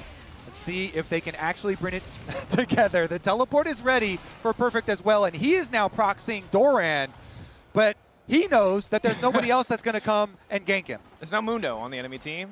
Scryer's Bloom used as well just to confirm that fact. Pressure in the mid lane in favor of KT means that they're going to get first setup on the Herald. Now there is still vision here from T1 if they do opt to contest. Oh, there's the TP, there's the flank! TP from behind, flashing forward, Carry's gonna find the knock on the Doctor, but Peter beautifully stopping the initial engage. Doran from behind, though, more than enough to knock down that 80 Carry. KT running. Huge TP flank, what? It turns into more! Peter, flash out, reset from Owner, unstoppable for a moment. Owner setting up for the angle, but he's not going to overcommit. Reset on the ulti, taking him out as T1 start the objective. And a big mistake there from the KT support. Dokdom getting caught, that's just a good play. Nice flank there from T1, but then Peter stepping forward and Cousin BDD trying to look for a kill on the opposite end. But with any of these Viego compositions, if you get the first kill, they just feel so good as Keria sets up the play here, and Dokdom has nowhere to go. And man, that deep ward value that allows Doran to teleport in for the flank, incredible. And Peter, that cow is in the wrong area. Definitely was. You could see how he had a bit of hope, a glimmer of hope. He peeled 2 people, but when the third comes in, when it's Doran on that flank, to seal the deal on the kill, to make sure that they get more out of that play. And gentlemen, Gumayushi, the one who's getting so much of this money, he's the one who's starting to get scary. And unlike the Sivir, this is a champion that I think has the mobility, the tools to really start taking over. You can see he's already getting the confidence to just step right up into Dokdom's face, even in the face of that Trinity Force. And Dragon is going to be picked up here by KT. Camtech definitely high value, but you do give up the topside turret. This gold lead for T1. Getting larger and larger as Keria not sitting on Peter, Smite. Hex Flash, Pulverize, knocks Keria back over the wall, and here comes Doc Dom. Down goes Keria. A little bonus kill on top of the Drake, certainly nice to have. I don't know what he was thinking. He doesn't have Smite. His team is playing the cross map, not really a reason to try and fish there. Doran spotted, eyes on the scout of the week. QE not gonna work. The Cleaver certainly hitting like a truck. Doran very likely to just have to concede this tower. So KT get the Drake, they get a kill. The Redemption now used as well, and it's on Doran to instantly delete this wave. It's working out well so far, but can he keep his life? TP's coming in from the side of T1, but it's just Faker and Guma off to the side. They don't have the tools to keep the fight going. KT going to respond. All of T1 now retreating.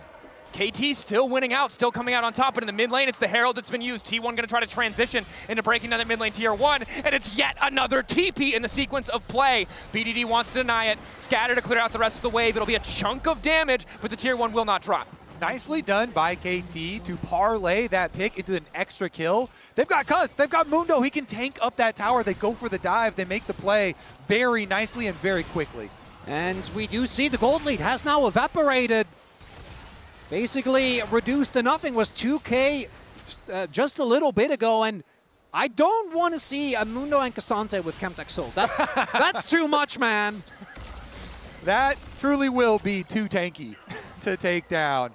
Honestly, though, Keria, like you were talking about, sniffing around the dragon, and KT actually turned that pick onto him into a lot of value here. A nice little bit of ballooning of the gold. See if they can actually push it forward, though. Faker in the side lane, trying to keep the pressure up.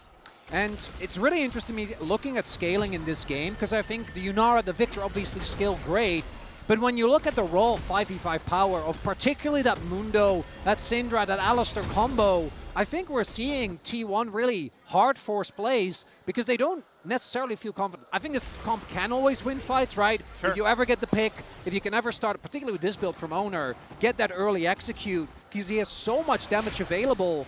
But you're front to back, trying to get past these big, beefy targets down the line might become a problem, especially if they keep stacking dragons. I mean, definitely could be, right? You're waiting for Guma to get more damage under his belt. You're waiting for Owner and Guma to be able to do work with these double Kraken Slayers, but they're so reliant on these major cooldowns. And if Perfect and Cuz are still standing when those ultimates are gone, that team fight is not going to go in your favor. It's 6 seconds now to the Otacon. We're looking at the bottom side of the map. The push in bot lane for now is in favor of KT.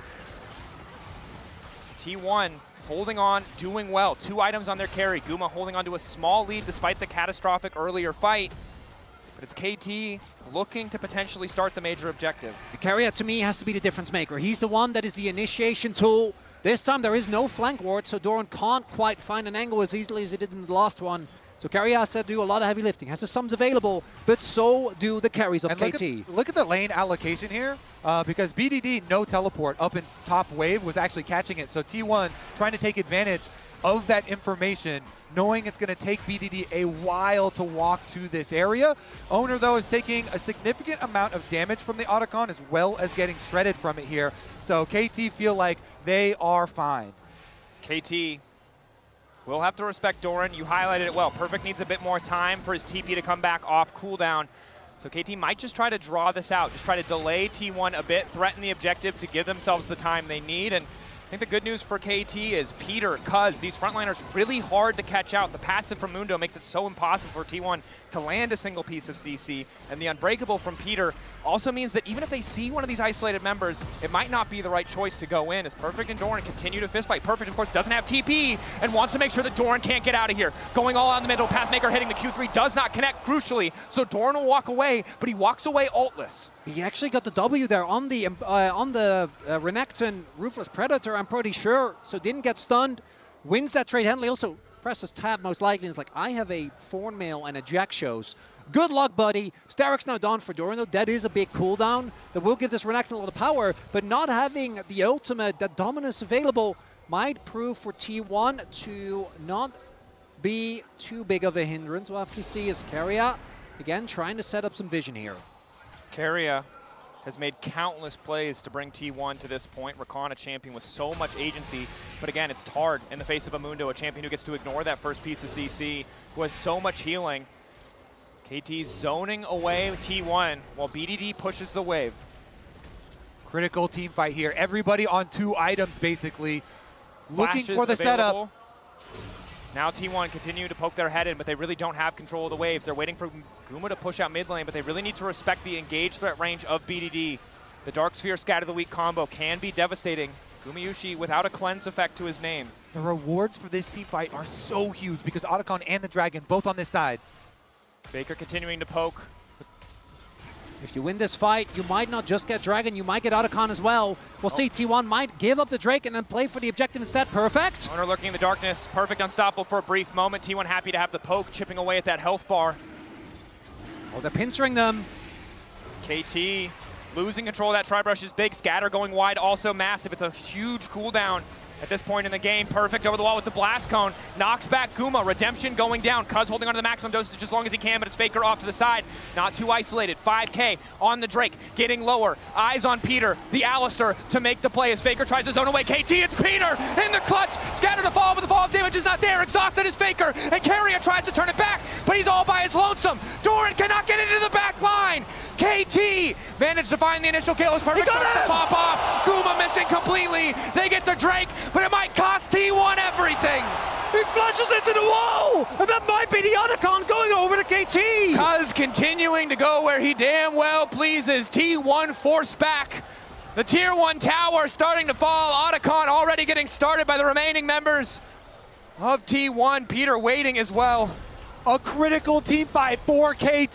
They don't care about losing that Dragon because they get the gold and they get the Otacon in the aftermath. I think that was critical that T1 made split calls here.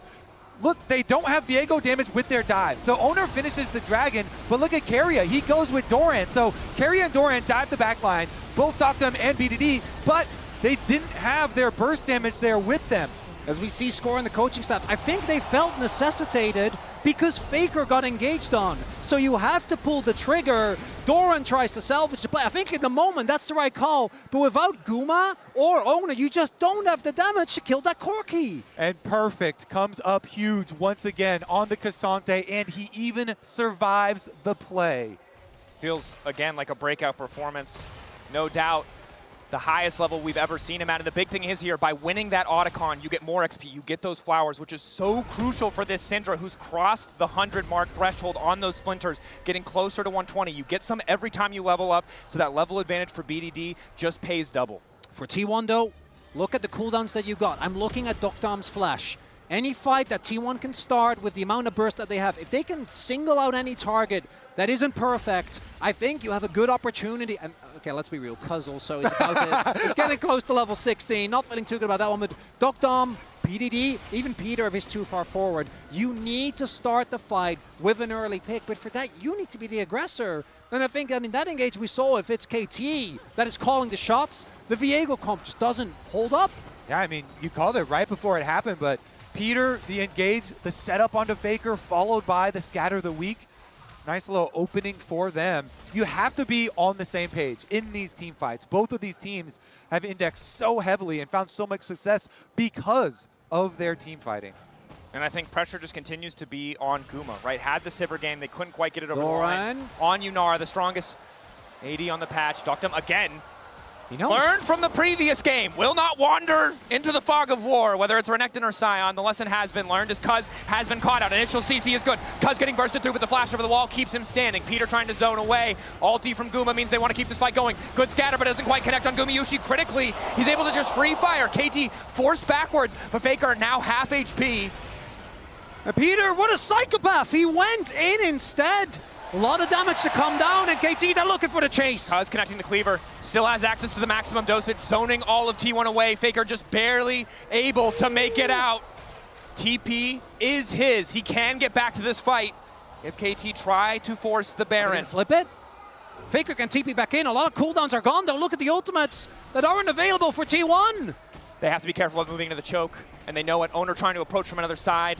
The potential for BDD to line up a multi-man scatter for it to end the fight in a blink of an eye is massive, but once again, it's the flank that they're looking for. But it's Doran caught out! BDD unleashing his power. Cuz using the maximum dosage as KT start to push into Gumayushi. He's all-less, he's helpless. There's nothing he can do. Mundo pushing further and further into T1's back line.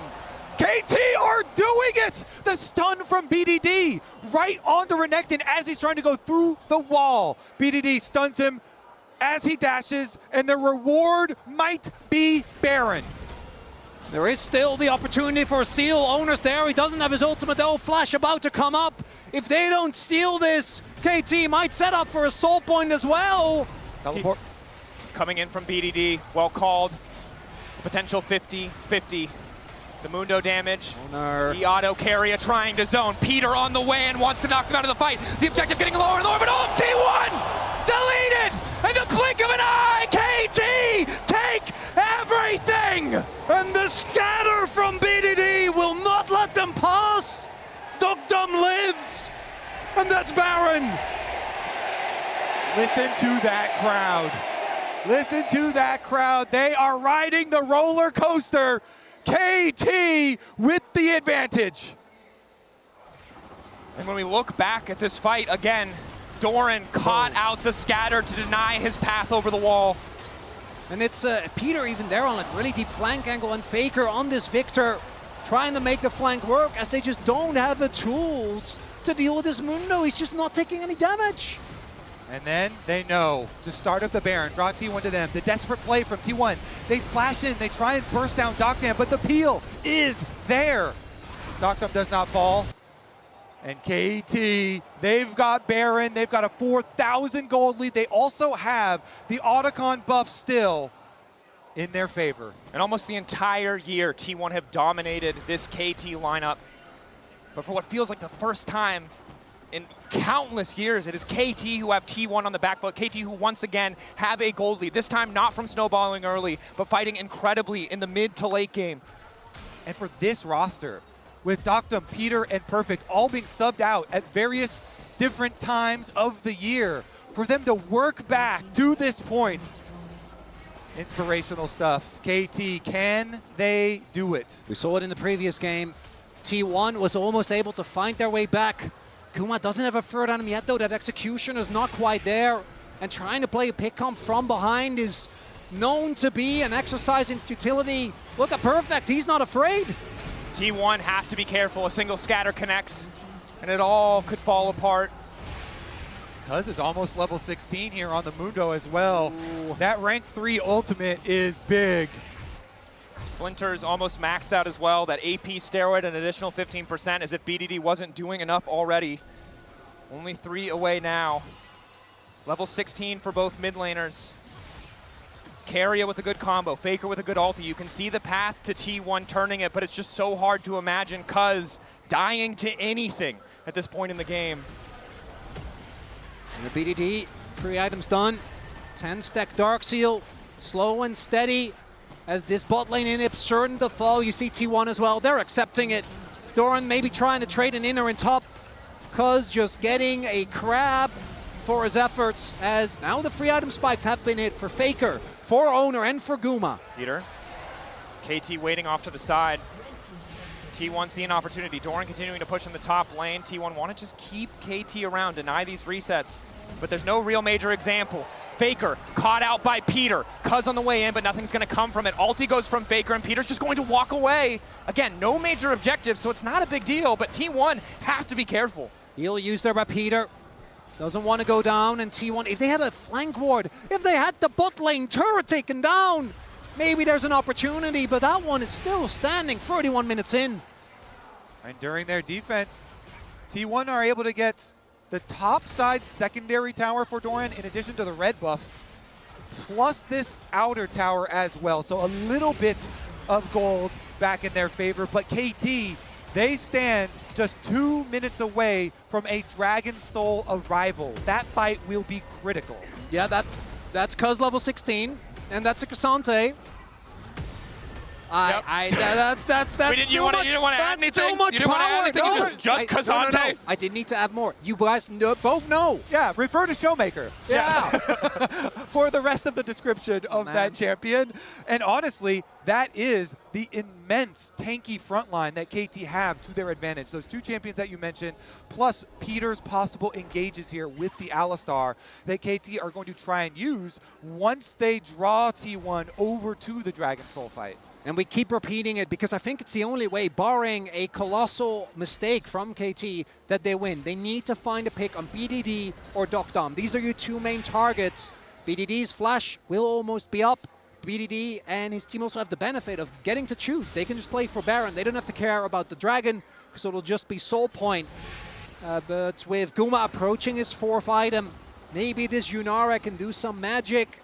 T1 have found themselves in deficits in a game like this. It was the 3 of us. JDG looked like they had them on the ropes, and they found the comeback as the TP comes in. TP from behind, they want to catch out Perfect. Perfect can try and use Doran as an escape route. Keria has to be careful, but Pathmaker already used means that Perfect is in trouble. Q3 back through, using Keria now to escape. Perfect on his way out. It's not the Rek'Sai, but once again, it feels like he's going to escape. All of KT looking to collapse. Eyes on Faker and Doran as Perfect flashes out to safety. That's the ulti used by Guma. KT pulling back, keeping Perfect alive. Doran wants to make the difference. Cuz goes in! T1 making it happen. Guma fails the flash. It stops the fight from going through. Doran getting whittled down. And in the end, it's Cuz again who refuses to drop. Peter with the CC. I cannot believe it. KT holding on as T1 in the end might finally get to the moon. No! Who comes out ahead? The scrap Faker trying to chase down the extra kill, but so is Cuz. I think the time has worked out better for KT here. Look, the jungler for KT is up because he is unbothered. He's about to secure them that Chemtech soul. 7-0 and 6. A back and forth fight. It felt like that T1 magic was coming through. All right. So they get the flash stun to get the burst damage on it, Chronicler. But this fight gets so scrappy as you see the carries that are still left up. Dokdom finishes off of Doran, but then Faker is able to get the shutdown. But it's the deficit that they're in that makes that close. In a normal situation, that catch just ends it. BDD will get caught as the Baron is surely in the eyes of KT on the precipice of match point. If those fights are coming down to that low of health bars, now with a Chemtech Soul, so difficult here for T1 to finish off kills this time around. Let's see the setup though. BDD throws the Scuttle Crab away. He knows it's a little bit dangerous at the moment. Not a single flash available on the Rift. Any misstep could cost T1 the game. KT on the precipice of match point, but we've seen T1 not out of this yet, no matter how strong Cuz looks. All of T1, though, forced to retreat. Again, the power of this Chemtech with a Cassante and a Mundo is a terrifying prospect for T1 to contend with. T1, I think they need the Infinity Edge on Gumayusi. It's going to be really difficult for them to buy the time for him to actually get that because KT can just threaten this Baron. You keep the map dark, you threaten T1 constantly, don't allow Gumayusi any time to farm, to catch up. They spot it now. Baron getting lower. T1 can't afford to let this get away from them. Peter just using the Hex Flash as all of T1 start to move in. Double Randuins to slow the approach of T1 if they need. It might come down to the 50-50. Peter trying to spot Owner to force him out of the pit. No smite for either support, even with the Spellbook, as T1 getting forced backwards. Maximum dosage still there for Cuz, crucially. Picks up the canister. Guma really starting to hurt, but it's not enough damage. Sterix is there. T1 taking a little bit too much poke. We'll see if KT actually want to pull the trigger on this or set up a bait. Eventually, T1's going to run out of the resources, but they do know with that ward. Bot wave pushing in the favor of KT. Crucially, if T1 take a fight and lose, KT will immediately end the game. T1, the pressure point is on them. KT have baited them into the trap. Peter from the darkness, finding Doran, but not the ideal carry as Guma and Faker are still untouched for now. Gravity field to lock them up. Maximum dosage. Cuz getting lower, but still living. The Mundo refusing to die, and Gumayusi drops. KT taking it across the finish line. Faker forced back. The bot lane open. The TP there for BDD. KT moving to match point. The KT roster coaster keeps going up and up. We're still not done. KT about to go up match point in the telecom war in the world's final.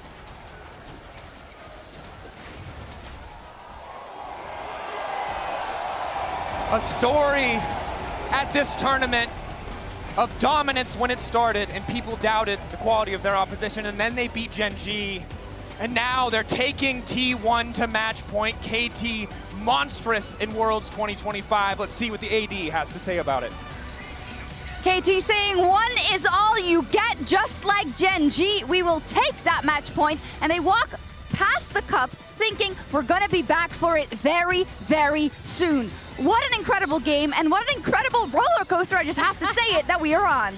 I mean, it's just incredible at Worlds for KT to be the team that's coming up big in these small moments where it's usually T1 that are always rising to the occasion. To me, this game came down to a couple of small moments, mistakes and outplays, and it was KT making the big ones. The magic of the World Championship is it gives the opportunity for players to shine. And for KT to perform like they are today is what we love to see at the World Championship. What a phenomenal performance. And I really want to dive into talking about these players. I want to listen to Emily first. How are you doing? I think the most, how am I doing? We'll leave that for later. Okay. I think the most important thing to me, though, is that it's not like KT have been flawless, right? They have made mistakes. It's more about how they then deal with it. How, like, especially like Peter makes a mistake on the L-Star, then he ends up being super clutch in a later fight. I feel like every single person on KT has kind of taken turns really stepping up in a lot of places, and that has made a difference. Yeah, their early games have been great overall, and we got to talk about this swag. Nuno.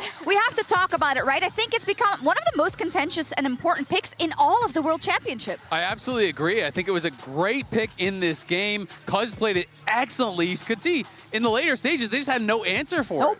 Yeah, they had no answer for it. And one thing I did want to point out, despite the fact that T1 did have the early lead in this specific game, we'd previously covered KT's early games, KT has been scrapping a lot early. That was the 100% warfare stat was the feat of warfare. And I love to see this coming out of KT, just that kind of aggression. I do as well. And Azale, we were talking about it before, but this is the World Championship final. This is when people make the mistakes they usually wouldn't. And this is where people step up where you usually wouldn't expect it. And I gotta say, this last fight we're going to see, where T1 could turn the game. Guma fails to flash. Maybe it looks different. Yeah, no, it absolutely can be a series-deciding thing. I think it was a game-deciding play as we can watch this. Eyes on Gumayushi in this play. Faker got such a good chunk onto Dokdom, and they committed a lot onto Perfect.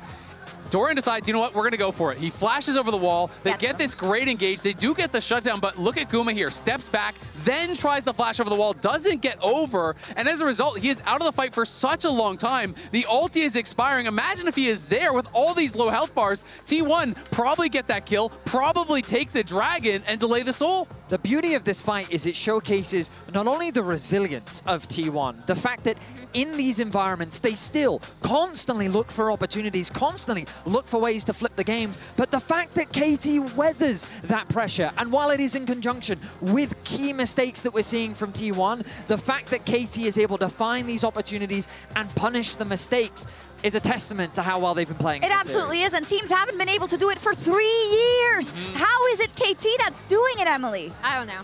I mean, they haven't won yet. I'll just say KT's MO is to kind of bring you up to the point where you're like, okay, maybe they can do it, and then they just, you know. That's what you told me for the semis. That's what you told me for the quarters. And it's what I'm telling you right now. And they are getting closer and closer. You have to give them the credit. They're playing incredible. I believe. There's a lot of stats so that we have to look at, because Emily is saying that because there is such a long history of it not going the way of KT in those telecom wars specifically, right? And not just losses, often like a reverse sweep or pushing you out of Worlds contention. They all hurt so much. Yeah, and speaking of resiliency, I don't think there is a team that's more resilient than SK Telecom. Now T1 over the years, as we kind of see the Telecom War finals history, because it's only the 4th time they look rattled. I'm just going to say it. Some of them look rattled. It doesn't feel the way it did last year. I mean, well, this is the thing, because I just can never count T1 out in these positions. Because, as you rightly said, they've been in this position many times before. Even at this World Championship against AL, they've been pushed to the brink, but T1 are 6-1 when down 1-2 at Yeah, Worlds. but Mundo was up. I mean, Mundo is no gone. secret Mundo for Oner this time around. But for me, like, Cuz has been such a superstar in this series, and I can't do anything more than sing his praises for how spectacular he's been. I mean, no one can argue the history obviously is in T1's favor. They have won so many times in Telecom Wars. They've showed up in these big moments so many times, but it just feels different because KT does feel like they have the magic on their side this time around. It only has to happen once. The history doesn't matter. No, you take them all. You don't care if you win the World Championship here, specifically for these players, right, Emily? And that's how I want to kind of go into this break and go into the next match for a player like Perfect, who everybody counted out, a player like Peter, who had a bad start and then completely turned it around. They are rising to the occasion. Yeah, I think the tag of like Band of Misfits is very appropriate for this team, right? Like, no one expected them to do particularly well at Worlds. Like, I didn't think they were going to be incredibly bad, but I also definitely did not expect them to make it this far. And a lot of that was because of so many players we did not expect to be performing as well as they are. Perfect. I want to shout out Peter as well. Those two stepping up in this game. Also to get here has been fantastic. They have it in the palm of their hand, but we saw someone on screen a second ago who's heard that phrase before uttered about his enemies, his nemesis on the other side. It is 1 and 2 down for T1, but you can never, ever count Faker out. I hope we're going to a game 5, but maybe KT just do it. They'll have to earn it. Play as Faker tries to zone away. KT, it's Peter in the clutch. Scatter the fall, but the fall damage is not there. Exhausted is Faker, and Carrier tries to turn it back, but he's all by his lonesome. Doran cannot get into the back line. KT managed to find the initial kill as Perfect starts to pop off. Guma missing completely. They get the Drake, but it might cost T1 everything. He flashes into the wall, and that might be the Otacon going over to KT. Cuz continuing to go where he damn well pleases. T1 forced back.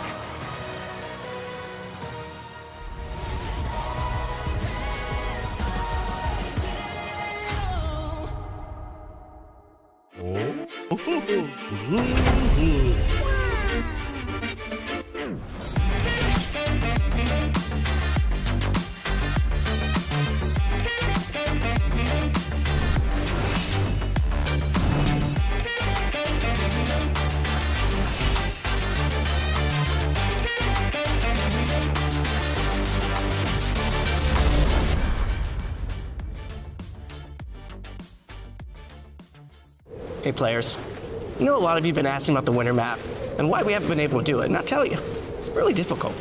Our tech and tools need some work. Hand painting everything in the map itself is a lot of effort, and not to mention there's gameplay clarity. And can we just talk about how even though it's winter in the northern hemisphere, in the southern hemisphere it's summer, and isn't that where Medler's from? He's from New Zealand, right? So I don't know if we're gonna be able to pull it off. But you know what? Because you really asked for it, we're just gonna do it anyways. Winter map is coming back, everyone.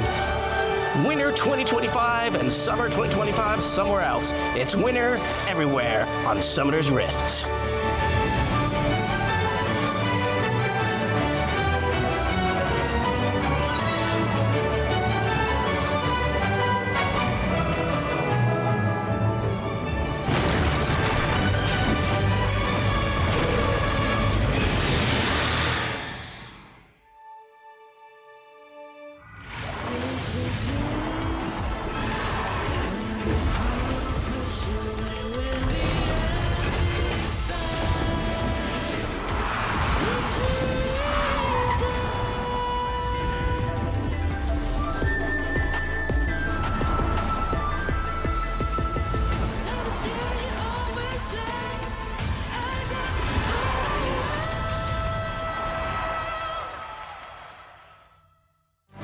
Players in the world are here. They can just burn this one down. Oh my god, forward by 9! You are going to see them like you've never seen them before. Rocket Will as the Arcane Storm doing so much work, and Gen G, they are just going to ace them. 누굴 만나도 이길 수 있다는 자신감 정도로만 생각하고 있습니다. Gen G, the EWC winners. Locking down the Drake is now You're in decent position. Double Break down my walls, but I won't rise again. Cause I stand tall in my environment. How could I ever close my eyes and stay silent since they try to take me down with their violence? Oh, they go back in. Becker flashes in, and down goes Knight.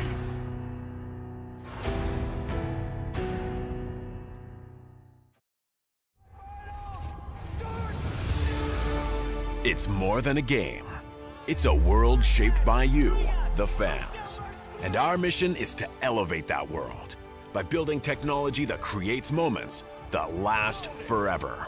That's why we're joining forces with League of Legends Esports to transform how fans experience live events on the global stage.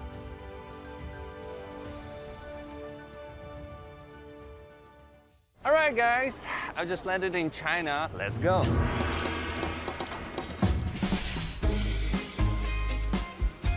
Play the local way, pay your way. Have you ever seen the Great Wall at night?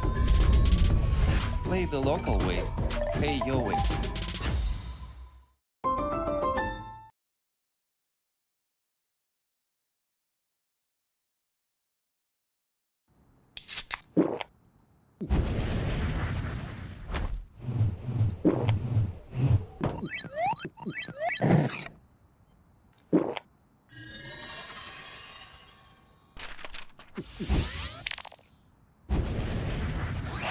Red Bull gives you wings.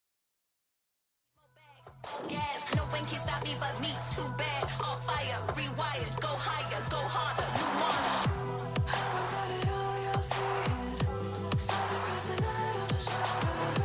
Ain't no more time to be it. I'll take anything you throw. You can't take me down. I'll go higher. Our future is now. World's on fire. Set it up all night over, singing me on the shore. You can't take me down. I'll go higher.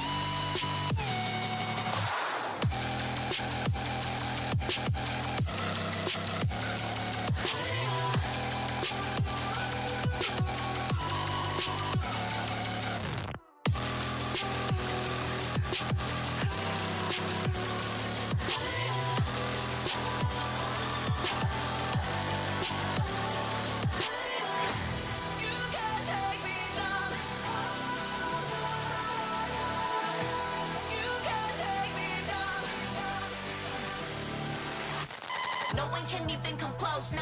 Counting up money, collecting bodies like Tada. And chicken trying to catch it to me like, ha ha. Better stop playing with your one life you got, Stars across the night of a shoulder. Ain't no more time to be it. I'll take anything you throw. You can't take me down. I'll go higher. Our future is now. World's on fire. Set it up all night over, singing me on the shore. You can't take me down. I'll go higher.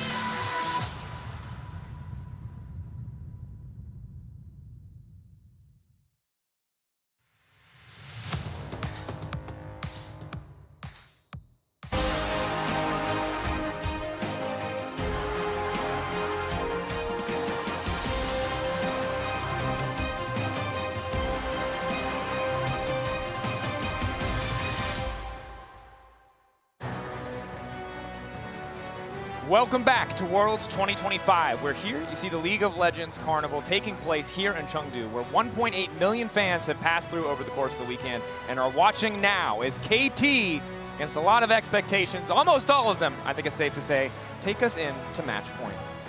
They have been playing so incredibly well this tournament. They have still only lost 2 games the entire tournament.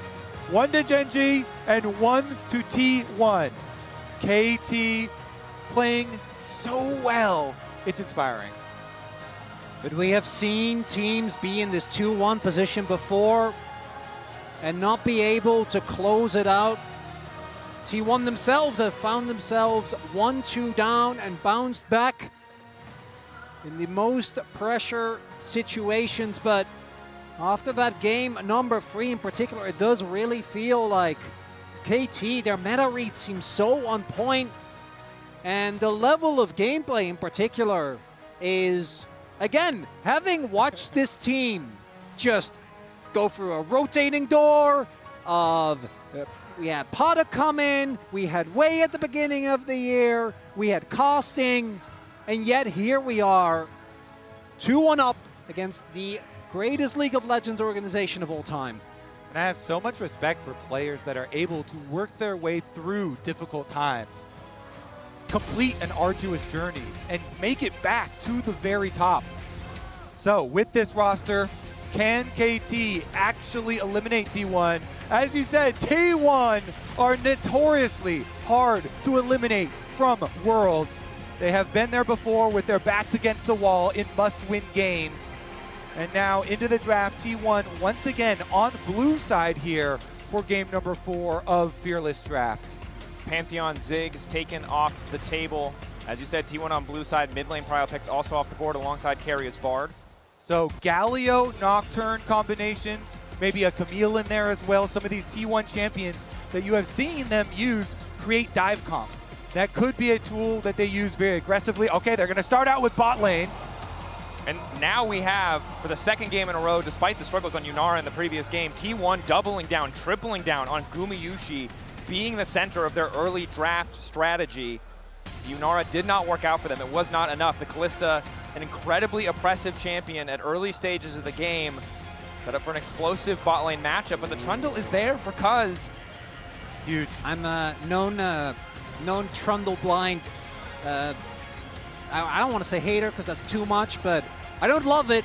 We'll see though, Cuz thus far has earned the confidence in this tournament and is really good into Kalista, being able to slow her down and make sure that she doesn't get the space that she so desperately needs in fights. This is also, again, there's a layer to this, right? There is the fact that Docdom had a great Kalista game against Gen G, but he might now be picking up the Caitlyn here to try and fight for that bot lane prio. And this is a very powerful siege combination. Trundle pillars with Caitlyn pushing early, assuming that Peter is actually going to play a bully support.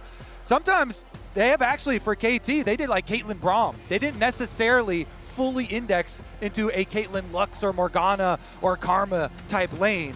And so they definitely have some options still open to them. But I do really like siege comps and an extra range there with Trundle because you can make use of that pillar. But here is the Nocturne that we were talking about earlier, does get locked in for T1. And I really do think those combination comps are going to come through for them with the heavy dive. You get Carius Renata here, he's going to have a big one. And for lane, that feels good. But Renata, blind can get punished. Obviously, the 2v2 is absolutely devastating. And that's why T1, I think, have really struggled in this series. It feels like KT's early game has been better. Almost all of the times is BDD going to be blinding Cassio or playing Cassio into what is already such a short-range composition. Is going to be feeling impeccable. And it was this pick that got KT over the line against Gen G. It was, and now against an immobile support like the Renata, luckily has the Kalista to bail her out, but the pillar is a massive threat to any immobile champion, something that has to be respected. With the Caitlyn, with the Cassio, getting grounded by that miasma, having a pillar placed behind you means there is no chance for escape, but T1 bringing out a lot of comfort, bringing out a lot of power here in the first phase. And you can protection ban the Galio because you third pick this Cassio on red side. There you go, and you can whittle down on even the few options that Faker does have left. Those combinations that we're talking about for the Camille, Galio, Nocturne just will not be there. I like the Ornn though, as far as the ban, because you know that KT have very strong scaling and are building towards that big team fight. And it feels kind of awkward because normally what you'd want to do into Casio is outrange her, right? Go for something like the Hui, which we've seen a decent amount of. And I think it's okay, but it doesn't really synergize that well with the Nocturne, right? You'd rather play something that can actually dive deep, that can go in aggressively, but trying to play any dive into Casio, into Trundle, into Caitlyn just doesn't feel great. And there you go. KT, they say we're not even going to take that gamble. We don't care about the comp mismatch. We want to protect BDD with 2 bans towards Fake. 4 in total here, setting BDD up for success. And we knew in a world of Fearless, depth of champion pool was going to be incredibly important because getting that wind on Mundo. Owner not able to find that wind on his Viego. Now we're seeing 2 more conventional meta picks get taken off the board. KT feels so set up for success here. Faker's champion pool so heavily diminished. I gotta say, I like what I'm seeing from Score. He is a legacy player for KT. The organization really has relied on him over years and years as player, as coach, and he's setting them up again. Oh my goodness, is it gonna be the crank? The Blitz. I don't like the Nautilus matchup into Renata. Feels nigh unplayable, but Blitz is a different story altogether, Peter. Top Kench. Okay, an answer into the power that this Nocturne can bring. Denies a lot of the dive. Yeah, exactly. He knows that they're going to round out the rest of this comp with more dive, so preemptively grabbing the Tom Kench. First Kench that we've seen this tournament as well, and it's perfect that he's going to get the counter pick. What is Doran going to go towards? That is a Doran Classic certified. Was Banger. one of the pivotal points as I was thinking about this. Yanivia locked in. Obviously a champion against champions like Trundle and the Tom Kench. The power of that ulti to really slow you down the walls against a Casio can be devastating. What is it going to be for Doran? Ornn is on, Yorick gone. Often we see these blind picked. And gentlemen, it feels a bit scattered from T1. Yeah, it's still got to be the Gragas. They round it out. Okay, it is a bit versatile. Honestly, though, I'm favoring the KT side at the moment, and they get counter. Okay, let's all take a breath. No, we're not going to get baited by offers. No room for breathing. No. Mordekaiser. What is he going to lock in here? Perfect. What's the R5? It is interesting because Mordekaiser is a champion that can still split push even when faced with Nocturne comps. True. So I do like it even when, T1 have ways to attack side lanes, with Nocturne and other people joining, it is something that can still always have threat there due to the Mordekaiser ultimate. I will also just say, in terms of ease of execution, there's almost no reliable hard CC on the entirety of this KT lineup. They're really going to need to have full map control, be better on the setup, because on the opposite side, you have these walls that can catch people out that matches the one piece of CC that feels like could do something for KT, which is the pillar. You've got the stuns, you've got the Renata, the Gragas to potentially set up these plays. Huge, I think, burden on Doran to be the guy who can make this happen. And it was 2023 Spring Finals where Doran had a truly majestic performance on the Gragas. That was back then into T1, to which this day in the LCK, there is a discussion as to whether or not he was robbed from MVP for how good his Gragas was, and that is with match point for KT, what T1 decides to trust him with. KT on the cusp of winning their first trophy in their first finals after their first semi-finals. An unprecedented run, but they are going up against T1, the greatest to ever do it. A team hungry to find redemption for Faker. 2015, 2016, denied in 2017. This roster wants to be the first to make the three-peat happen. The ever-elusive three-peat. And as you say it, Carrier flashes the Faker emotes. See if they can actually do it this time. T1, of course, they have to approach this as one game at a time. Every single game must win for them to extend the series. Every play critical, including the level ones. Faker trying to move away. Good damage going down on Owner, forcing that early flash out. You have to be terrified now because Cuz is going to start to take over in the jungle. Yeah, Trundle definitely can go for invades and look to punish flashes. Yeah, PJ Trundle with a flashless Nocturne, definitely big, as we can see. A little bit of a trip down memory lane. It's T1 as we keep saying, in case you know, maybe you just tune in, maybe you're like, what's all the ruckus about? Have had so many ups and downs, and in this modern era, it's been the four-man core of Owner, Faker, Guma, and Keria. We've had Kana originally in 2021. We've had Zeus in 22, 23, and 24. And now Doran, as they find their backs against the wall. And how fitting is it that it's KT Rolster that stands in front of T1 now, when it was T1 in 2013 that went over them to go get their first Worlds title. See if they can do it. Okay, Owner, no flash, but it doesn't matter. He can still clear as Nocturne. You want a full clear at least 2 times. He can beat the jungle camps. Yeah, and then... You know, he doesn't need flash. Yeah, just clear in peace, and then your flash will be up in no time. That's how you look at it. Definitely a good luck is BDD is going to be the first to get to level 2. Neither one wants to be too aggressive with their cooldowns. Obviously, if a single Noxious Blast connects, the potential for BDD to just run Faker down is very real. Nice handshake coming in. Immediate barrier coming out from Docdom.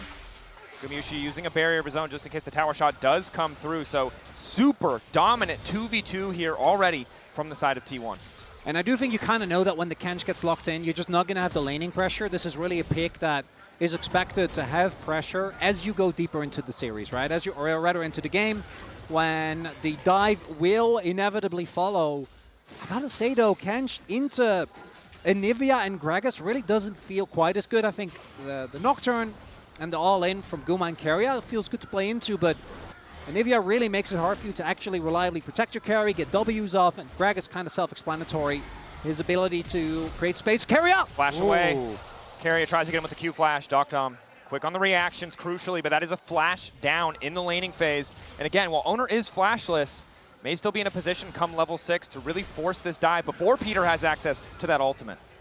Big for this T1 bottom lane that T1 want to play through their bottom lane here with this comp, this Kalista, Renata, Nocturne trifecta that they've been able to get for themselves. And it is going to mean guaranteed bot side Scuttle Crab with the early push there, and the ward as well from Doran, who took his time from top lane to go ward the second one. So they'll know that this time around, Cuz has done the same thing he did last time, where he did the clear into recall and then look for the crab. I do like, though, you see, even though Nocturne isn't necessarily like the #1 dive champion, all the precautions are being taken. Cuz actually hovers there to see if they go for the crash, or for the dive on the first crash. Docdom's still going to be substantially behind, though. Force the base, and the early game going the way of T1 here in this 4th game. Kind of double value when you're able to shut down that Caitlyn early game that so often is incredibly impressive. Now, though, on the top side, Doran may have to be careful. Good awareness, though. They should and know. See the potential gank coming, knowing that there's really no play on the bottom side to be had for KT. Early stages of Mordekaiser versus Gragas, not too big. Plenty of sustain on the Gragas, no problem. So just a farm fest up there, as both junglers will go into their second re-clears. It's going to be a little bit quicker, of course, for Owner because of Cuz's little altered path where he goes for the quick recall there. And we'll see once again when the Nocturne does end up towards the bottom side of the map. Currently, though, Keria and Guma at least hovering into the fog of war, then going for pretty deep recalls. Are seeing Faker taking not the best of trades, but not really botted. Has his egg still available. We'll see if Cuz can make something happen. Might look here. Has his Raptors just now done. Making his way over. Even getting a summoner or getting the egg would be big. Faker grounded. Cuz on the way in. Good wall to force the disengage. But BDD full committing even though he has no mana. They do manage to get the passive out of Faker. Cuz full committing. Peter on the way. The tongue lash there. They want to get the kill to BDD, but it'll go to Cuz in the end. And what could be the deciding game, KT, they send all resources again towards mid lane to BDD to make it happen. But it's Cuz that gets the kill again. Now we saw how that benefited them as T1 wanting to look for the punish here. Keria and Guma are powerful. They move in with the heal. A pillar to immediately block them out. The 50-50 goes to Owner. Flash away from the handshake. Is Peter barely able to make it out alive. Good recovery from T1. And he flashes for that. He's like, no, trust me. I got this. Takes the wheel and finds the 50-50 steal. Sometimes you need inspiration. When your team are backs against the walls and you just lost out first blood mid, you have to come up with some really big plays. And throwing it there, throwing the flash for the flip, getting it for Owner. T1 get the objective, and now they've set up Dom in the mid lane, but Peter a little bit late. You can see how while BDD was comfortable in that 1v1, it's so difficult for Dom. If a wall had appeared just a little bit more behind him, he very likely would have died like the one we're seeing here. Luckily, Peter is there to cover. Knockup will not connect. Nice initial stun from Faker. Procs the phase rush, will back away. Doesn't have any damage under his belt yet, or that could have been a lot more concerning for the side of KT. It's nice, you know, you get a little indicator for where you need to throw your stun. As Cuz will be able to maintain this lead thanks to the kill that he got. Owner about to hit 6 though, and that is going to be when he comes online is perfect. Perfect, flash away. Doesn't want to risk going into the Death Realm just to come out a few seconds later on the wrong side of a wall from Faker. And I do really love when people play goofy skins in very high stakes matchups. The Gragas burp, a classic. All right, so much tension though, so much riding on this game as we get the swaps back out, and KT opting to send Caitlyn up to the top side of the map, whereas Guma and Keria have full priority here, trying to push in on BDD's Cassio. And looking at how the early game setups are going to go, it feels like who gets to the objective first, right? If you're able to use the priority in your lanes, use the priority of this Guma Keria lane, with the Kalista Renata, you're able to turn that into vision, and you're able to pick off members from KT as they rotate over. Because the pick potential is amazing. Turn off the lights, displace them either with the wall or with the Gragas. And there's a lot of damage available early on to take down these targets for KT. Again, it feels like it's going to come down to what can we find in the team fight. Yeah, an excellent lane assignment from T1. Again, Faker easily able to wave clear, even in the face of the Caitlyn, Tom, Kench. Good lane, mid lane control from Keria and Gumayushi, and now Owner walks his way up top side. Immediate 3 grubs secure. T1 continuing to stack the objectives that they need in this game. Using Guma and Keria, their priority nicely. They rotate over from mid lane to the grubs, up to top lane, and want to keep that pressure on. Hey, they got the first dragon as well. You know, the way in which they did it was high risk, but ended up working out. All planned. Oh, I mean, Owner knew, you know, otherwise you're a Nocturne that uses his flash for no reason, but he trusted his smite button. And they know that they are going to need to continue to stack those objectives. So we'll see if the emphasis on the earlier Dragon Soul for them does come to fruition. Kalista, of course, looking to be a snowball. Ooh, and I do love that it's Dom playing that Caitlyn skin from DRX. The last time that T1 lost in the finals, it was against that team. As Faker should be fine here, but his prio is continuously maintained. And look at the top side. T1 keeping these waves shoved in, and plates will be their rewards.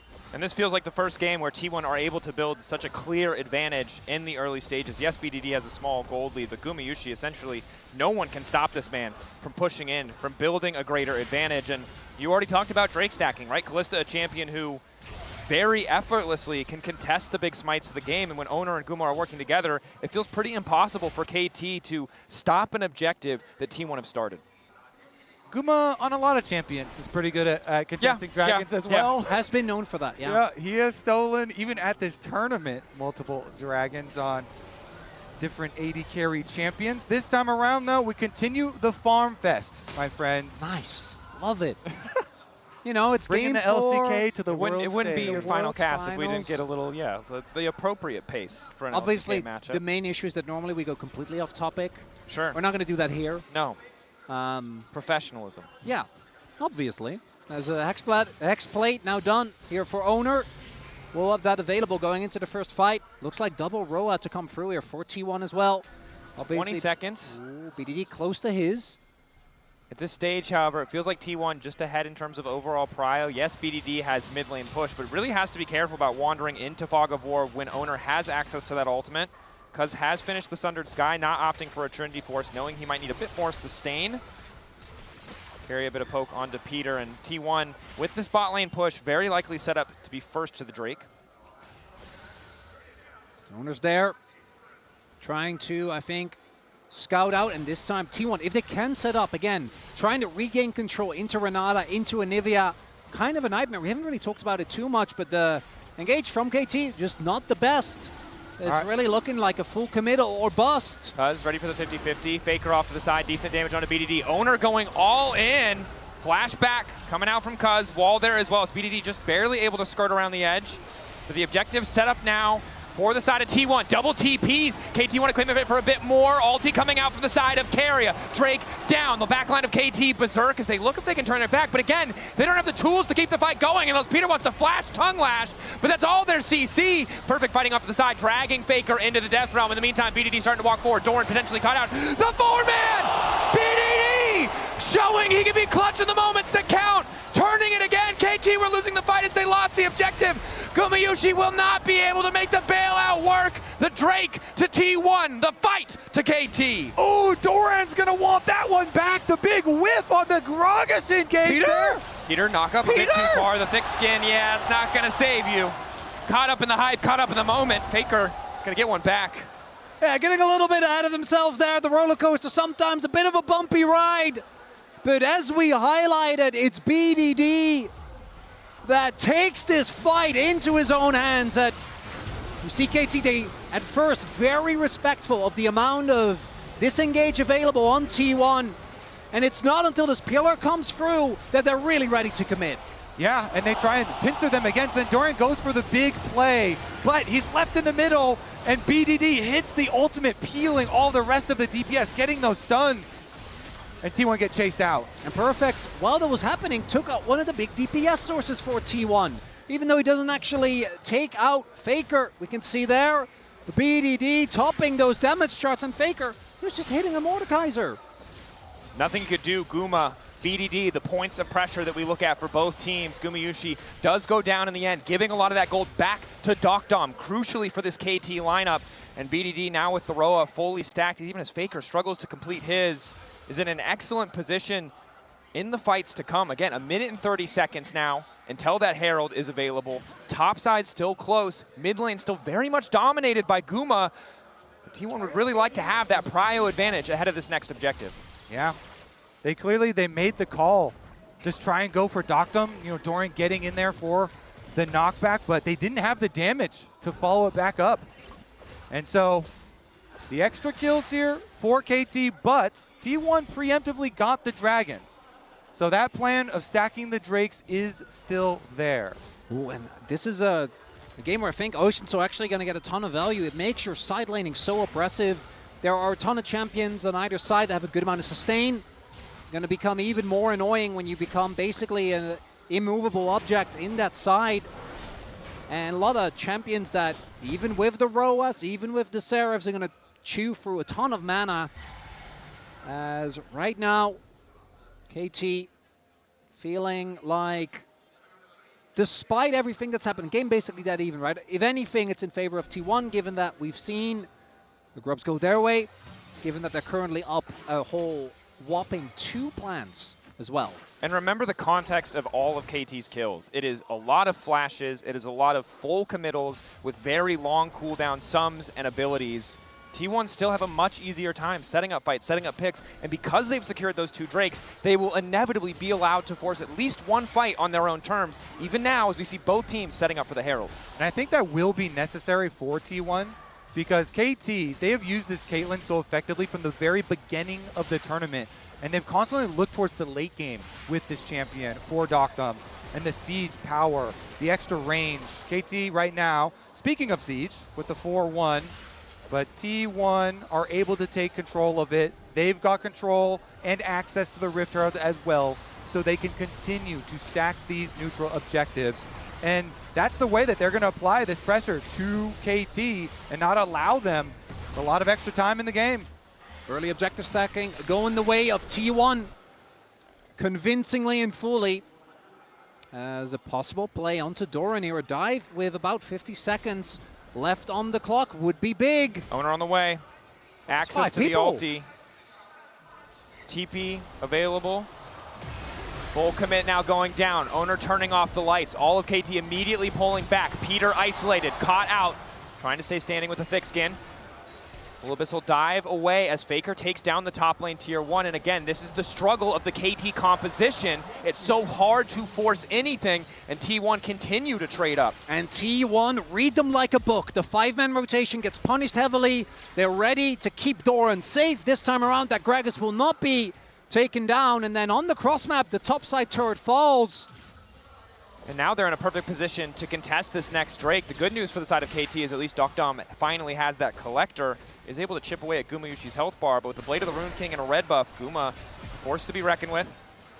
KT poking their heads, and they don't really have the vision, but they do have a ward on the flank if Perfect can find his way in. We'll just take the more conventional path through the mid lane, however.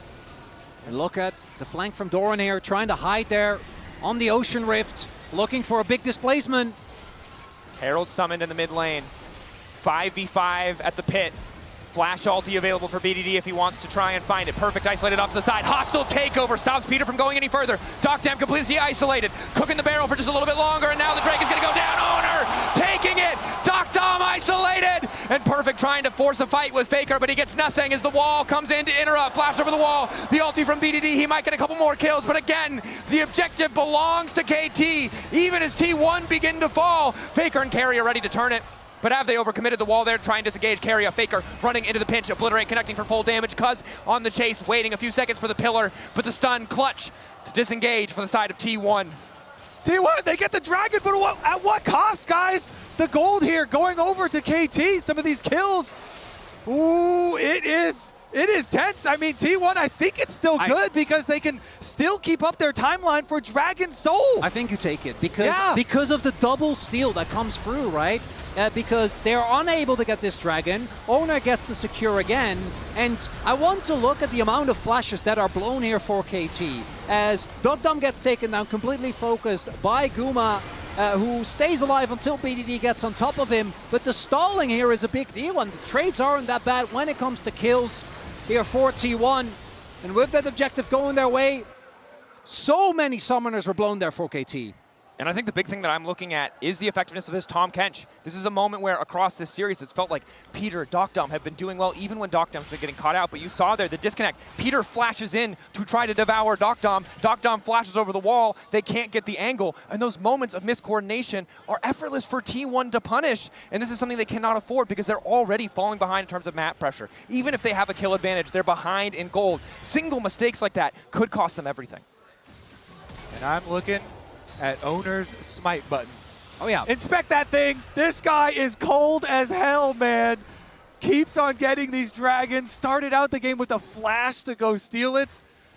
Can he do one more? Does he have one more in him? And started off the game without a flash to speak of. When it comes off cooldown, he flashes to steal it. And again, this is the member that we've heralded on this T1 lineup as the most consistent point. Being clutch around these objectives is crucial because now you see the runway, you see the path to victory. The Otacon, the Soul, stand in front of T1. In 2013 OGN Summer, those telecom wars going the distance. Will we go the distance here on the World Final stage? If we start a Twitter poll, can we ask for Game 5 blind pick? I'm down. It's a throwback. Let's get double Zeds, double Shens back in there. Fearless Game 5 blind pick. Run it back. We could do that, right? It's fine. We have that authority, I'm sure. Yeah, certainly. Absolutely not, for anyone concerned. 5 flashes have been blown by KT, and that does mean that I expect T1 to maintain prio in these lanes, because not having flash means that you're much more susceptible to a Nocturne showing up and taking your lunch money as Owner. We've seen him and Gumayushi often be the deciding factor together. As KT, they might just full send in on Otacon, at least to get the TP out of Doran. Understand the gamble that KT are in because T1 are collapsing, and in the meantime, waves are being deleted. It's costing KT hundreds of gold just to be here. And if T1 take the fight, it might just cost them the game. Perfect has sticking around, ready to get them away. The ulti not stacked up. Perfect going forward just a little bit longer. The Death Realm to come out. Owner going to respond with an ulti of his own, turning off the lights on this team fight between both lineups. Gumayushi and Perfect in the Death Realm, and Guma takes those. T1 focusing on the objective. Cleanse used from Keria. Heal on the way. Faker finding a bit more damage. BDD isolated. Hostile takeover going to connect onto BDD. It won't have much effect as Cuz tries to chase Faker out. But Docdam, he might take Carrier. But it's T1 taking the Otacon. Guma securing the objective. And there it is. The second smite for T1 strikes again as Otacon goes their way. Oh man, that was a tense one. You can tell the call from KT, I think at the beginning, is have Mordekaiser just run at Owner and try and ult Owner. But look at Perfect getting kited. The Anivia does so much work keeping him at bay. Carrier as well, trying to help, trying to delay. And then as the ult goes down there, they kite it back out. Otacon resetting. They put so many spears into this Otacon. And I cannot think of a worse champion to pull into Death Realm 1v1 than a Kalista that has been accelerated. Unfortunate from the side of KT. Yeah. You see that they have the damage, that they have the items. They just cannot put it where it counts. And ultimately, that just means that T1 are even further ahead. 23-9, the score in terms of the petals. 1,000 gold advantage and 20 seconds until T1 are set up to take the soul. It's going to have to be a miraculous team fight here from KT, as they are second to the objective. And if this soul goes over, barring an Elder flip, T1's got to be feeling real good. Doran isolated for a moment. The miasma just a little bit late as Faker's off to the side. Good damage onto Perfect to kick things off. Cuz still eating a bit of damage. The poke from T1, a bit tough to deal with. You can see the pierce that lands onto Docdam, taking that chunk of health. Flash in, full committal to the fight. Pillar to isolate Owner, redemption to heal Faker right back up. That's almost every single cooldown burn. It's on BDD to try to turn it back, but it's a split fight. T1 coming from multiple sides, collapsing as Owner moves in on top of Perfect. Dorn has been isolated in the death round, but he'll manage to make it over. Flashback, absolutely jukes him. And now it's Perfect caught in a 1v1 with Faker right as he comes out. He is stunned, but he won't be taken down. All of T1 in the pit. The spears stacked, smites available. Faker's gonna teleport back. They're recalling Mordekaiser and the Anivia. The fight just continues to go. 6K getting lower. Docdam trying to get a bit of poke. Hostile takeover connecting. They don't have a cleanse. Devour from Peter is good, but it might not matter. Cuz continuing to move in. BDD waiting over the wall. The ulti is there, but they don't need to face him yet. The turn on to Faker isn't enough. 3K. Cuz in the pit. At the end of the day, it does not matter because it is Doran to get the soul. KT might be able to get the fight, but there's too many members of T1 standing.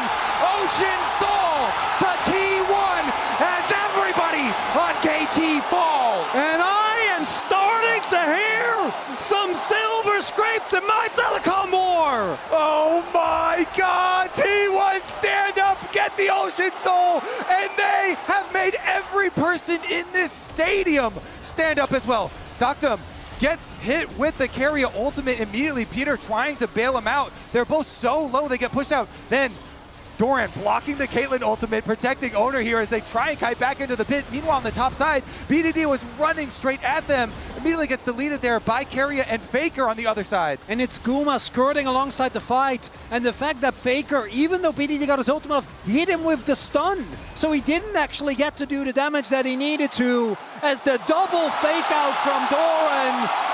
And the MasterCard prize at the moment of the game, Ocean Soul secured for T1. Plus in the lead up to that fight, Faker was kiting so well with the Anivia, and there was a moment where the Mordekaiser was trying to pull him in, but the Trundle Pillar also bumped him out as well. I mean, the annoyance of the late game Anivia, the kiting here that he's able to pull off, really created so much space. And T1 seemed to perfectly understand their strengths in comparison to KT's weaknesses. We've mentioned it countless times. We saw it in draft, and we've seen it be the bane of KT this entire game. They do not have good tools to force picks. So T1 get to stay in these fights at 20% health, 30% health, because once they see that pillar go down, they know there's no way anyone else is getting on top of them in the back line. Now, Soul in their favor, Flowers in their favor, 5K gold lead, and they're set up to take the first Baron of the game. And it's again costly when it comes to summoners for KT. And T1, call the T1 Baron. Gold lead's there, Ocean Soul is theirs. And KT, we'll see if they can make something happen. Owner and T1 have secured every single objective this game. Cuz moving in, but zoned away by the Storm from the side of the team. Berserk now onto Cuz, has to ulti. Owner using an ulti of his own just to try and disengage. Dorn, meanwhile, in the mid lane, happy to just continue fighting. Perfect going into the back line, looking to get taken down by Faker. He's in the death realm, but Faker's happy with the 1v1. Just in time, he gets out, and Dorn is there to seal the deal on the kill. KT desperate to get anything. They've already lost their top laner. The game rapidly slipping away. They're trying their best. to not let this game go to 5 as Doran still searching. No T1. flash for BDD, that crucial piece of CC and exhaust there. But Faker just waiting in the darkness. Guma stacking up the spears, the wall to zone KT away. Flash not there for Cuz either. BDD off on the side is going to use the ultimate. W in from Peter does absolutely nothing. T1, they see a vulnerable opponent. They know what they can do as they start to rip them to shreds. KT is not going to take a Baron. T1 reminding us why they are here, what they can do in a world final. And T1 ensure that we are going the distance. We are getting our full value out of this series as KT just cannot close the gap to T1's backline. The turn off of Baron to grab the kills, and now they will secure the objective. Here's another look at it. So Doran had just body slammed at BDD, and BDD used Cassiopeia ultimate. The rest of them can then chase through the river here. As you see, even with the Tahm Kench trying to eat him up, Doctam still has nowhere to go. The KT feel forced into trying to contest, know that if Baron goes down, game is as good as lost. And Peter, it's not an enviable job. You're trying to play engage Kench, and I've seen a single man do that well, and he's on the opposite side of the rift. We knew it was a gamble, and that plus the blind Cassio, I think, really getting punished so nicely by T1 in this game. Yeah, and the top lane difference as well. The Mordekaiser has not found a lot of value. He's getting kited a lot, and hasn't had very high value ultimates either. So we'll see as we progress in this series, if we progress, because T1 still have not done it yet. They've got the Dragon Soul and a 9,000 gold lead though, so they definitely should be able to. 20 pedal lead, they have Grubs. We haven't taken a turret yet, Kobe. They got more items, they got more money. Yeah. It's looking like a hard road for the side of KT. And now, but it's good news for us. When a comeback happens, if KT can make it happen, then it's something to be considered. Maybe a miracle flash, but it will take that miracle. And for KT, it's so important not to lose sight of the bigger picture. This is a game you could afford to lose because of what you won earlier. It might come down to a best of one, but you need to be at your best form for that matchup because this game is looking done and dusted. Owner pushing in the mid lane. KT can't really afford to split as that tower falls. The threat of T1 diving into their backline, a very real threat. BDD found a big play on his Yone in game 1 against Gen G to find a miraculous comeback, but this game feels so much more dire. About 35 seconds till we see that Elder come up. I don't even know if T1 really wants to wait for it. With 2 inhibitors, they can just decide to back off. No pressure on them. Owner waiting, hoping to catch out a member of KT, over eager, knowing how important it is for them to stop the Soul from going down. 20 seconds, a TP into the mid lane. Maybe going to catch out Gumayushi here.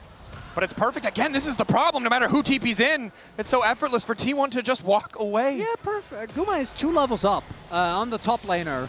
Cuz caught out, isolated, immediate subjugate to try and stay standing, forced to flash back. BDD in the darkness! 3-man! But it's Doran to try to turn it right back. The ulti is decent. Carry wants to turn it back with the hostile takeover. The gold deficit is just too massive. Even a miracle, even an incredible angle was not enough in the face of this T1 lineup. The triple, the quadra, T1 bringing us to silver scrapes. Guma lives the engage, and T1's hopes live in the grand finals. And the telecom war has never been this insane. World's Finals, Game 5.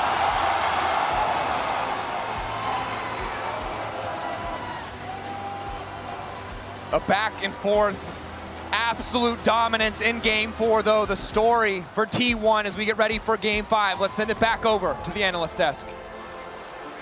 They're on it again, Dracos. That's what's happening. I cannot believe what's happening in front of my eyes. The fact that at every single objective, they look like they could lose the game, but somehow they secure it and somehow they stay ahead despite everything KT threw at them. I can absolutely believe it because I've seen this happen at Worlds several times and I've seen it happen to my team so many times back in the LCK and in OGN Champions. I don't think it was louder in this building than when Faker absolutely popped off on Anivia and they showed the damage numbers at 8,568. This entire place was cheering just for that graphic alone. We see Koma there. He's deep in thought. He, of course, has said before that 2017 is something I regret, right? Let's look at this. I mean, the players have got to stay locked in. We see them reviewing in that moment, and here is one of those critical plays. Keria pops out of the brush, catches Doctom, and even with Peter there to save him initially, that is kind of the fight, it felt like, decided in a lot of ways. It was so many tense fights that T1 just kept getting the better of KT in. So many of these moments, if they just swung slightly the way of KT, maybe things could have been different. But under this situation, to be down against KT, who's at match point, T1 are just too good. It's crazy. At playing from this pressure. Yeah, and I think the big thing for me that happened in this early game is that whenever T1 looked like they were in a bad spot, even when KT was coming out ahead in the fight, T1 had all of the objectives. Yeah. They were chilling until their Nivea just comes online and destroys absolutely everyone. And again, I cannot understate how strong of a pick Nivea was for Faker in this draft against what KT had drafted. It was very, very good. I asked for like a supercut of all the objectives just because we talked so much about Guma making kind of those mistakes in the game before that, right? And how at this level that does happen. But how does this happen every single time? Is that plot armor? I mean, it's kind of crazy. It just feels like they're able to step up in these big moments. I think Cuz maybe just barely didn't have his smite or didn't quite get it off. It was at 619. Owner flashes in, auto smite, steals it away. They had so many opportunities where you think, okay, they're finally going to get it. Owner gets in again and steals it. The soul fight was actually Dorian securing it, where Dorian went off in this next fight, Betty. It was really important for certain players to step up, and given that this series has been the Cuz show, Owner couldn't have picked a better time to show up in this series. Fantastic play around the objectives, and Doran, as you were saying, Azel, his scoreline was not impressive, but the impact that he had in so many of these team fights, like, it was truly phenomenal. It was, and I have to shout out BDD as well, right? Because he gets, just like on the Syndra, right? He gets a lot of four-man stuns. He gets in there with the Casio. He can turn the fight, but you just see at some point that with all the objectives that T1 had and the fact that they were up on the forefront, right? And they have the confidence makes that they just run this one home. Absolutely, and I mean, I think they're going to be regretting giving that man a Nivea. Yeah. Because Faker, it seemed like he played way better than he did last time on the pick, but also, we were talking about it in draft, Betty and I were talking through, hey, if you're going to blind Casio, you really do need to ban the Anivia. Instead, they elected to take away the Galio and the Hwei, which are comfort picks for Faker. With Faker, there's always going to be something up, but man, Anivia was crazy in this game. And while we look at the faces of T1, focused, calm, getting ready for the next game, we know that this is a situation where they've been in multiple times before, even just last year against BLG. For KT, I can't imagine the pressure that they must feel, the stress, given that you could be a single game away from lifting a World's Trophy, or it could be done and dusted just like that. I mean, it's basically going to be the best moment of your life or the worst moment of your life, right? And it's coming in 30 minutes. And we heard interviews from both of the bot laners from T1 where they're talking about the advantage that they have is the experience. They have been here before. Keria said, I wanted it too much. I was dying to get it. And I think KT is going to be as well. Yes, they are absolutely dying to get it. We'll get some time to talk on the other end of the break about this man, Emily, but also about the chances of KT. We'll be right back before Game 5. The fight just continues to go. 6K getting lower. Doctom trying to get a bit of poke. Hostile takeover connecting. They don't have a cleanse. Devour from Peter is good, but it might not matter. Cuz continuing to move in. BDD waiting over the wall. The ulti is there, but they don't need to face him yet. The turn on to Faker isn't enough. 3K. Cuz in the pit. At the end of the day, it does not matter because it is Doran to get the soul. KT might be able to get the fight, but there's too many members of T1 standing. Ocean Soul to T1 as everybody on KT falls.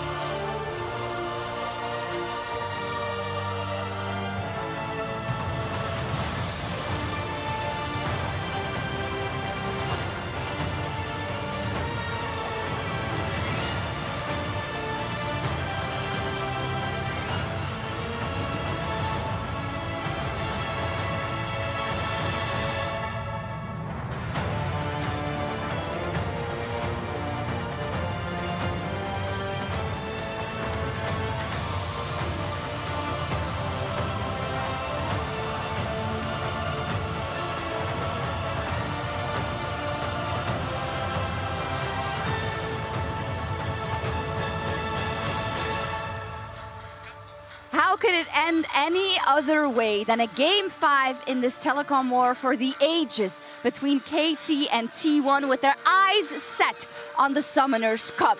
We have been blessed with the series so far, but now comes, Azael, the most important game of KT's career. Absolutely. I mean, you can really say for a lot of these players, their entire life has built to this one moment.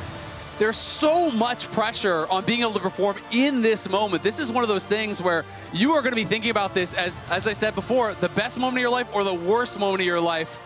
And it all comes down to how you perform in this next game. And that's why I really did like what BDD said to Cuz, right? Where he was like, it's just one more match. That's what it has to be for them. They have to be able to shrug off the pressure and play like it's just one more match, as we see their friendship going back all the way to 2017 Longzhu Gaming when they first started playing together. And the other person who's been here is Score. I don't know if that was necessarily the worst day of his life. Maybe it was the 2 HP Baron fiasco against Rox Tigers. But as the coach of this KT roster, I think they should also be looking to him, who was on the 2018 team. I mean, he's quoted this moment personally versus IG, who would go on to win the cup, as where they left it all on the Rift and they didn't do enough. And that's what we saw that he tried to instill into this roster. But again, this is when all the floodlights are on, right? This is when you've had time to think about it. And you know it's only one game. Only the best survive that. And if you want to look at some history, across the 9 full 5 games that these two organizations have had, it's 6 to T1 in Game 5s and 3 to KT. The odds favor T1, as has been their history. But again, every time we have to mention that it is the magic of Worlds that we love to watch. And on this day, history will be made, whether it is the 3-peat for T1 or whether it is KT who is able to upset the dominant giants. And BDD, who was in our featured matchup today versus Faker, how could he not be? And we started off the show by talking about the eras from Faker, right? And we have here his rookie era. I also want to say we have the actual final, but the two that are most important currently are these two, Azael and Fetty. Why? Yeah, I mean, it's the question of, is it that heartbreaking moment for Faker, being distraught after having lost the finals, he thought he was going to be able to take down. To me, this defined him because it showed how much of a competitor he is. Even though he had won so many world championships, you still got this kind of a reaction from him when he finally fell. But the beauty of modern day Faker is that not only has he found a way to, people will argue that back in 2015, 2016, this was his prime. But this feels like T1's prime, the era of T1. And today we could witness him doing what he couldn't do in the past with these players, marking his mark on history once again. Do you see it? The little Easter egg, it has 6 stars on the bottom for if it does come true. And let's just stand still with this for a second, right? When you talk about KT being almost at the top of the mountain and just needing to bring it home, Faker is on the other side. And often when we talk about Faker, we're not mentioning all the rest, but it's also so important for them, and they've done it 2 times before. But who hasn't, Azael? Doran has not done it. He is not a world champion. As I said at the start of the day, I feel like his legacy is the most impacted out of anyone on T1 by far. If he wins here, he can push aside all this narratives about him being an international choker, about him not being able to rise to the moment. And if he loses, I think people are still going to be casting aspersions on just how good he has been. Yeah, because he has been fantastic in this series. We talked about it in the Gragas game. We've talked about it in this series, how much of an impact that he has consistently tried to have. And I think he deserves such a massive shout out for his God. Imagine walking back on stage and seeing this, Emily, KT, looking at the cup thinking, it's now or never. Yeah, as we see everyone walking back on stage, both teams look pretty relaxed. That's good, right? Good sign. But that man, Doran, I think encapsulates what has made both of these teams, has brought them here, right? Because it's not that they haven't made mistakes. Doran, I feel like, has even made mistakes in this series, but then has overcome them to have fantastic plays, helping bring this to a Game 5. And I mean, we talk so much about T1 and rising to the occasion, but we also have to give that credit to KT in this series, because I think so many teams would fall apart with the amount of pressure that has been put on them when things have gone wrong. But KT has consistently played towards their rain conditions, played confidently, even down 12K in a soul. You see BDD flashing over the wall on Cassio, looking for that moment. and they have not shied away from the bright lights of the World Finals. I think we're going to be in for an incredible Game 5. KT are the almost men of the LCK. They've almost had their dynasties. They've almost been the best team in the world, but they've never been able to prove it. Today, they've demonstrated that they, at the very least, stand shoulder to shoulder with the greatest that we have in our esport, but they can do what KT have never been able to do before. And to do it against T1 would be incredible. Would be incredible, and is also the most difficult task that can be laid upon your shoulders if you are KT. Not just for the fans that maybe have become a fan of them during this tournament because of what they've shown, but so many, like the one here next to me and the one I can see there, Lore, who have followed this team for so long, for so many years, for so many heartbreaks, for reverse sweeps. You can undo it all for all of those fans. But on the other side stands T1 and stands Faker. This isn't their first rodeo. They've done this a couple of times already. And in Game 5s, they know exactly what it takes to win that Summoners Cup. Will it be BDD with his first after a life of longing for the Summoners Cup? Or will it be Faker's 6th trophy? Back to you. A damn good question. And it's important to remember that this World Final is unique. It is the first World Final with Fearless Draft. This might be the hardest Game 5 we've ever seen. There's never been a World Final with more emphasis on diverse champion pools, on mastery, on adaptability. You cannot fall back on meta staples or comfort picks. This is where you have to put everything on the table as we get ready for Game 5 pick and bans. This is also where you could maybe see teams take big gambles. We've seen teams try to throw off with KT picking blue side despite being in Game 5 of Fearless.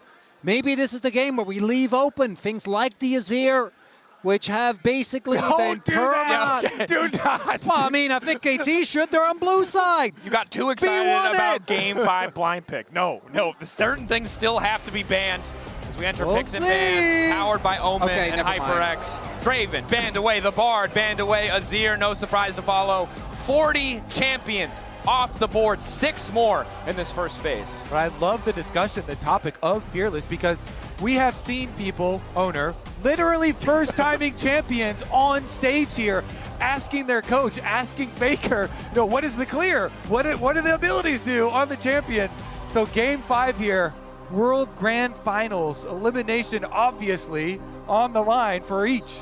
And so often, in domestic leagues, Game 5 of Fearless has meant scaling. Champions like Ornn rising to the forefront, knowing that it can come down to that backline hyper carry, making all the difference. So KT wisely eliminated a 3rd ban targeted at BDD. He's not allowed to play a single one of these champions, but what else does he have left in the pool? Akali, Aurora, LeBlanc. Okay, Ziggs is flexible. That could be a flex pick, but we assume it's Doc Dumps. Most likely going to Duck Dom here. Makes me wonder whether we're going to see some Maokai 80 or Ivern 80 mid shenanigans here from KT. Because normally what I'd be thinking about is BDD's Zoe. Has been one of his most iconic picks. Again, he almost dragged his team to a World Finals 4 years ago. Couldn't make it then. And now finds himself on the precipice of winning it all. And pairing it with the Ziggs, the classic for them, the sleepy bomb bubble. Was that fun to play into as the Pantheon gonna get picked up here for Owner. We're looking at things like what, like Nefiri, because I do think if you go Ziggs, you need a big AD threat. Kiana could be another. Zed even? Yeah. I mean, a telecom war Zed? Oh. The Galio, of course. Faker's Galio! Paired alongside the Pantheon.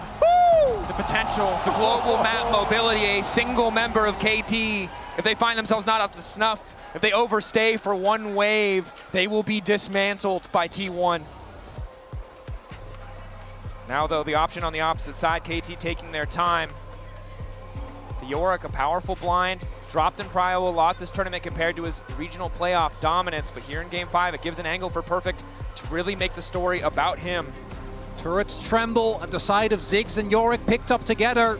And there is a fave being put in Cuz and BDD, their champion pool, as most likely top and bot lane are secured. Cuz and BDD keep hitting what they'll be playing. So he could do the Cho'Gath into the Yorick and chomp the Maiden. or they could drop Doran's pick if they don't feel that invested in that particular counter. Heavy debate. Every choice could be the one that costs you. But here we go. Game 5 finals. It's the Camille for Doran. The Camille Galio we were looking for in the previous game finds itself in game number 5. The crazy pick potential that T1 have drafted here. And I can only imagine that Docdom is like, why did we have Kench for this moment? As the amount of dive that's going to be there, going to be a big issue. And again, I'm looking at Cuz, I'm looking at BDD, I'm looking towards things like Zoe, like Vhagar, which is a classic pick. BDD has pulled out many a time.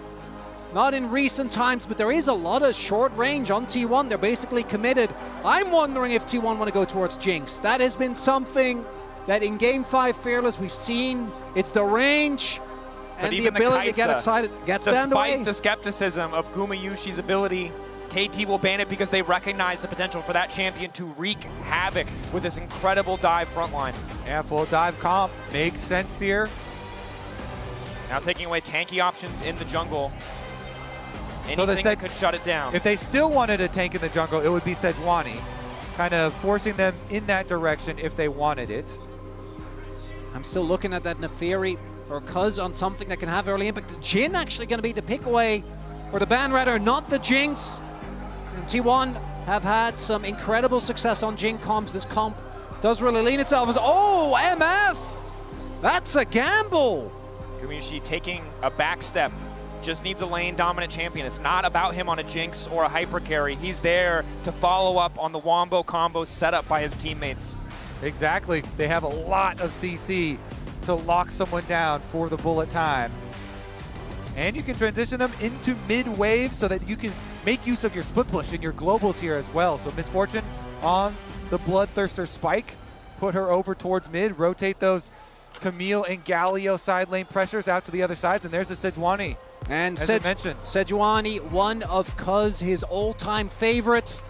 In 2023, KT, a team that had so much dominance. I mean, I love it into Galio especially.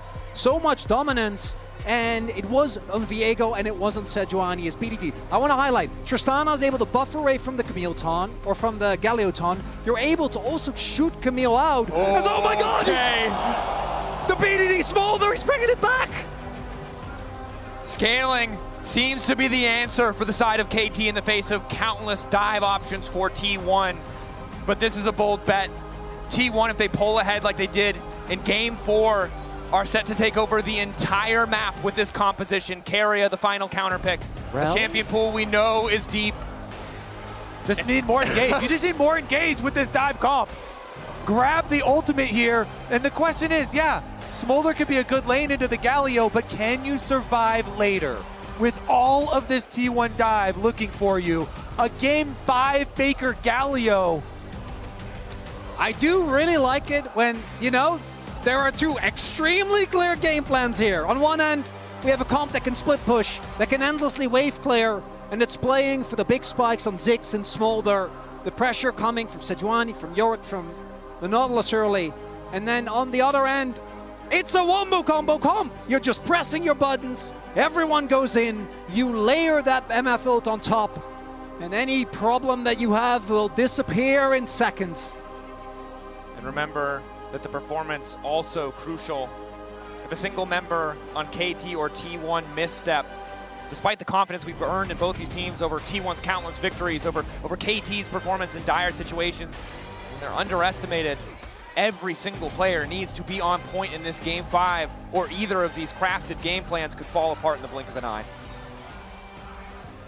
It all comes down to one final game of League of Legends in 2025 here in Chengdu. BDD was asked in the interview after they upset Gen G, what would you tell future BDD 1 week from now? And I thought his answer was so eloquent. He said, just do what you normally do. And now he just has to do it for one more game. Set up in the mid lane matchup, range versus melee. So much time for Smolder to scale for free.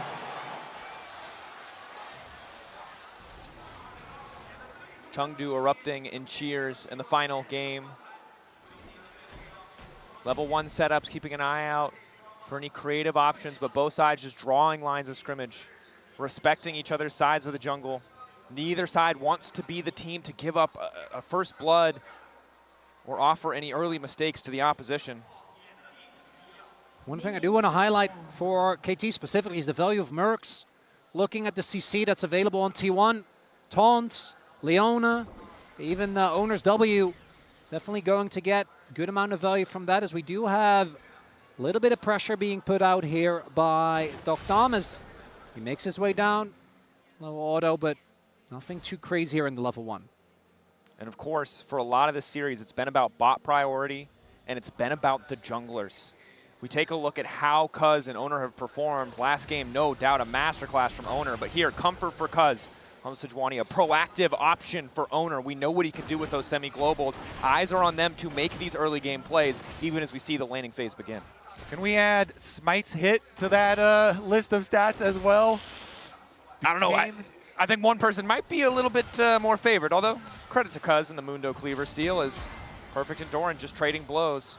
Camille, one of those champions that I think has a really funny power curve, where like level 1, level 2, level 3, you're feeling great.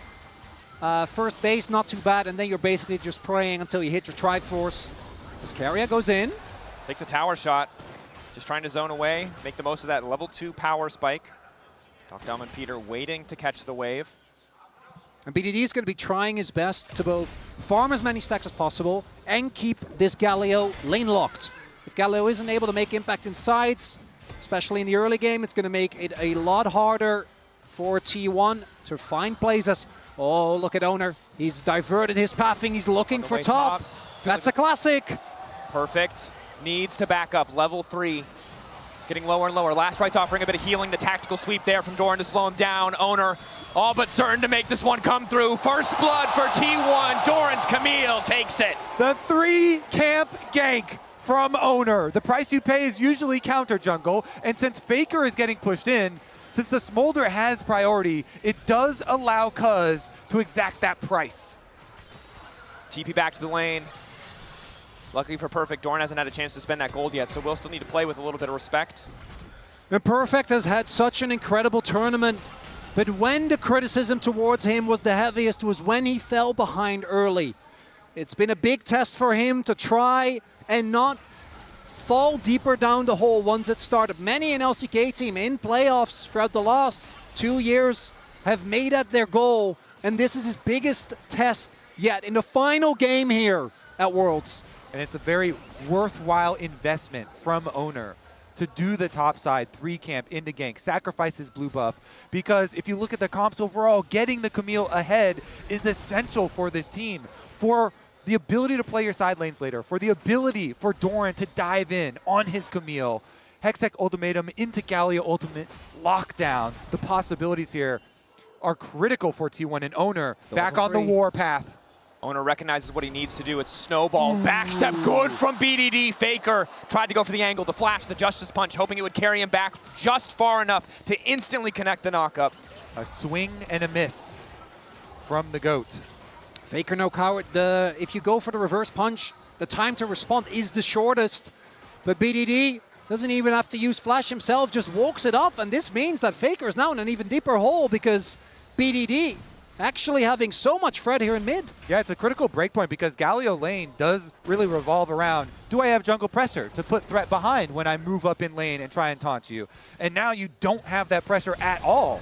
Q forward, sidestep, the taunt, Faker, turning it back, BDD, one more auto, the 1-for-1!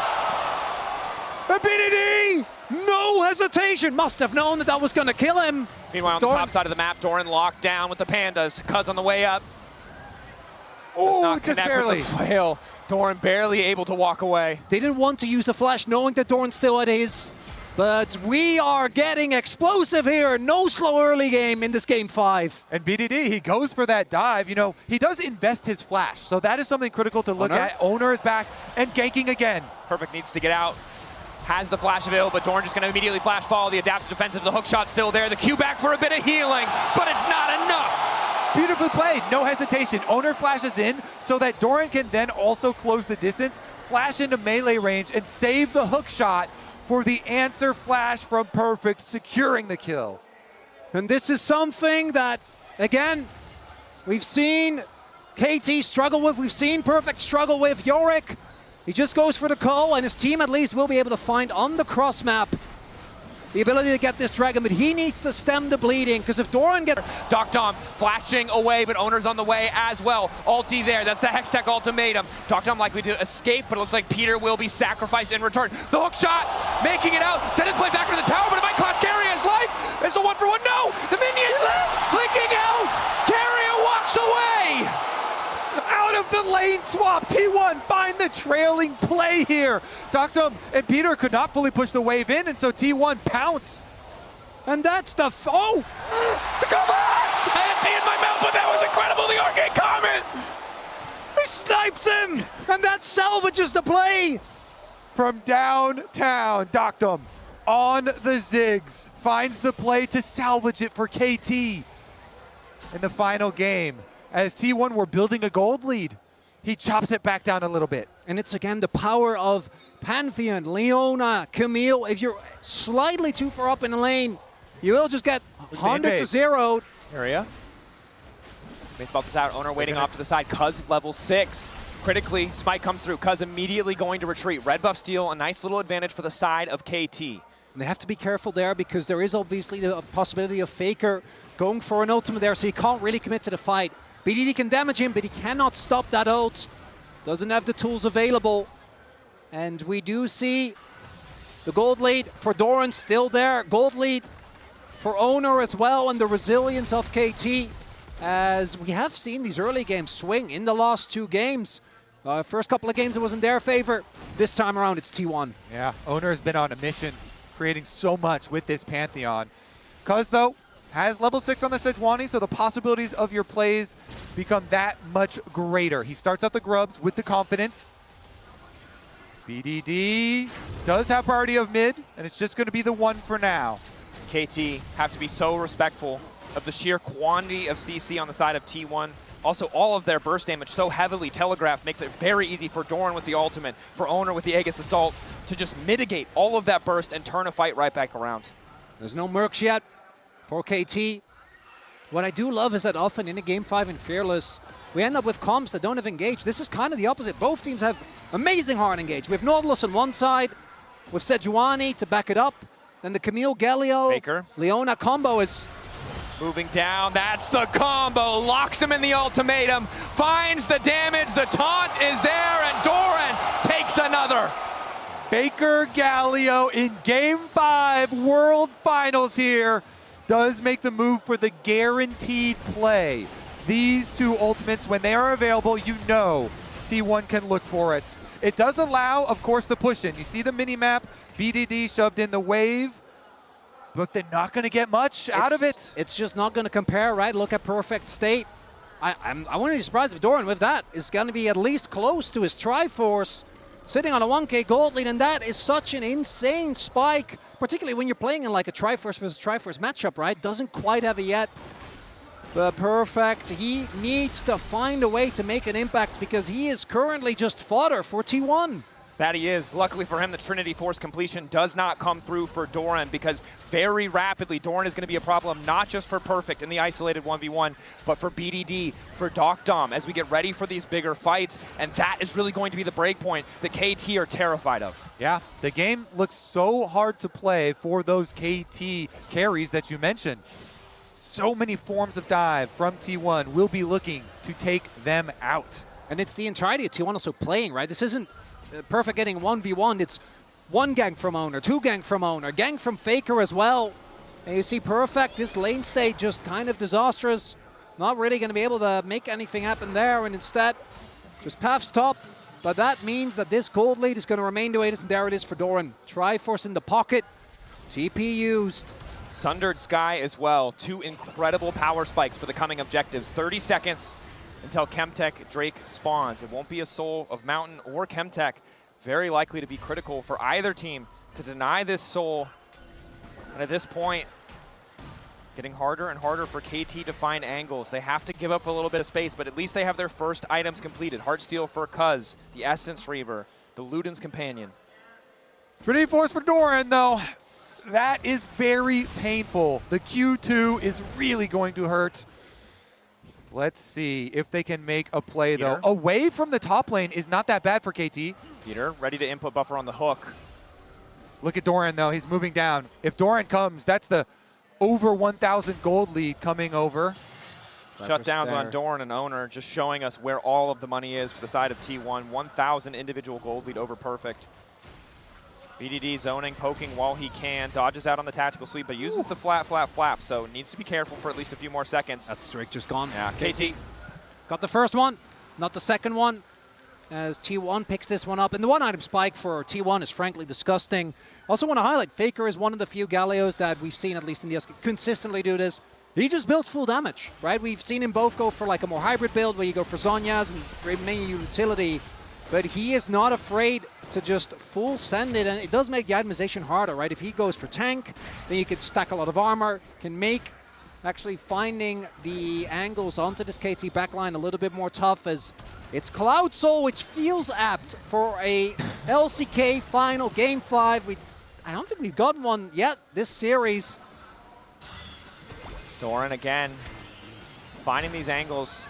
The good news for Perfect is Yorick's power in the 1v1 means he can at least survive a little bit here in what should be a very one-sided matchup. But obviously with Owner poking his head around on the top side of the map, he's still very vulnerable. Yeah, you have to be cognizant of this Pantheon ultimate at all times. Thankfully for KT, they still have their tower standing for now. But for how much longer will that be true? T1 make a pretty heavy movement into the jungle. Look at the river pings. Nobody actually goes for the engage, though, and the crab will be secured by KT. Yeah, good shadow from Owner, looking for a potential angle of attack there on the top side, looking to put Perfect even further behind, but Doc Dom, of course, with access to that Mega Inferno Bomb, can immediately clear the wave and make that a lot more of a tricky proposition. T1 don't need to take any risks. They've got a gold lead, they've got a dive comp that's already accelerated. And for Perfect, like you can't fix your wave. There's a Camille, you know there's a Leona nearby, and there's Pantheon with ult as well. So unless KT sends someone up, and Cuz thus far hasn't found impact in this game, not a hard steel stack to be found. There is obviously the promised land, right, where KT is going to try and get to the point where BDD is his stacks, Doc Dom is at his third item, and Yorick is one of those champions that I think always will get value if you get a little bit of time alone inside, but T1, I don't think they're going to just let them get to that point. You're going to have to fight tooth and nail. And I foresee a future where the value of Yorick gets given over in gold to T1 if he's out there in the side lane. Yep. They very well could just pick it up. Again, the real interesting thing is going to see when these side lane turrets do end up going down, if they can still remain safe then, if they can actually still play the map then. Because currently, we have plenty of defenses to work with, so we can continue to farm here, trading farm back and forth, and it's going to be about the engage. But as you open up the map, that's when the true plays begin. Cuz looking for the ultimate. Gumayushi forced to backstab, flashing away from Peter's hook. Small advantage to the side of KT. But ultimately, KT doing what they can with the Ziggs to hold control of the mid lane. Do not want to concede that priority as Carrier just continues to lay down vision for Doran on the top side. BDD currently at 116 stacks. Want to get to that breakpoint of 225 as soon as humanly possible. Currently looking to be slightly behind the curve as Doc Dom caught out, Zenith Blade there, the ulti just out of range! Crucially! And the cancel there as well. Peter has his buddies back. Gets the ult onto Guma, but this might still be this Herald is... Oh, perfect! Doran on the way up. The Maiden summoned. Doran, though, he's got backup. Owner on the way in, locked once again in the ultimate of Doran. But Perfect living for an extra second. The Q2 coming through just in time. KT want to punish, but they're a little bit too late. Again, the Yorick is just food for T1. Guma's got to get out of there, though. He has his strut. Even though he doesn't have his flash, he can walk away. Again, it is just so hard to play side lanes, even with towers there. T1 can still force it and still find a pick. KT, the consolation prize will be the Rift Herald, though. No one can really catch this wave, though. They don't want to use the Ziggs ult. It looks like BDD is going to make his way over now. Plus, you're losing bottom side power there with Galio just up at the turret. Faker pushing on that bottom side tower. with the power of the extra 2 Void Grubs. A little bit of extra damage, a few more minions. The saving grace for KT is that they have gotten a dragon. That is often what can be the decider between Smolder hitting the 225, which thus far, Split 3 in Worlds has been at 22 minutes, 34 seconds on average. Yep, well ahead of schedule. BDD still comfortably farming despite kind of the struggles of the team overall. Will be a major concern as we get later. As powerful as Smolder is, it's not really Smolder. You still need to be able to survive Doran's initial engage, survive Owner's initial engage, not get caught in those big taunts or wombo combos from Guma. Yeah, the dream for this KT squad is to be able to poke with your Ziggs as well as your Smolder once you get to your rapid fire. But what counters poke? It is hard engage. Peter, though. Aegis Assault still there. Flashback into the Blast Cone, going to keep Owner standing, but likely means KT will be able to secure the second objective here. Meanwhile, in the mid lane, though, it's push in favor of T1, and we talked about Ziggs destroying towers, but Doran, with this Trendy Force, also will just eat through that objective. KT splitting their focus. Is it going to cost them? Faker. Second Drake is big. Access to the ulti. T1 might just be a little bit late here. Cuz desperately needs to smite. Doesn't quite connect. Crucially, Doctum able to get out for a brief moment. BDD now trying to turn and fire back, but Faker is on the way. Ulti going in. Doran is down. BDD still standing. The exhaust managing to take him a little bit lower, but Gumayushi sits on the back line completely untouched. BDD finally able to start opening up. His Owner gets one back in return. Perfect is here to keep his mid laner alive. And there you go. KT find an angle to keep it close. That's 2 shutdowns for BDD. And they get the second dragon as well. This dragon could get huge. The Rift Herald goes down mid immediately. That was just after a 2-for-2 trade, and the dragon already went to KT. 1.5k individual lead. KT do not want to stick around any longer.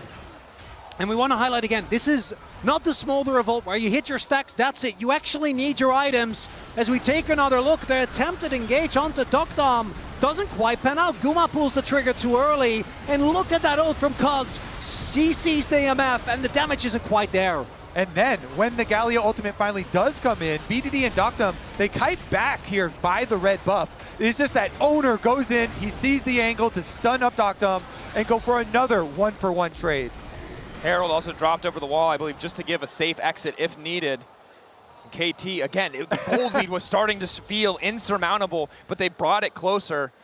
BDD, unfortunately for him, the reality after that fight is as well as he played, there is now a target on his head. But, yeah, I mean, fortunately for him, now he's also going to be way richer. So there's a target on your head. There's a wanted poster up for you.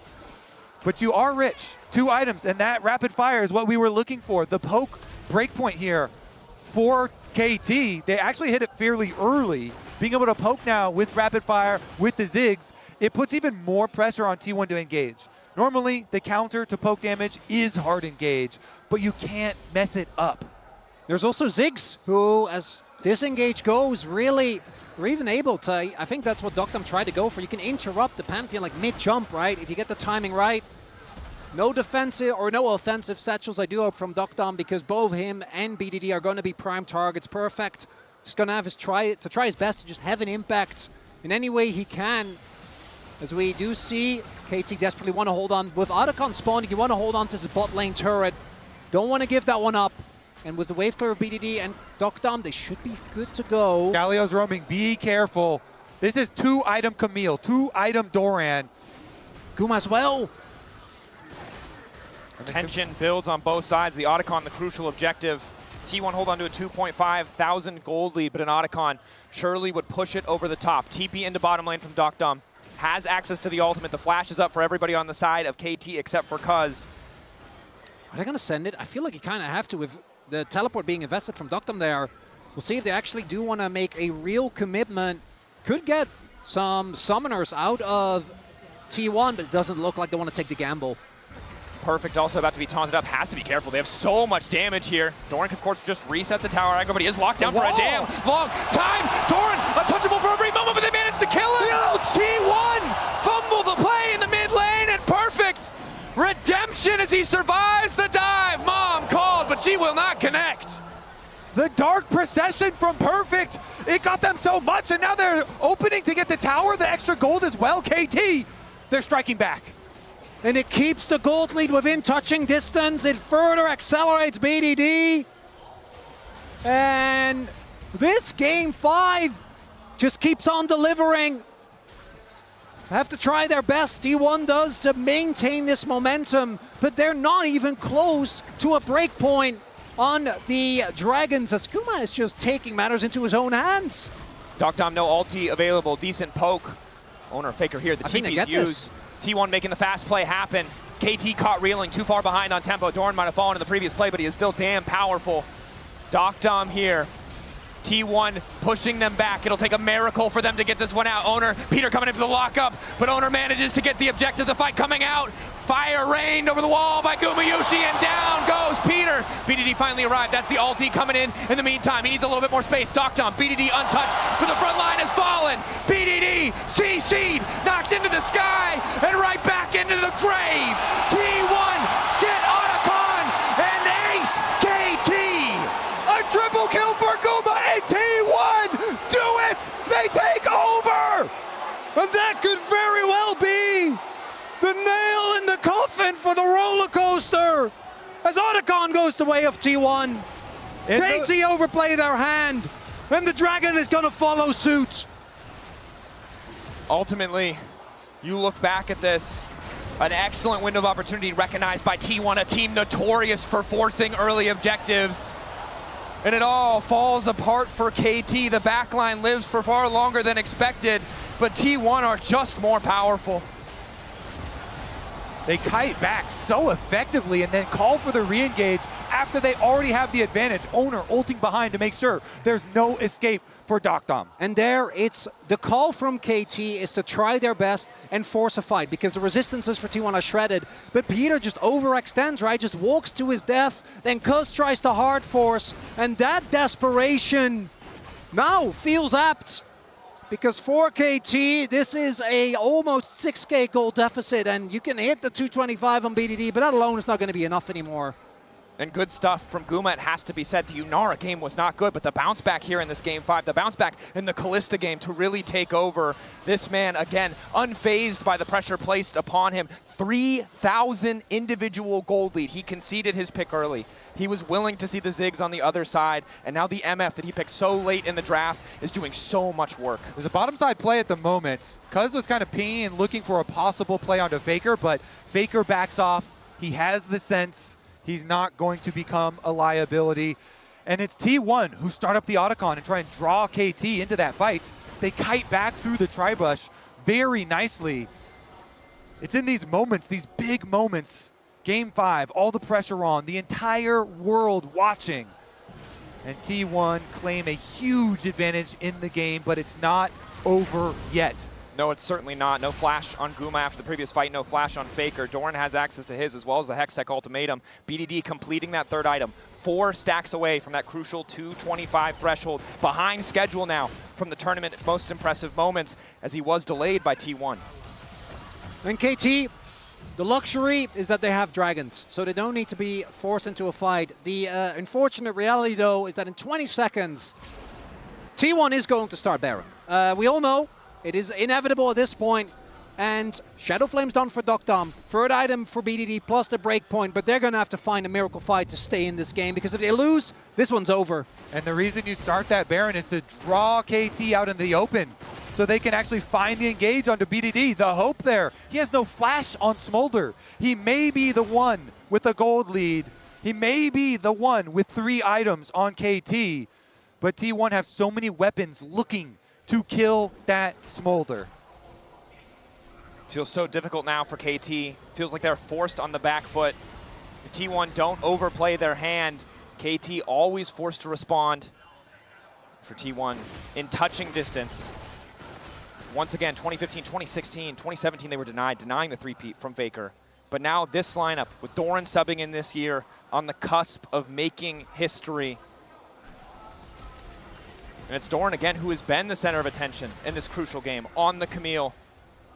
3.5k individual lead, 7,000 gold for T1. The Baron started as expected. KT in dire straits as Faker brings it back. Wants to turn with the taunt. Initial lockup from Keria is good. Doctum laying down a bit of poke, and he's going to be able to satchel out, but an immediate flash follow coming in from Owner. T1 don't even need the objective. They're happy to keep pushing for a bit more. On the top side of the fight, they've isolated BDD. He's continuing to fight. He wants to turn it back. He gets the kill on Doran. Crucially, Faker falls. KT hold. BDD, the heart of KT, is alive! The smolder lives under the tower, but T1 are still pinging towards the objective. There's no way with Smolder alive. I don't think you can get away with it. And yes, they get Doctom, but all that KT want to do is stall. Keria's engaged, doesn't hit the mark immediately, and Doctom stalls for a good amount of time. Owner's able to take him down, but it's an overextension on the flip side. Yeah, T1 are just too split. They go under tower here. Doran just barely cannot finish off BDD. KT needed a miracle. T1 split their focus, split their attention, and it cost them dearly. It is again all eyes on BDD because who else could it be? 3,000 individual gold lead, has crossed the stack threshold. He is the threat that T1 must reckon with in the fights to come, even with the massive lead they still hold. And now he has Flash to play with, the ability to outplay. See if he can do it. I don't want to be disingenuous. It has not been the story of this world, but it has been the story of this year for KT. This gold graph right here is something that any KT fan has watched throughout, and when all is on the line, it might have to be BDD that carries them over again. I'm looking at Doran, he doesn't have Flash, but if he can get a node onto BDD, that could be enough to win the game. KT could choose not to fight here, but it looks like they're going to do so anyway. T1. They need to have focus this time around. Last fight, they went for 2 angles at once, and they paid the price. Flanks coming in. T1, entire topside missing Flash, that crucial cooldown, but their ultis will be there. 3 seconds on Doran. Gumayushi, the other player to keep your eye on as well. The ulti can do a lot of work. Doran going in, doesn't connect hookshot wall dive, immediately CC'd. Exhaust coming in as well. Combo over the top from Guma! Finds 2! Exhaust as Keria moves his way to the backline. Faker rains down from the sky, locks up BDD! And obliterates the hope for KT Rolster. The bullet time will end the time of KT here at Worlds as T1 will chase down Cuz and look for the Baron. And BDD, on his shoulders, and that is too much weight for one man to bear. They find him with the engage. They take out the only important member on KT as it's look at the setup there. The Leona ultimate nailing its target. And then BDD gets found by Keria, locks him down, and that's Dragon. That's actually, they ran straight to Baron. I'm sure they got Dragon with that. They're not wasting any time here. 9,000 gold. See what they can do with the Red Bull Baron power play. KT. They dug deep on the top side, punished T1 for splitting their focus, but in that last fight you can see that even if the top side fumbles for a moment, Guma still demands that respect. Gumayushi. What a game. What a series it has been, and T1 will clean up that Dragon as well, the leftovers. Tasty snack for T1. For KT, the item finishes few and far between, a couple of components for Doctom. But we get into the point where I don't even know if they have the damage, even if they're able to absorb that initial engage. I think BDD might be able to get his IE. T1 though, they're looking to secure their 3rd World Finals win in a row. They don't want to give BDD the time to get that Infinity Edge. KT don't have the luxury of defensive items either for their key carries. Redemption, really all they have to protect Doctom and BDD. Faker solo pushing in the mid lane. The tier 2 will fall. Bot lane inhibitor likely next. This Doran really cannot be contested by anything more than the entire force of KT. And T1 just have so many forms of engage. Even with Doran getting stuffed in the last one, Keria finding those KT carries and allowing T1 to take them down. There are just too many weapons and the map is too open now. KT are boxed into their own territory. A comeback at this stage in Game 5 of a World Finals would likely be the greatest we have ever seen in the history of the sport. 10,000 gold advantage for T1. They are on Soul Point. They are so far ahead in every measurable metric. But the execution from KT, the potential, the tiniest glimmer of hope still lives on as long as their Nexus stands. And all's on the line. T1, they can smell the weakness. 11k gold now. The Baron siege continues. And they will not be denied unless KT pull out an absolute miracle. I think we're seeing Owner looking for an ult angle, sitting in that jungle, but even with the wave clear of Ziggs and Smolder, it's tough to hold on. Doran looking to get things kicked off. Hookshot wall that brings him over. He's taking the tower already. Flash back to get away from Cuz's ultimate. And the ulti manages to connect from Doctom. A big fumble. Not enough to get T1 back into full control of the game because there are no objectives on the map, but it will slow down the onslaught of T1. It will give KT a bigger glimmer of hope. There is a light at the end of the tunnel. KT, they buy some more time. Will be the end for now of the push, but it doesn't make a dent. If they can get a team fight off that, bag themselves a bunch of shutdowns, it could have been something. At least they only lost a single inhib. That's something. And Cloud Soul going over makes the game very hard to play out, but it could have been worse. You know, I'm really stretching it here, guys. I'm normally great at finding angles. Doran's going on some fun journeys. Yeah, you know, normally we talk about not getting excited for KT. We're way past that. They're in finals. But Doran might have to chill a little bit. He's a player, though, that you have to love in these moments. You do. The Krug Lord. You have to embrace it. You have to laugh with him. It's very true. And at him. And despite the fumbles, all of the fights that have gone well from the side of T1 have involved Doran in some way or another. Guma also the backup point. That MF ult, 4.5 items for Guma means it's still a terrifying threat. And KT will need to make a stand. It's so hard, though, because, like, who do you actually focus? There's Faker, who has stopwatch. Galio is just naturally tanky, level 18 as well. It is just Guma, right? Like, that's the only one, but he has not been in a position for you to engage on. You could engage on Doran, maybe. Well, okay, in a scenario where Doran is with the rest of the team, I feel like you shouldn't be able to. Camille with hookshot and ult. I know what we've been witnessing. 100% okay, but I mean, value. in a theoretical world where that doesn't happen. True. It's a TP ward there. Push mid lane, well highlighted by our observers. Potential for a flank. Perfect and BDD as well as Doctom do have access to that TP, although I imagine only Perfect will be looking to make the flank. And I do seem to recall, I was in I cast a Ziggs game, I think this was Hanwha, and that one did go to 60 minutes. I'm just saying, we might only be halfway there. You know, we don't know. Is it likely? No.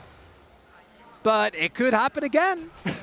But no, 2 times in a row. Let's start the countdown now, shall we? Yeah. All right, 25 minutes away, 26 minutes away from a 60-minute game. All they need is to get a, actually see the lines. So you steal with Doctom's ult, the Baron. That gives you the stall. And then you flip Elder and you win. Got it. Yeah. Well, the good news for KT is, aside from that pipe dream, they do have Seekers on Just BDD. optimistic. Aside from that blinding optimism. But now they have to face check into the darkness. They see Dorn in the mid lane at the very least. They see Faker. But again, if they overcommit to this play, double TPs are there. Owner semi-global is there. They could just look to end. So Perfect has been called back as T1 looks set to get the soul. And T1 also have the luxury. They could just look for the fight if they wanted to. Owner takes the soul. Cuz stuck around a little bit too long, and now T1 empowered. Going to be that much faster, have that much more access to their ultimates. And I don't think there's any getting away from Faker, Dorn, or Owner now that they have a Cloud Soul empowering them. We're about to know whether this series will continue, whether the 60-minute dream stays alive, because GA's there for Owner. Guma has his sums available. We're gonna need to see a beautiful engage as Doctom just now hit his third item. It's BDD with a stopwatch and a dream, wanting to keep that goal of making the World's Finals win a reality, but I think you guys are justifiably calling me out. It still doesn't really feel that likely. And yet it didn't feel likely before when T1 split their attention. That's true. BDD was able to find the kill. So it's not over till it's over. But now with the Baron spawning, Relatively even setup, but again, it's the waves in favor of T1 that make this so hard. As immediately they're going to kick things off by going in on Cuz, taking away the Frost Armor passive. Lockdown from Carrier is there. TP in from Doran as well. Ulti's going across the board. BDD caught off the side. A good flash to take him out, and Guma has to be careful, but he's so damn fast. Owner, we got BDD. He goes gold in an extra 2.5 seconds to consider what went wrong as T1 looks set to end it all. They're going to finish the job. It is Doran and Peter left alone in the mid lane, and T1 will ace them. T1 earning their legacy again and again and again. There can be no doubting it. 4 players on the Rift today, making the impossible possible. Owner, Faker, Gumayushi, Carrier, and now Doran as well are world champions. And the disbelief on his face. A teammate that so many have praised over the long years. Domestically, he's always been able to show it. As T1 find the free-peat. An unrivaled dynasty here has just been made. The three-peat is real.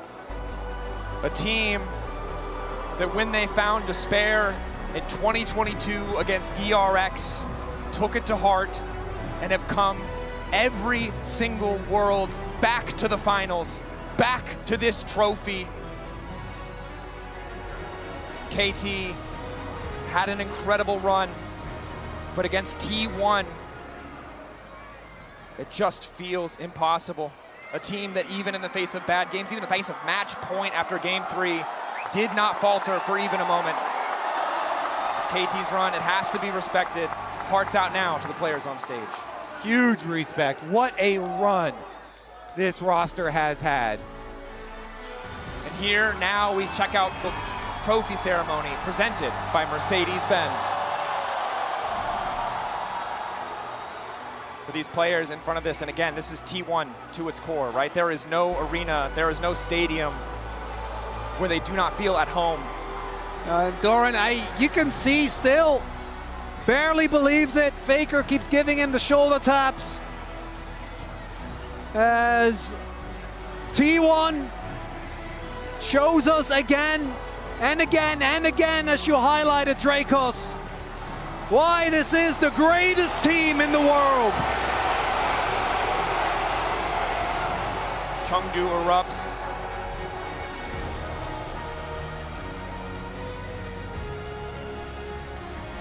T1 wait a moment to lift the trophy together as 5. Doran, the latest addition to win his first title. The remaining 4, their 3rd consecutive.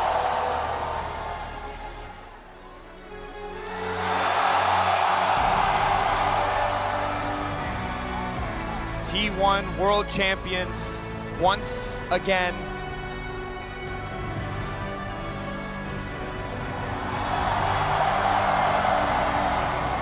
And they did it as the 4th seed again. They had to play in the play-ins, the newly created play-ins. Elimination right at the beginning of the tournament was faced.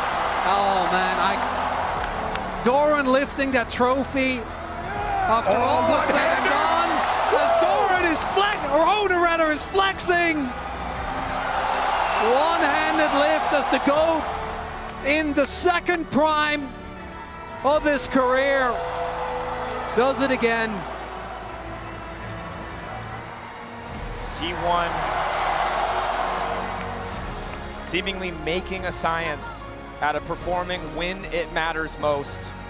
Regardless of the story of the LCK, of the regular seasons or playoffs, at Worlds, T1 always find their peak, always find their form, and now are embraced by the staff that has supported them for the entire year.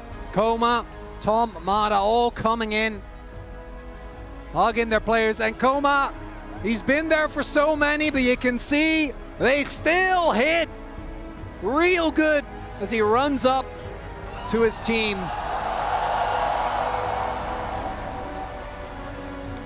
Wow, how long will this version last? How far can this core of players go? And I mean, again, the series, the context of being at match point of one of the most dominant game fours we've seen into the game 5, where even when there were small fumbles, they got right back on course. T1 indomitable.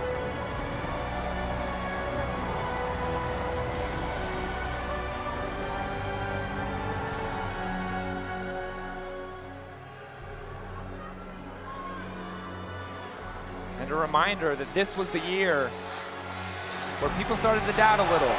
2 losses, a close best of 5 against AL.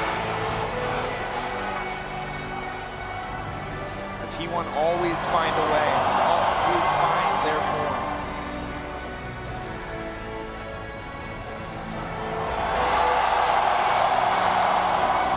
Let's send it down to the stage for an interview. 成都今夜我们共同见证2025全球总决赛冠军 T1。首先，我们请到的是教练高马来到我的身边。在今天 T1 完成了英雄联盟历史上可以说是空前的壮举，也就是全球总决赛3连冠。他们时隔8年，谢谢所有的召唤师。时隔8年之后 ，T1 再度挑战成功。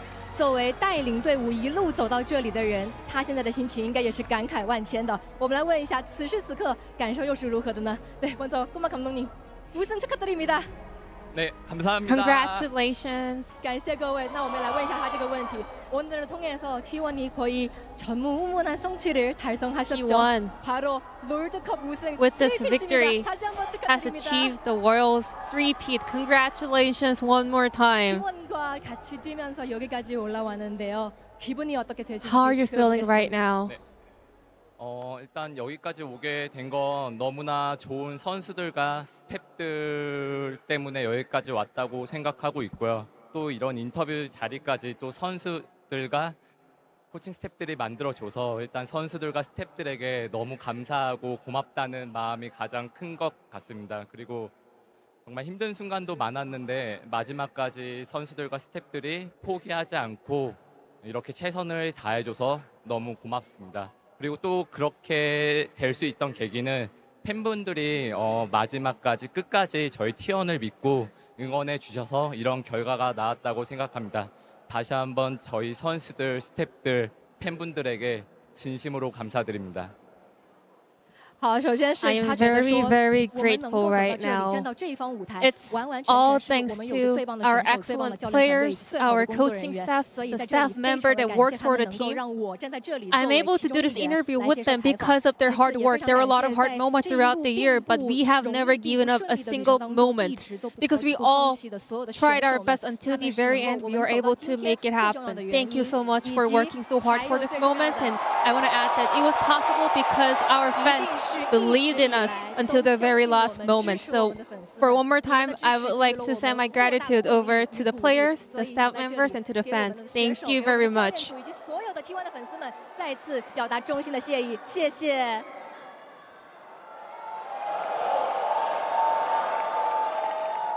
当然，每年其实到了世界赛，好像大家都会开始讨论一个问题：为什么世界赛的 T1 就是这么不一样？那在教练的眼中，是否真的存在这样的一个小小契机，让每年 T1 的世界赛就是这么的强势呢？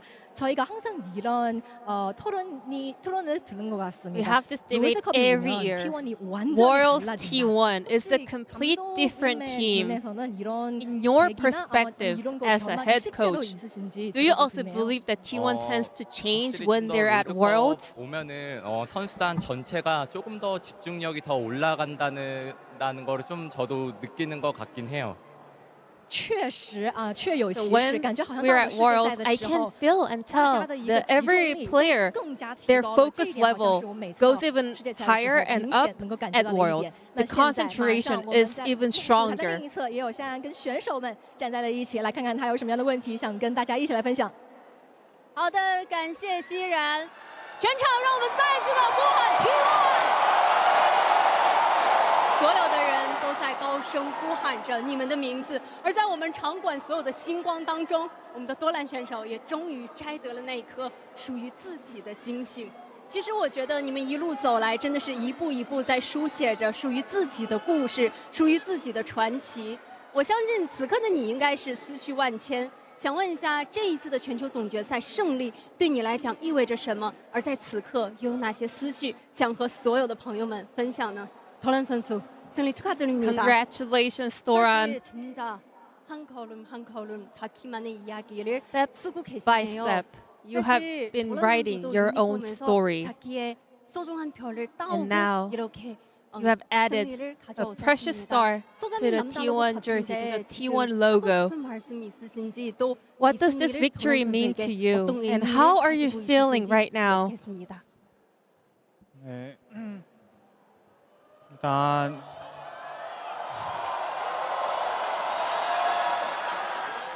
데뷔 6년 만에 이렇게 꿈을 이루게 돼서 너무 행복하고 또 되게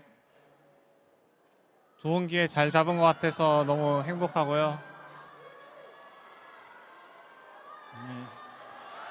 让我们再给他一点掌声，好不好？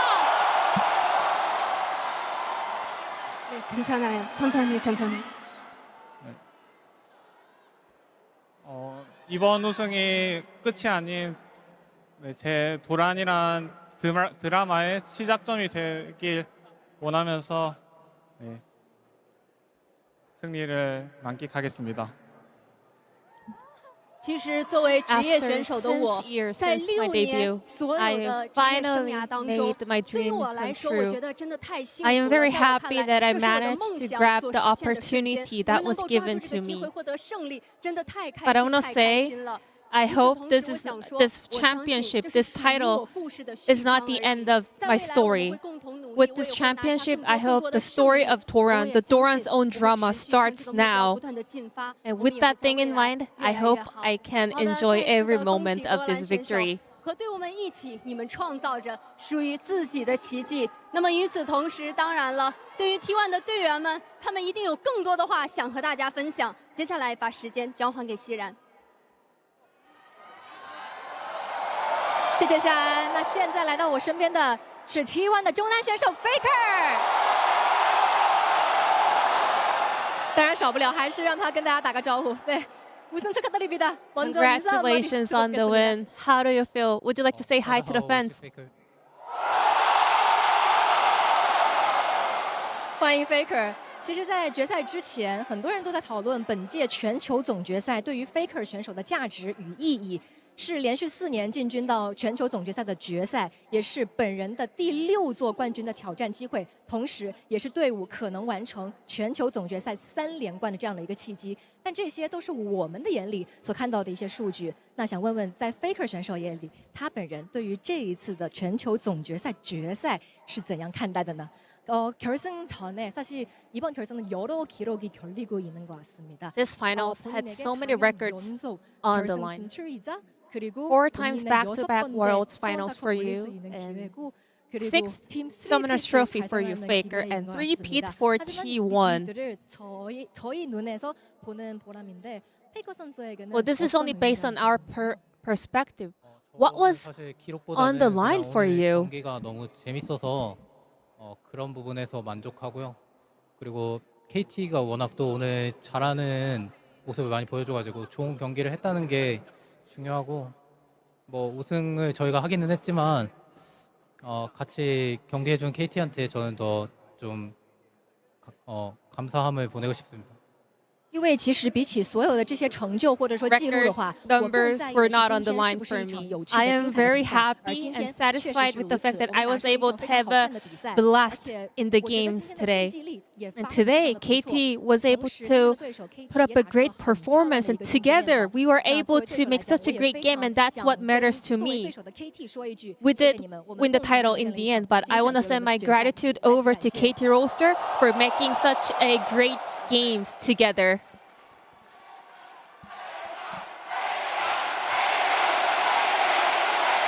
저희가 함성 소리를 다시 한번 느낄 수 있는 기회인 것 같습니다. 现在6冠加身，他也是依旧英雄联盟最高的山，它依旧屹立不倒；它也是英雄联盟最长的河，它依旧奔流不息。所以最后，我也想让他代替 T1 的所有选手们跟所有的粉丝们来说一句话吧。네, 다시 한번 우승 축하드리고요. 혹시 마지막으로 Congratulations one more time on the win, on the title. Before we go, anything would you like to say to the fans who has been supporting you? 오늘 또 이렇게 큰 무대에서 여러분들 앞에서 경기할 수 있어서 너무 좋았고요. 앞으로도 파이팅 하겠습니다.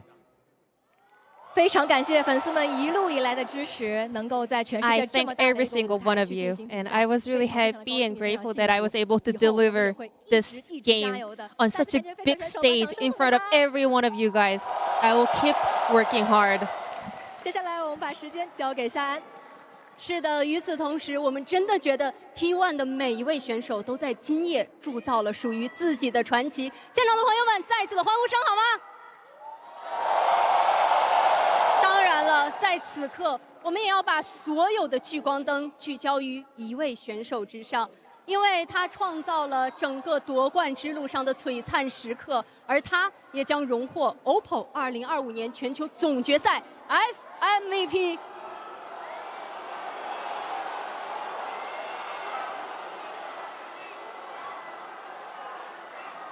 与此同时，也让我荣幸地为大家有请英雄联盟史上的传奇选手，入选2025年英雄联盟名人堂的 UZI 选手来为 FMVP 颁奖。让我们欢迎 Uzi。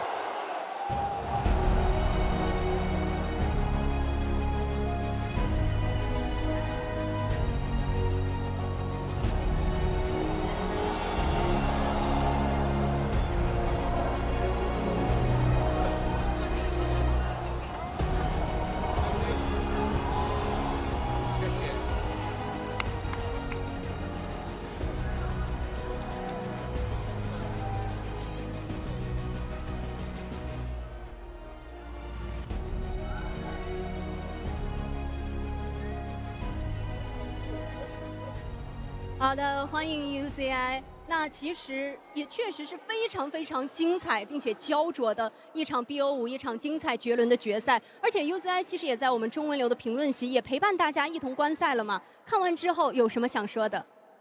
真的，今天真的打出了一场非常非常精彩的比赛，然后恭喜你们，恭喜 T1 夺冠。是的，那接下来 UZI 也要为我们揭晓本届 OPPO FMVP 的归属，而这位选手也是由全球的专家评审团共同投票选出。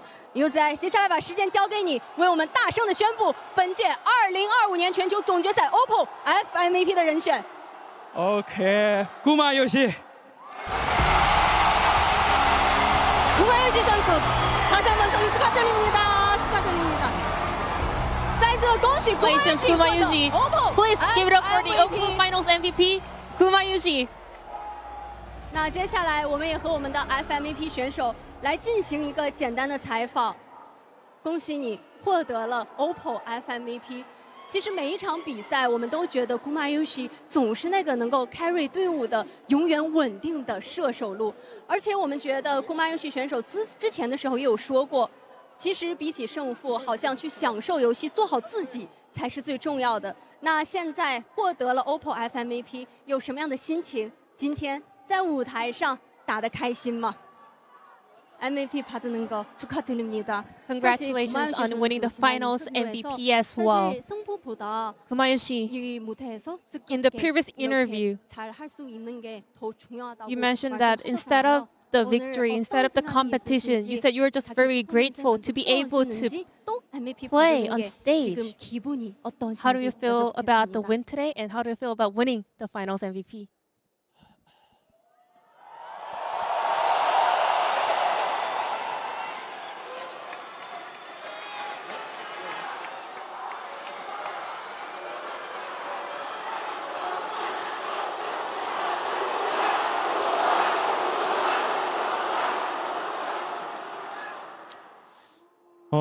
일단은 너무 꿈만 같고요. 오늘 이렇게 파임 받을 수 있을 거라고 생각 못했는데 파임에 선정해 주셔서 너무 감사드리고 사실 올해는 저에게 되게 힘든 해였습니다. 항상 이제 증명의 아이콘으로 매 해마다 증명을 했었는데 이번에 증명이 좀 다른 점이 있다면은 제 자신에게 저를 증명하는 한 해였다고 생각을 하거든요. 그래가지고 지금은 저에게 증명해냈고 제가 세계 최고 원딜이라고 생각합니다.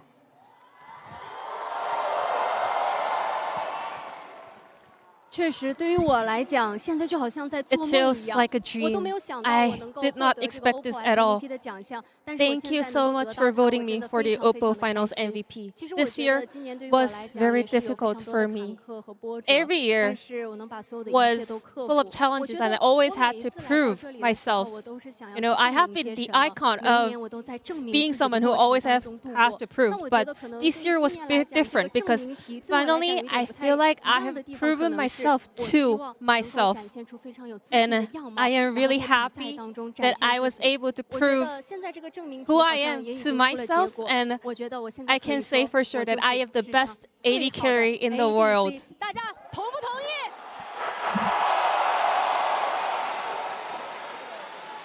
当然了，现在这个瞬间，你的队友们也在你的身边，一起见证着这个时刻。而所有的粉丝们，他们刚才也是高声呼喊着你的名字，为你应援。你有非常多的家人朋友都在一路见证着你的成长。在此时此刻，有没有什么话想要对一直支持你的所有人说的呢？ 사실 지금 함께 있는 팀원도 앞에 있어서 또 바로 In 이렇게 fact, 많은 팬분들이 you are surrounded by your teammates and fans who have supported you all along. 친구들과 함께 그리고 Is there 가족, anything 그리고 you would like to 팬분들께 say to 하고 those 싶은 who 말씀 have shown you so 있으신지 much love? 궁금합니다. To your family, to your friends, to your fans?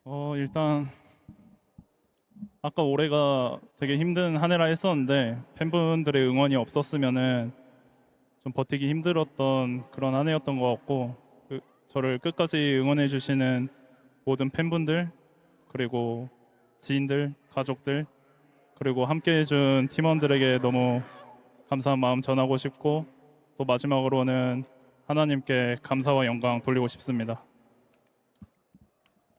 其实就像我刚才提到的，我觉得今年对于我来讲有着非常多无比艰难的时刻。 I have mentioned that this year was very difficult to me, and had I not had the support coming from my fans, I believe I would not have been able to make it all the way to here. So I am very, very grateful for your support.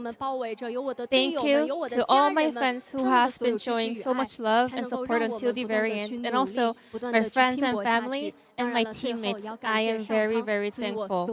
And lastly, I would like to say I am very grateful to God for this opportunity. 이렇게 소환사탕 다시 한번 네 트로피를 다시 한번 들어 올리세요. 再次的恭喜他们。与此同时，也让我们再一次的感谢本次全球总决赛所有的参赛战队，所有台前幕后的工作人员，当然也要感谢所有线上线下热爱英雄联盟的每一个你。成都的朋友们，最后一次，让我们汇聚所有的能量与热情，让我们把所有的掌声和欢呼声送给2025年全球总决赛冠军战队 T1。It is absolutely incredible, but they have done it again. The three-peat has been completed, and Faker has lifted his 6th World Championship trophy. The Summoners Cup, as we see it there, the design returned to the one he knows and loves so much from the first time he wanted to go for the three-peat. But now, finally getting that honor for him, Emily, and the rest of T1. Yeah, I think you can tell how much it means to all of these T1 members, right? We talked about their struggles domestically. We've talked about how impressive it is that Faker keeps reinventing himself to end up right here, lifting the Summoners Cup. And I don't think anything encapsulates this as much as Doran's emotion as he was lifting that trophy, Azale. I mean, it's just incredible to see, you know, Doran has had this career that has been defined by some of these missteps. I think he had a fantastic series here today overall, really earned that world championship. And for everyone else, yeah, they were already world champions, but now they have done the three-peat. No one had done that in the history of League of Legends. To me, it is point blank period, the greatest roster we have seen in League's history. Absolutely, and you could also tell how much that MVP trophy meant to Gumayushi, right? He cited his struggles this year in the first part of the year, substituted out for Smash, came back, wins like MVP of Worlds Finals and his third Summoners Cup. Are you kidding me? It's That's crazy. amazing. It's even crazier because I think we saw the arc within this series. He was struggling with himself just a little. Those moments where he's usually so on point, it didn't quite work out. But Game 5 is all that matters. I mean, he showed up when it mattered most, and I loved what he said, that this is the year he finally proved himself to himself. Yeah. And to me, I think there's nothing better than that. And what a special moment. Not only does he win the Finals MVP, but to have a legendary AD carry being the one presenting that to you, Look at Paul. I think just makes it even cooler. Uzi, the one up there on stage to give it to him. No, he's clapping. I have also a special note if you're still watching. We will, hopefully, we gotta ask, but get Faker to come to the desk to give a goodbye, and we'll give him a congratulations, of course, from the English feed as well, which should be absolutely amazing. But, I mean, let's talk about him for just a second, because I'm not going to do that exactly in the same way if he does come, but he is so inspirational. It really is unbelievable. A lot of careers fall flat when they hit the first hurdle. A lot of careers fall flat when they have even a percentage of the disappointment that he has lived in some of the points in his career. Notably, right here in China in 2017, where we saw him just being completely downtrodden about that. Again, in 2022, when he was trying to get back on the docket and win a world championship again, knocked down, but he always gets back up, right? It's crazy, Emily, and it's just, I'm in awe whenever I watch him play, and whenever I hear him speak. He's just, I'm so happy that Faker is the one that we can hang all of our hopes and dreams and aspirations to when it comes to League of Legends Esports. Yeah, we're really fortunate. I don't know how many times I've said that, either in private to friends or publicly on this broadcast, how lucky we are to have Faker as the face of our sport. It means so much, and I'm so glad you brought out, because I feel like people really underestimate Faker's resiliency and overall this T1 team's resiliency, right? Because, oh, they just keep winning worlds. It must be so easy for them. But I think it's made so much greater by the fact that they've all struggled. Faker with so many, we covered the eras, so many ups and downs throughout his career, constantly reinventing himself, constantly having the resiliency to push forward just because he loves the game. That's amazing. It's inspiring. It's something I want to bring to like my presence on a broadcast, like just ultimately having fun with my friends. Oh! Game I love. Faker silencing us once again. I mean, to me, like, you already do, Emily. That's he heard it. The thing that has always blown me away about Faker, because of all my time as a pro gamer, I always respected consistency above all else, because I saw how much it took to ever even reach that peak one time, to have like a glimpse of what Faker has achieved. You know, to get there once takes your entire life for most of these pros. To be able to do it year after year after year after year for so long, to maintain that level of dominance in a game that is so competitive, that has so many people that are gunning for you year after year, I just think it's unreal to be able to just watch that greatness every single time. It's crazy. He helped them get back up after that 2022 loss. Famously, he's looking at Keria saying, I'm not going to let this happen again.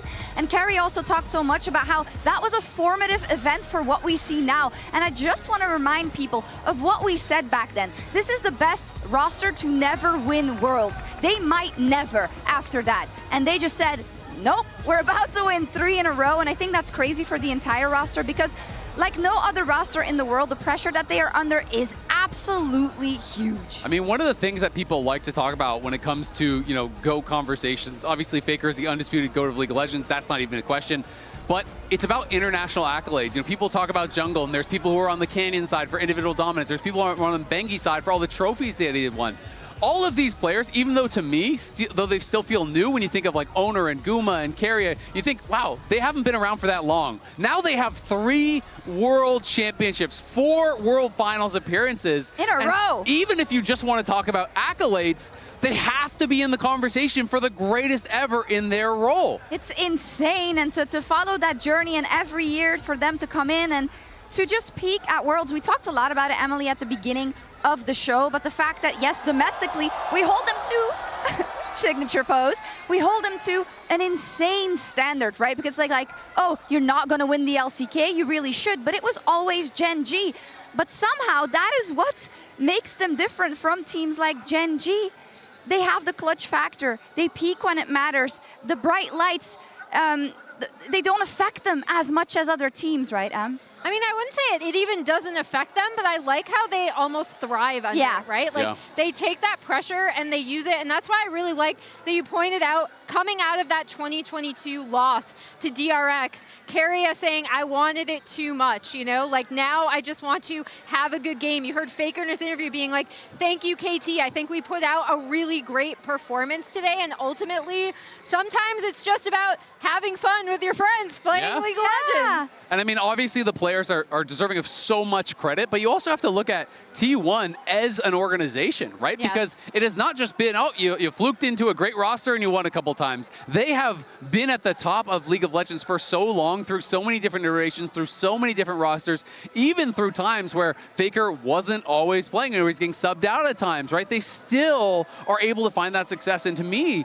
that really does speak to the foundation of T1 as an organization. We heard in the coach's interview giving so much credit to the support staff, to the coaching staff, to everyone that is there to help enable that success. Definitely so. Faker's still on stage, who's not joining us yet, as you may have noticed. The only one we haven't talked about, and it happens often, even though he's so important for the team, it's Owner. And I think specifically in this series, right, where Cuz was kind of getting the better, not just of him, but of the series overall, I feel like. And then to come in, to have that game where together with Guma, they secure every objective. They're still in the fight. They push it to game 5. I mean, the guy is incredible. Well, and also, yeah, the game 5 Pantheon I thought was really great, right? Like, he was getting these ults off on priority targets like Gokdam, pushing BDD back, so BDD was always constant under pressure as this primary threat of the KT composition. And yeah, Owner is another one of those players I feel really seems to thrive under the pressure of Worlds. I mean, Owner just seems to thrive under every circumstance. This guy is just always so reliable. He's recession-proof. He was my finals MVP vote. You know, I thought he was incredible. Yes, you know, Cuz did get the better of him in some games, but that is not a slight against Owner, because Cuz was playing an incredible series, and this was such a back-and-forth battle. The Nocturne game, the Pantheon game, I felt like he was really dominant, so critical in these high-pressure moments, being able to get those smite secures in. And I just think this guy, to me, is the greatest jungler of all time. The level of consistency that he has shown over these past years is unmatched. Yeah, we had it already. We couldn't count them out. It was very hard to predict against them in these situations at Worlds, specifically in best of 5s, as you know, when you're a team and you work so much together behind the 5 players that are on stage, it takes a lot out of you, I'm sure, right? Because you absorb everything that they get hit with, because you need to help them work through it. And I just think emotionally, that's probably an incredible weight off their shoulders that they really want to celebrate with each other. As look at Keria, that's amazing. I can't believe Owner one-handed that, by the way. Yeah. I mean, we know he hits the gym, but holy, he really wanted to show. That's light work. Light work for the GOAT. That's crazy. Here we see, of course, in that game 5, I believe, yeah. And also, Doran goes for the Camille, right? He's done it before when it's important, but it's just, it's a vote of confidence from the team and from himself. And that's what I really love about this T1 roster. Again, we're talking about their resiliency. We're talking about their trust in each other. It shows the trust they have in Doran. Like, obviously, yes, the Camille is a good pick into the Yorick, right? But it is still a risky pick despite fitting with their composition. And I really like that they had the confidence to tell Owner to first-time window. They're like, no, you got this, bro, in the lead up to here. They had the confidence to be behind Doran in some of these picks, right? I think it just really speaks well overall to the team atmosphere and their coaching staff to like facilitate such trust between each other. Absolutely. I mean, you touched on it, the Mundo pick. I love seeing those comms. Yes, because A, they're funny and it's fun, but also because there's no hesitation for the rest of the team. Yeah. He's like, I haven't played it before. They're like, that's no problem. Here's what's good. Here's what's bad. You should lock it in. It's a good pick. And then they do it, right? And it's like that kind of environment fosters confidence in yourself, right? When everyone around you is constantly supporting you and believing in you, you're like, hey, maybe I am that good. Maybe I can pull it off, right? Like it starts to kind of build you up in a way that I think you can play so much more confidently than you would be able to otherwise. Another thing we want to emulate as a team. Yes. Right? Am I right? Just all these That's why I'm examples. here with You the guys goats. make me better. Let's go. Okay, we see that they're almost done on stage. I don't know, and we wouldn't want to cut it short. I think Faker, like in, I believe it was the semifinals or the quarterfinals, he went to every corner of the stage to personally say thank you to everyone that has supported him, and I think that's going to happen as well. As we fill, though, I think it's time to hit on the other side a little bit, right? I think we'll also hear from the camp of KT at some point. But Emily, as someone who has been here for the good and the bad and the heartbreak, how do you read this defeat on this World Championship final day? I was wondering when you would come to me with this question now. I mean, obviously, I'm sad as a KT fan, but I also, this roster achieved things that I really did not think was possible, right? And even though, obviously, Perfect got a little bullied in that game 5 by Doran and T1, I think he really stepped up to get them here. Peter really stepped up to get them here. They're throwing T-shirts into the ground, And I love that for this KT lineup. I never expected them to be able to make it this far, especially with this lineup. Oh my God, it's the hats. Sorry, it's so funny. They're trying to... This wasn't like a KT team that I really expected to ever be in this position in the first place. So I'm honestly like really, really proud of this roster. Yeah. I'm crushed as a KT fan. I'm also crushed specifically for like BDD, someone who's been trying to get here for so long. But I'm super, super proud of them. And I mean, they should be super proud of themselves. I just think as pro gamers, it is so hard to not just be reliving every moment from this series over and over when you think about all the little things you would want to change. It was a 5-game series. You were one Nexus away from being world champions, from stopping T1 from getting that 3-peat, and that is going to be hard for them. But I hope that, you know, whether it's next year, next week, in a few years, 5 years, that they can look back and realize what they accomplished in getting here and taking T1 to 5 was incredible, and that they can really appreciate and be proud of that. Absolutely. I'm sorry. I was just looking behind me, seeing the T-shirts. I didn't mean to take your moment because it's true. You guys have worded it very, very well in terms of we talk so much about those teams who do it once, right? FPX, EDG, Dom1 even, right? Because it is so difficult to do it again. And if I have one hope, Emily, it is that for this roster that showed so much promise and the fact that this was the first time Peter and Perfect were even at a stage like this, that can foster a telecom rivalry for the ages, hopefully, but more chances for them in the future. Yeah, I mean, I think one thing that this T1 lineup has also proven is that if you are able to stick with a roster and train together, obviously, like, not everyone, this roster is very special, but I do think a lot of times we see orgs pivot away from teams that have developed with each other. This KT roster does seem to have a lot of chemistry together, so I'm actually quite curious to see what the org will do going forward. I mean, I absolutely agree. You know, rosters get so little time together these days. Before they are, you know, really kind of just saying, all right, that's it, that's all you get, we're gonna have to change things up, we're gonna have to move on.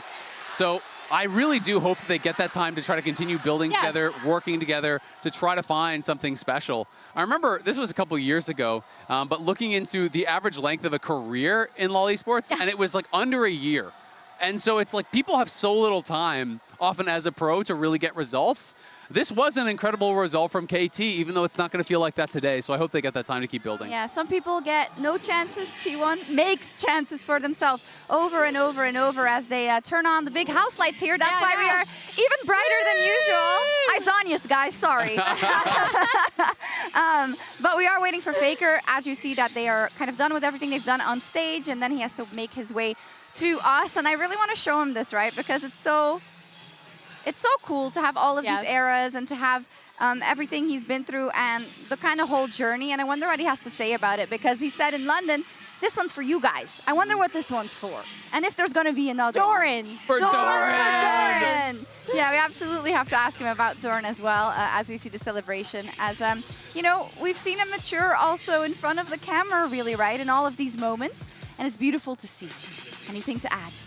No, I mean, it's kind of crazy, right, to think about, again, I went back as a preparation, and also because I was going to write an article that I actually didn't finish, I went back and watched BDD's debut, and already we were talking about how powerful Faker's debut was, right? Like, what a hotshot mid laner. He had grown into this really, like, well-rounded mid laner, but we still, that wasn't even halfway through the career he's had now almost, right? So that was back in 2016, so almost halfway through where we're at. This is so cool. And it's just so cool because his greatest rival is himself. And he just beat himself because he got the 1-3-peat. I mean, it is absolutely insane, right? They're such different eras that it's really hard to compare, because I think the game has also changed and evolved in a way where it's almost impossible to have the level of individual dominance that Faker had, you know, on his debut and in those initial years.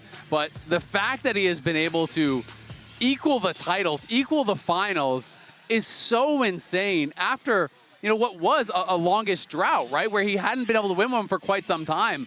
I really think no one would have believed that a couple years later, if you told them, you know, in 2021, that by 2025, Faker will make 4 finals in a row and win 3, people would be like, you are trolling. You are crazy. Yeah. He's on the way as well. We're not just, I know you're all like, oh, they're talking about Faker still. Well, the man deserved it, okay? I think you can all agree with this. You can't rush the GOAT. You can't rush the GOAT. He's on his way. It's so cool because something I said when we went into our countdown for the beginning of the first game was like, it's like a river. He permeates through all the stories. Because if you think about one of your favorite players' stories or letdowns, or whatever, he's probably played a role in it, be it as a villain or as a teammate or as, I don't know what, you know, and it's so interesting. A rival, I would say, as opposed to a villain, you know. Yeah, sorry, a rival. I think like a lot of mid laners look up to Faker, right? Like you have so many players, BDD himself included, being like, I was inspired to play mid lane because of this person, and is now a veteran himself, right? And like, mid laners in Korea coming up now, all over the world really, are still looking at Faker and being like, I want to be like that guy. I mean, he's such an inspiration, and he does transcend the game, because I always love when Worlds time comes around, you see top pros from every esport that I love tweeting about, oh my God, it's Faker. It's Faker time. And I'll see people, you know, getting signed to T1 on like Valorant or other games or whatever, and they're like, I'm just hoping I can run into Faker. Like, that's the best part about signing on T1, is like I maybe bump into him in the training facility. I mean, we feel the same way, don't we? Yeah, of course. Every time I run into him in an elevator or something, I'm just like, ah! Oh, I just do the annyeonghaseyo. Me too, just hello. And whenever he sees me come with a photographer, he's like, it's the time for this. He's like, I know what this is. Oh, there, he brought the trophy. Oh my God. Let's go. Oh, this is so special, guys. Oh, this is incredible. I don't know how to do this gracefully, so. Just probably pass over the headset. You guys can go right in the middle. Here, come on in the middle, Ji-sun. They can both be right here.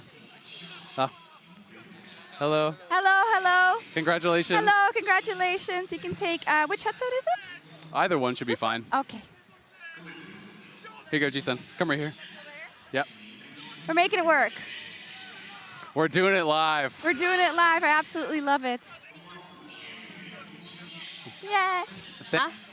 Yes. 와주셔서 너무 감사해요. No worries. Thank you. Oh, so Faker, what was different about this journey, about your players that you played with and how they have leveled up? Because this was once again a very difficult best of 5. But how would you say this title differs from the others you've gotten?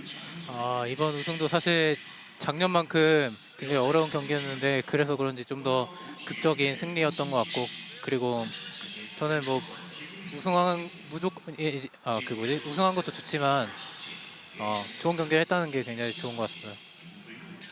Yeah, this match was as difficult as the last year's one, but that made this victory even more dramatic again. And I'm really happy with the fact that I managed to win the title one more time, but I'm more happy and grateful that I was able to have such a great game together. I wanted to congratulate you on being the first ever to 3-peat, 3 world championships in a row. Your previous roster with SKT1 was the closest to do it before, and you fell short in 2017.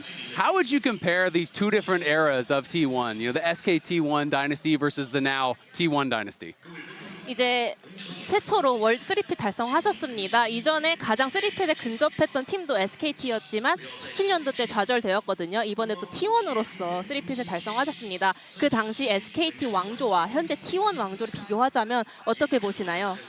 솔직히 예전에는 월드 우승하는 게 그렇게 어렵지 않다고 생각을 했었는데 요즘에는 좀 굉장히 좀 어려운 경기들 많이 하기도 했고 또 워낙 강한 팀들도 많기 때문에 이번 우승이 더 뭐랄까 난이도가 높았던 것 같은데 저희가 이뤄냈기 때문에 더 성취감 있는 것 같습니다.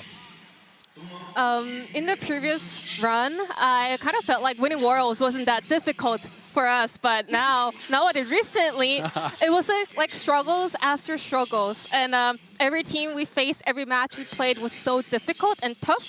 So I kind of felt like it was like a harder mode, but that also makes us feel even stronger achievements. Does that feel more rewarding as a result because it felt harder to win? 말씀하신 것처럼 조금 더 우기기 어려웠던 과정이 많았기 때문에 더 성취감이 큰 것이죠.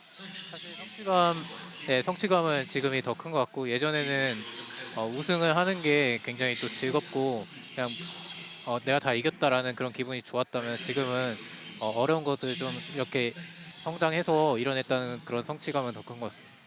Yeah, of course, because in the past it was more like I was happy that I won, I was happy that I beat everyone. But nowadays it's more like I'm happy and grateful that I was able to step up, evolve together, grow up together. So we were able to overcome all of the hardships. So it's a lot more rewarding. Okay, two more things I'd like to ask you. First off is, could you say something about your top laner, Doran? Because we have talked a lot this year about is he going to get his international title because he didn't have the best experiences in the past. What do you want to say about your top laner?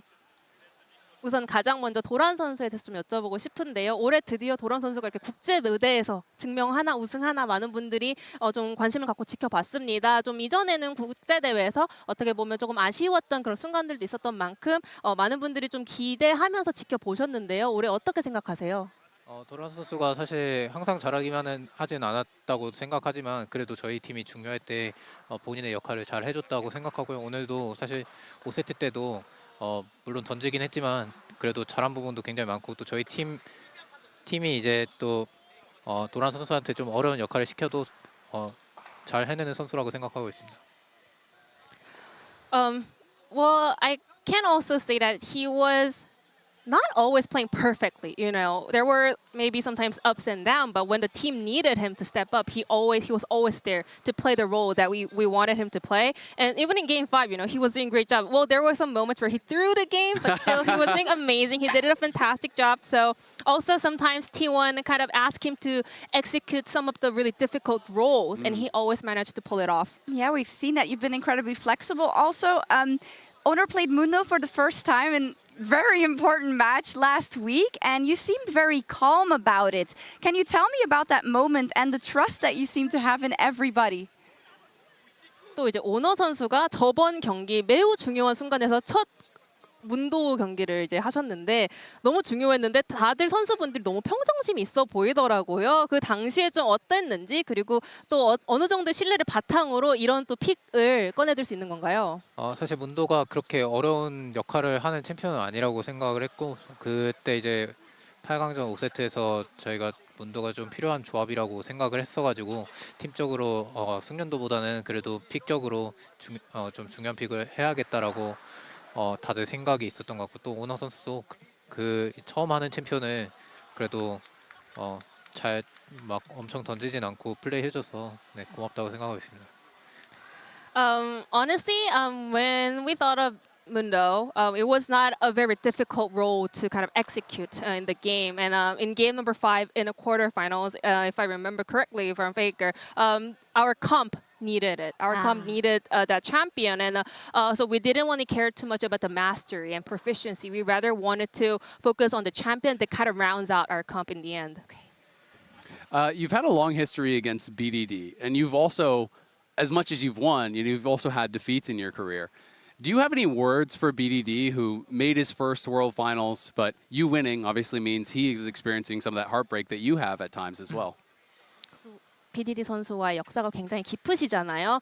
그런 만큼 페이커 선수도 수없이 많이 BDD 선수를 이겨왔지만 또 동시에 BDD 선수로부터 많은 패배를 경험하시기도 했습니다. 그리고 오늘 이 자리에서는 페이커 선수가 이겼다는 것은 또 BDD 선수가 페이커 선수가 이전에 경험했던 그런 슬픈 패배를 지금 겪고 계신다는 말씀인데 혹시 BDD 선수께 또 이 자리를 빌어서 전하고 싶은 말씀이 있으실까요? 네, 오늘 BDD 선수가 굉장히 잘 플레이했다고 생각하고 그리고 이제 KT라는 팀이 올 한 해 동안 그렇게 좀 좋은 결과를 만들어내지 못했는데 이번에 저희가 KT를 만났을 때 느낀 거는 굉장히 팀적으로 좀 준비가 잘 되어 있고 좀 조직적이라는 생각을 많이 하게 됐고 그거에 저는 좀 BDD 선수가 올 한 해 동안 만들었던 그런 플레이들로 인해서 팀원들의 신뢰가 쌓인 거라고 생각하고요.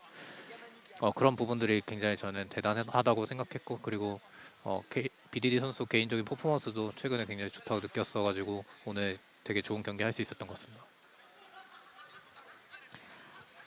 I think I can say KT this year, they were not always having the best result. You know, they were having some struggles. But today in the match, what I was able to tell is that they're so well organized as a team and their movement as a team was so good. I could see that their preparation was already there and was so good. I think it was able to happen because BDD, his performance has been phenomenal so far. So it was built based on the trust and faith they have in BDD. So I want to say, BDD, I have a mad respect for that. And also his individual performance has been amazing recently. So I want to say I also have a huge respect to BDD. Okay, lovely. Finally, Faker, we have huge respect for you, of course, on the English broadcast. And we had the idea to take a look at all the eras there have been for Faker. And there's a vinyl that fits with it. And here we have this one, which is when you started out. We also have this. Wonderful memory as well. Then we had the question of is it going to happen once again?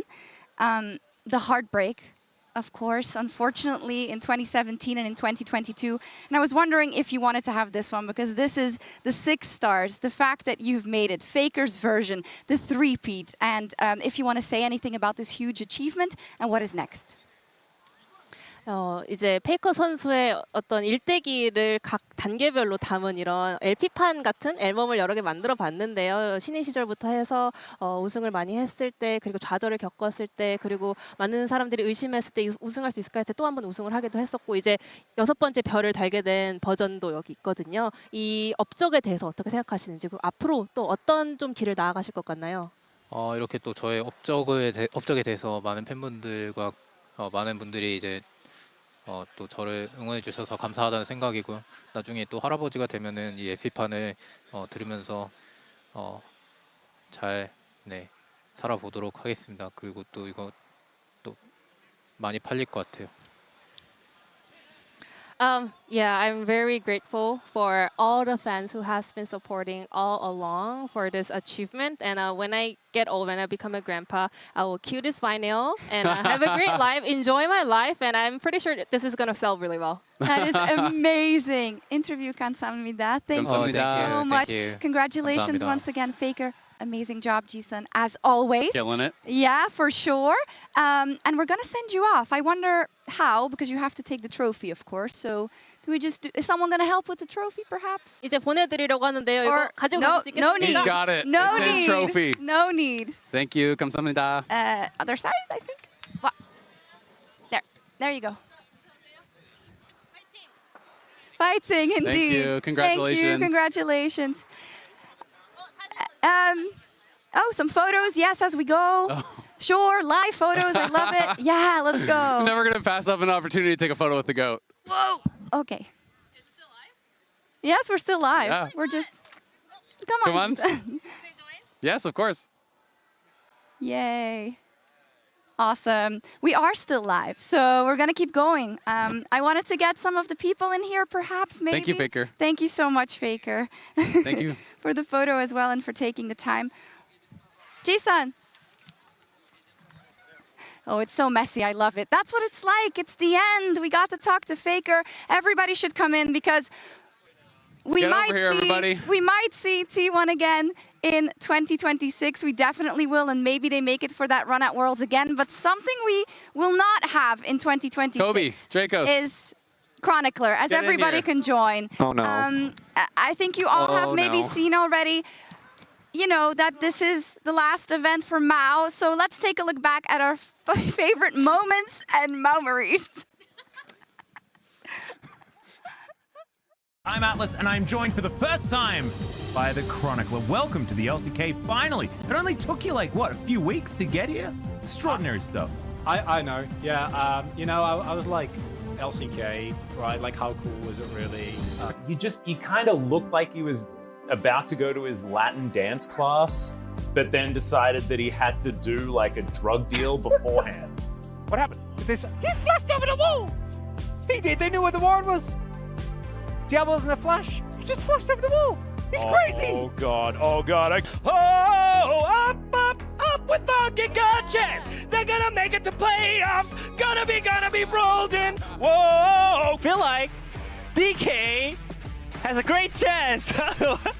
Are you trying to choke me or what? No, don't do this to me. No. I trust DK. DK, show your ability, show your skills. DK, you can do it. Well, DK I will be trust able to you. do it.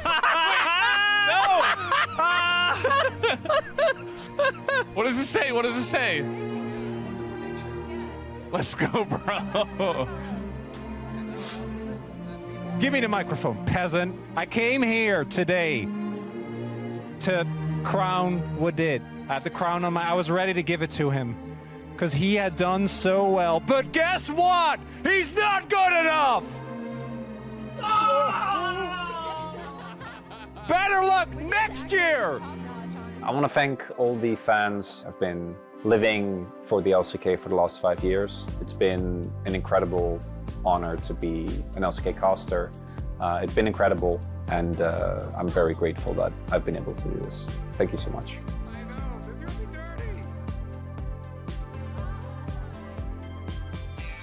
Man, I just want to say, Mao, like, you're an incredible caster, but you are such a better person and friend, and I'm really going to miss you, man. Yeah, we're going to miss you so I'm much. going to miss you, buddy. I'm gonna miss all of you too. Thank you. You have the mic for a sec if you want. Okay, well, I got nothing to say. I've said everything I want to. This was an amazing final. Thank you so much for having me all these wonderful years. I will never forget any of it, and I'm going to miss every single one of you on the desk and every single one still watching from home. Thank you so much. Right back at you. We're going to miss you so much you don't even know it, Mao. It's going to be a very weird year without you, but you know, it's our honor to continue what you have started, be it being very warm to everyone, be it inviting everybody to board games to make sure that we hang out. A brunch! Yes! And be the it brunch, yeah. brunch! Amazing cast. Like, thank you so much from all of us, of course. And that's it, I guess. Everybody, it. thank you so much for joining me. Incredible Another world. congratulations to our world champion. Oh, on and off. It's on it again, guys. T1. And on behalf of everybody here that you see on screen, but maybe more importantly, everyone behind the screen that has made this happen. Thank you so much. Thank you. And thank you to you, our viewer, for watching us for one more year. I hope you had an unbelievable Worlds, and we'll see you in 2026. I think we're all hoping for the same thing. A series that goes the distance and a telecom war to rule them all. It all comes down to one final game of League of Legends. It'll take a miracle for them to get this one out. Owner, Peter coming in for the lockup, but Owner manages to get the objective, the fight coming out. Fire rained over the wall by Gumayushi, and down goes Peter. BDD finally arrived. That's the ulti coming in the meantime. He needs a little bit more space. Doctom, BDD untouched, but the front line has fallen. BDD, CC'd, knocked into the sky, and right back into the grave. T1, get Otacon, and ace KT. A triple kill for Guma and T1. Do it! They take over! T1 earning their legacy again and again and again. There can be no doubting it. 4 players on the Rift today, making the impossible possible. Owner, Faker, Gumayushi, Keria, and now Doran as well are world champions.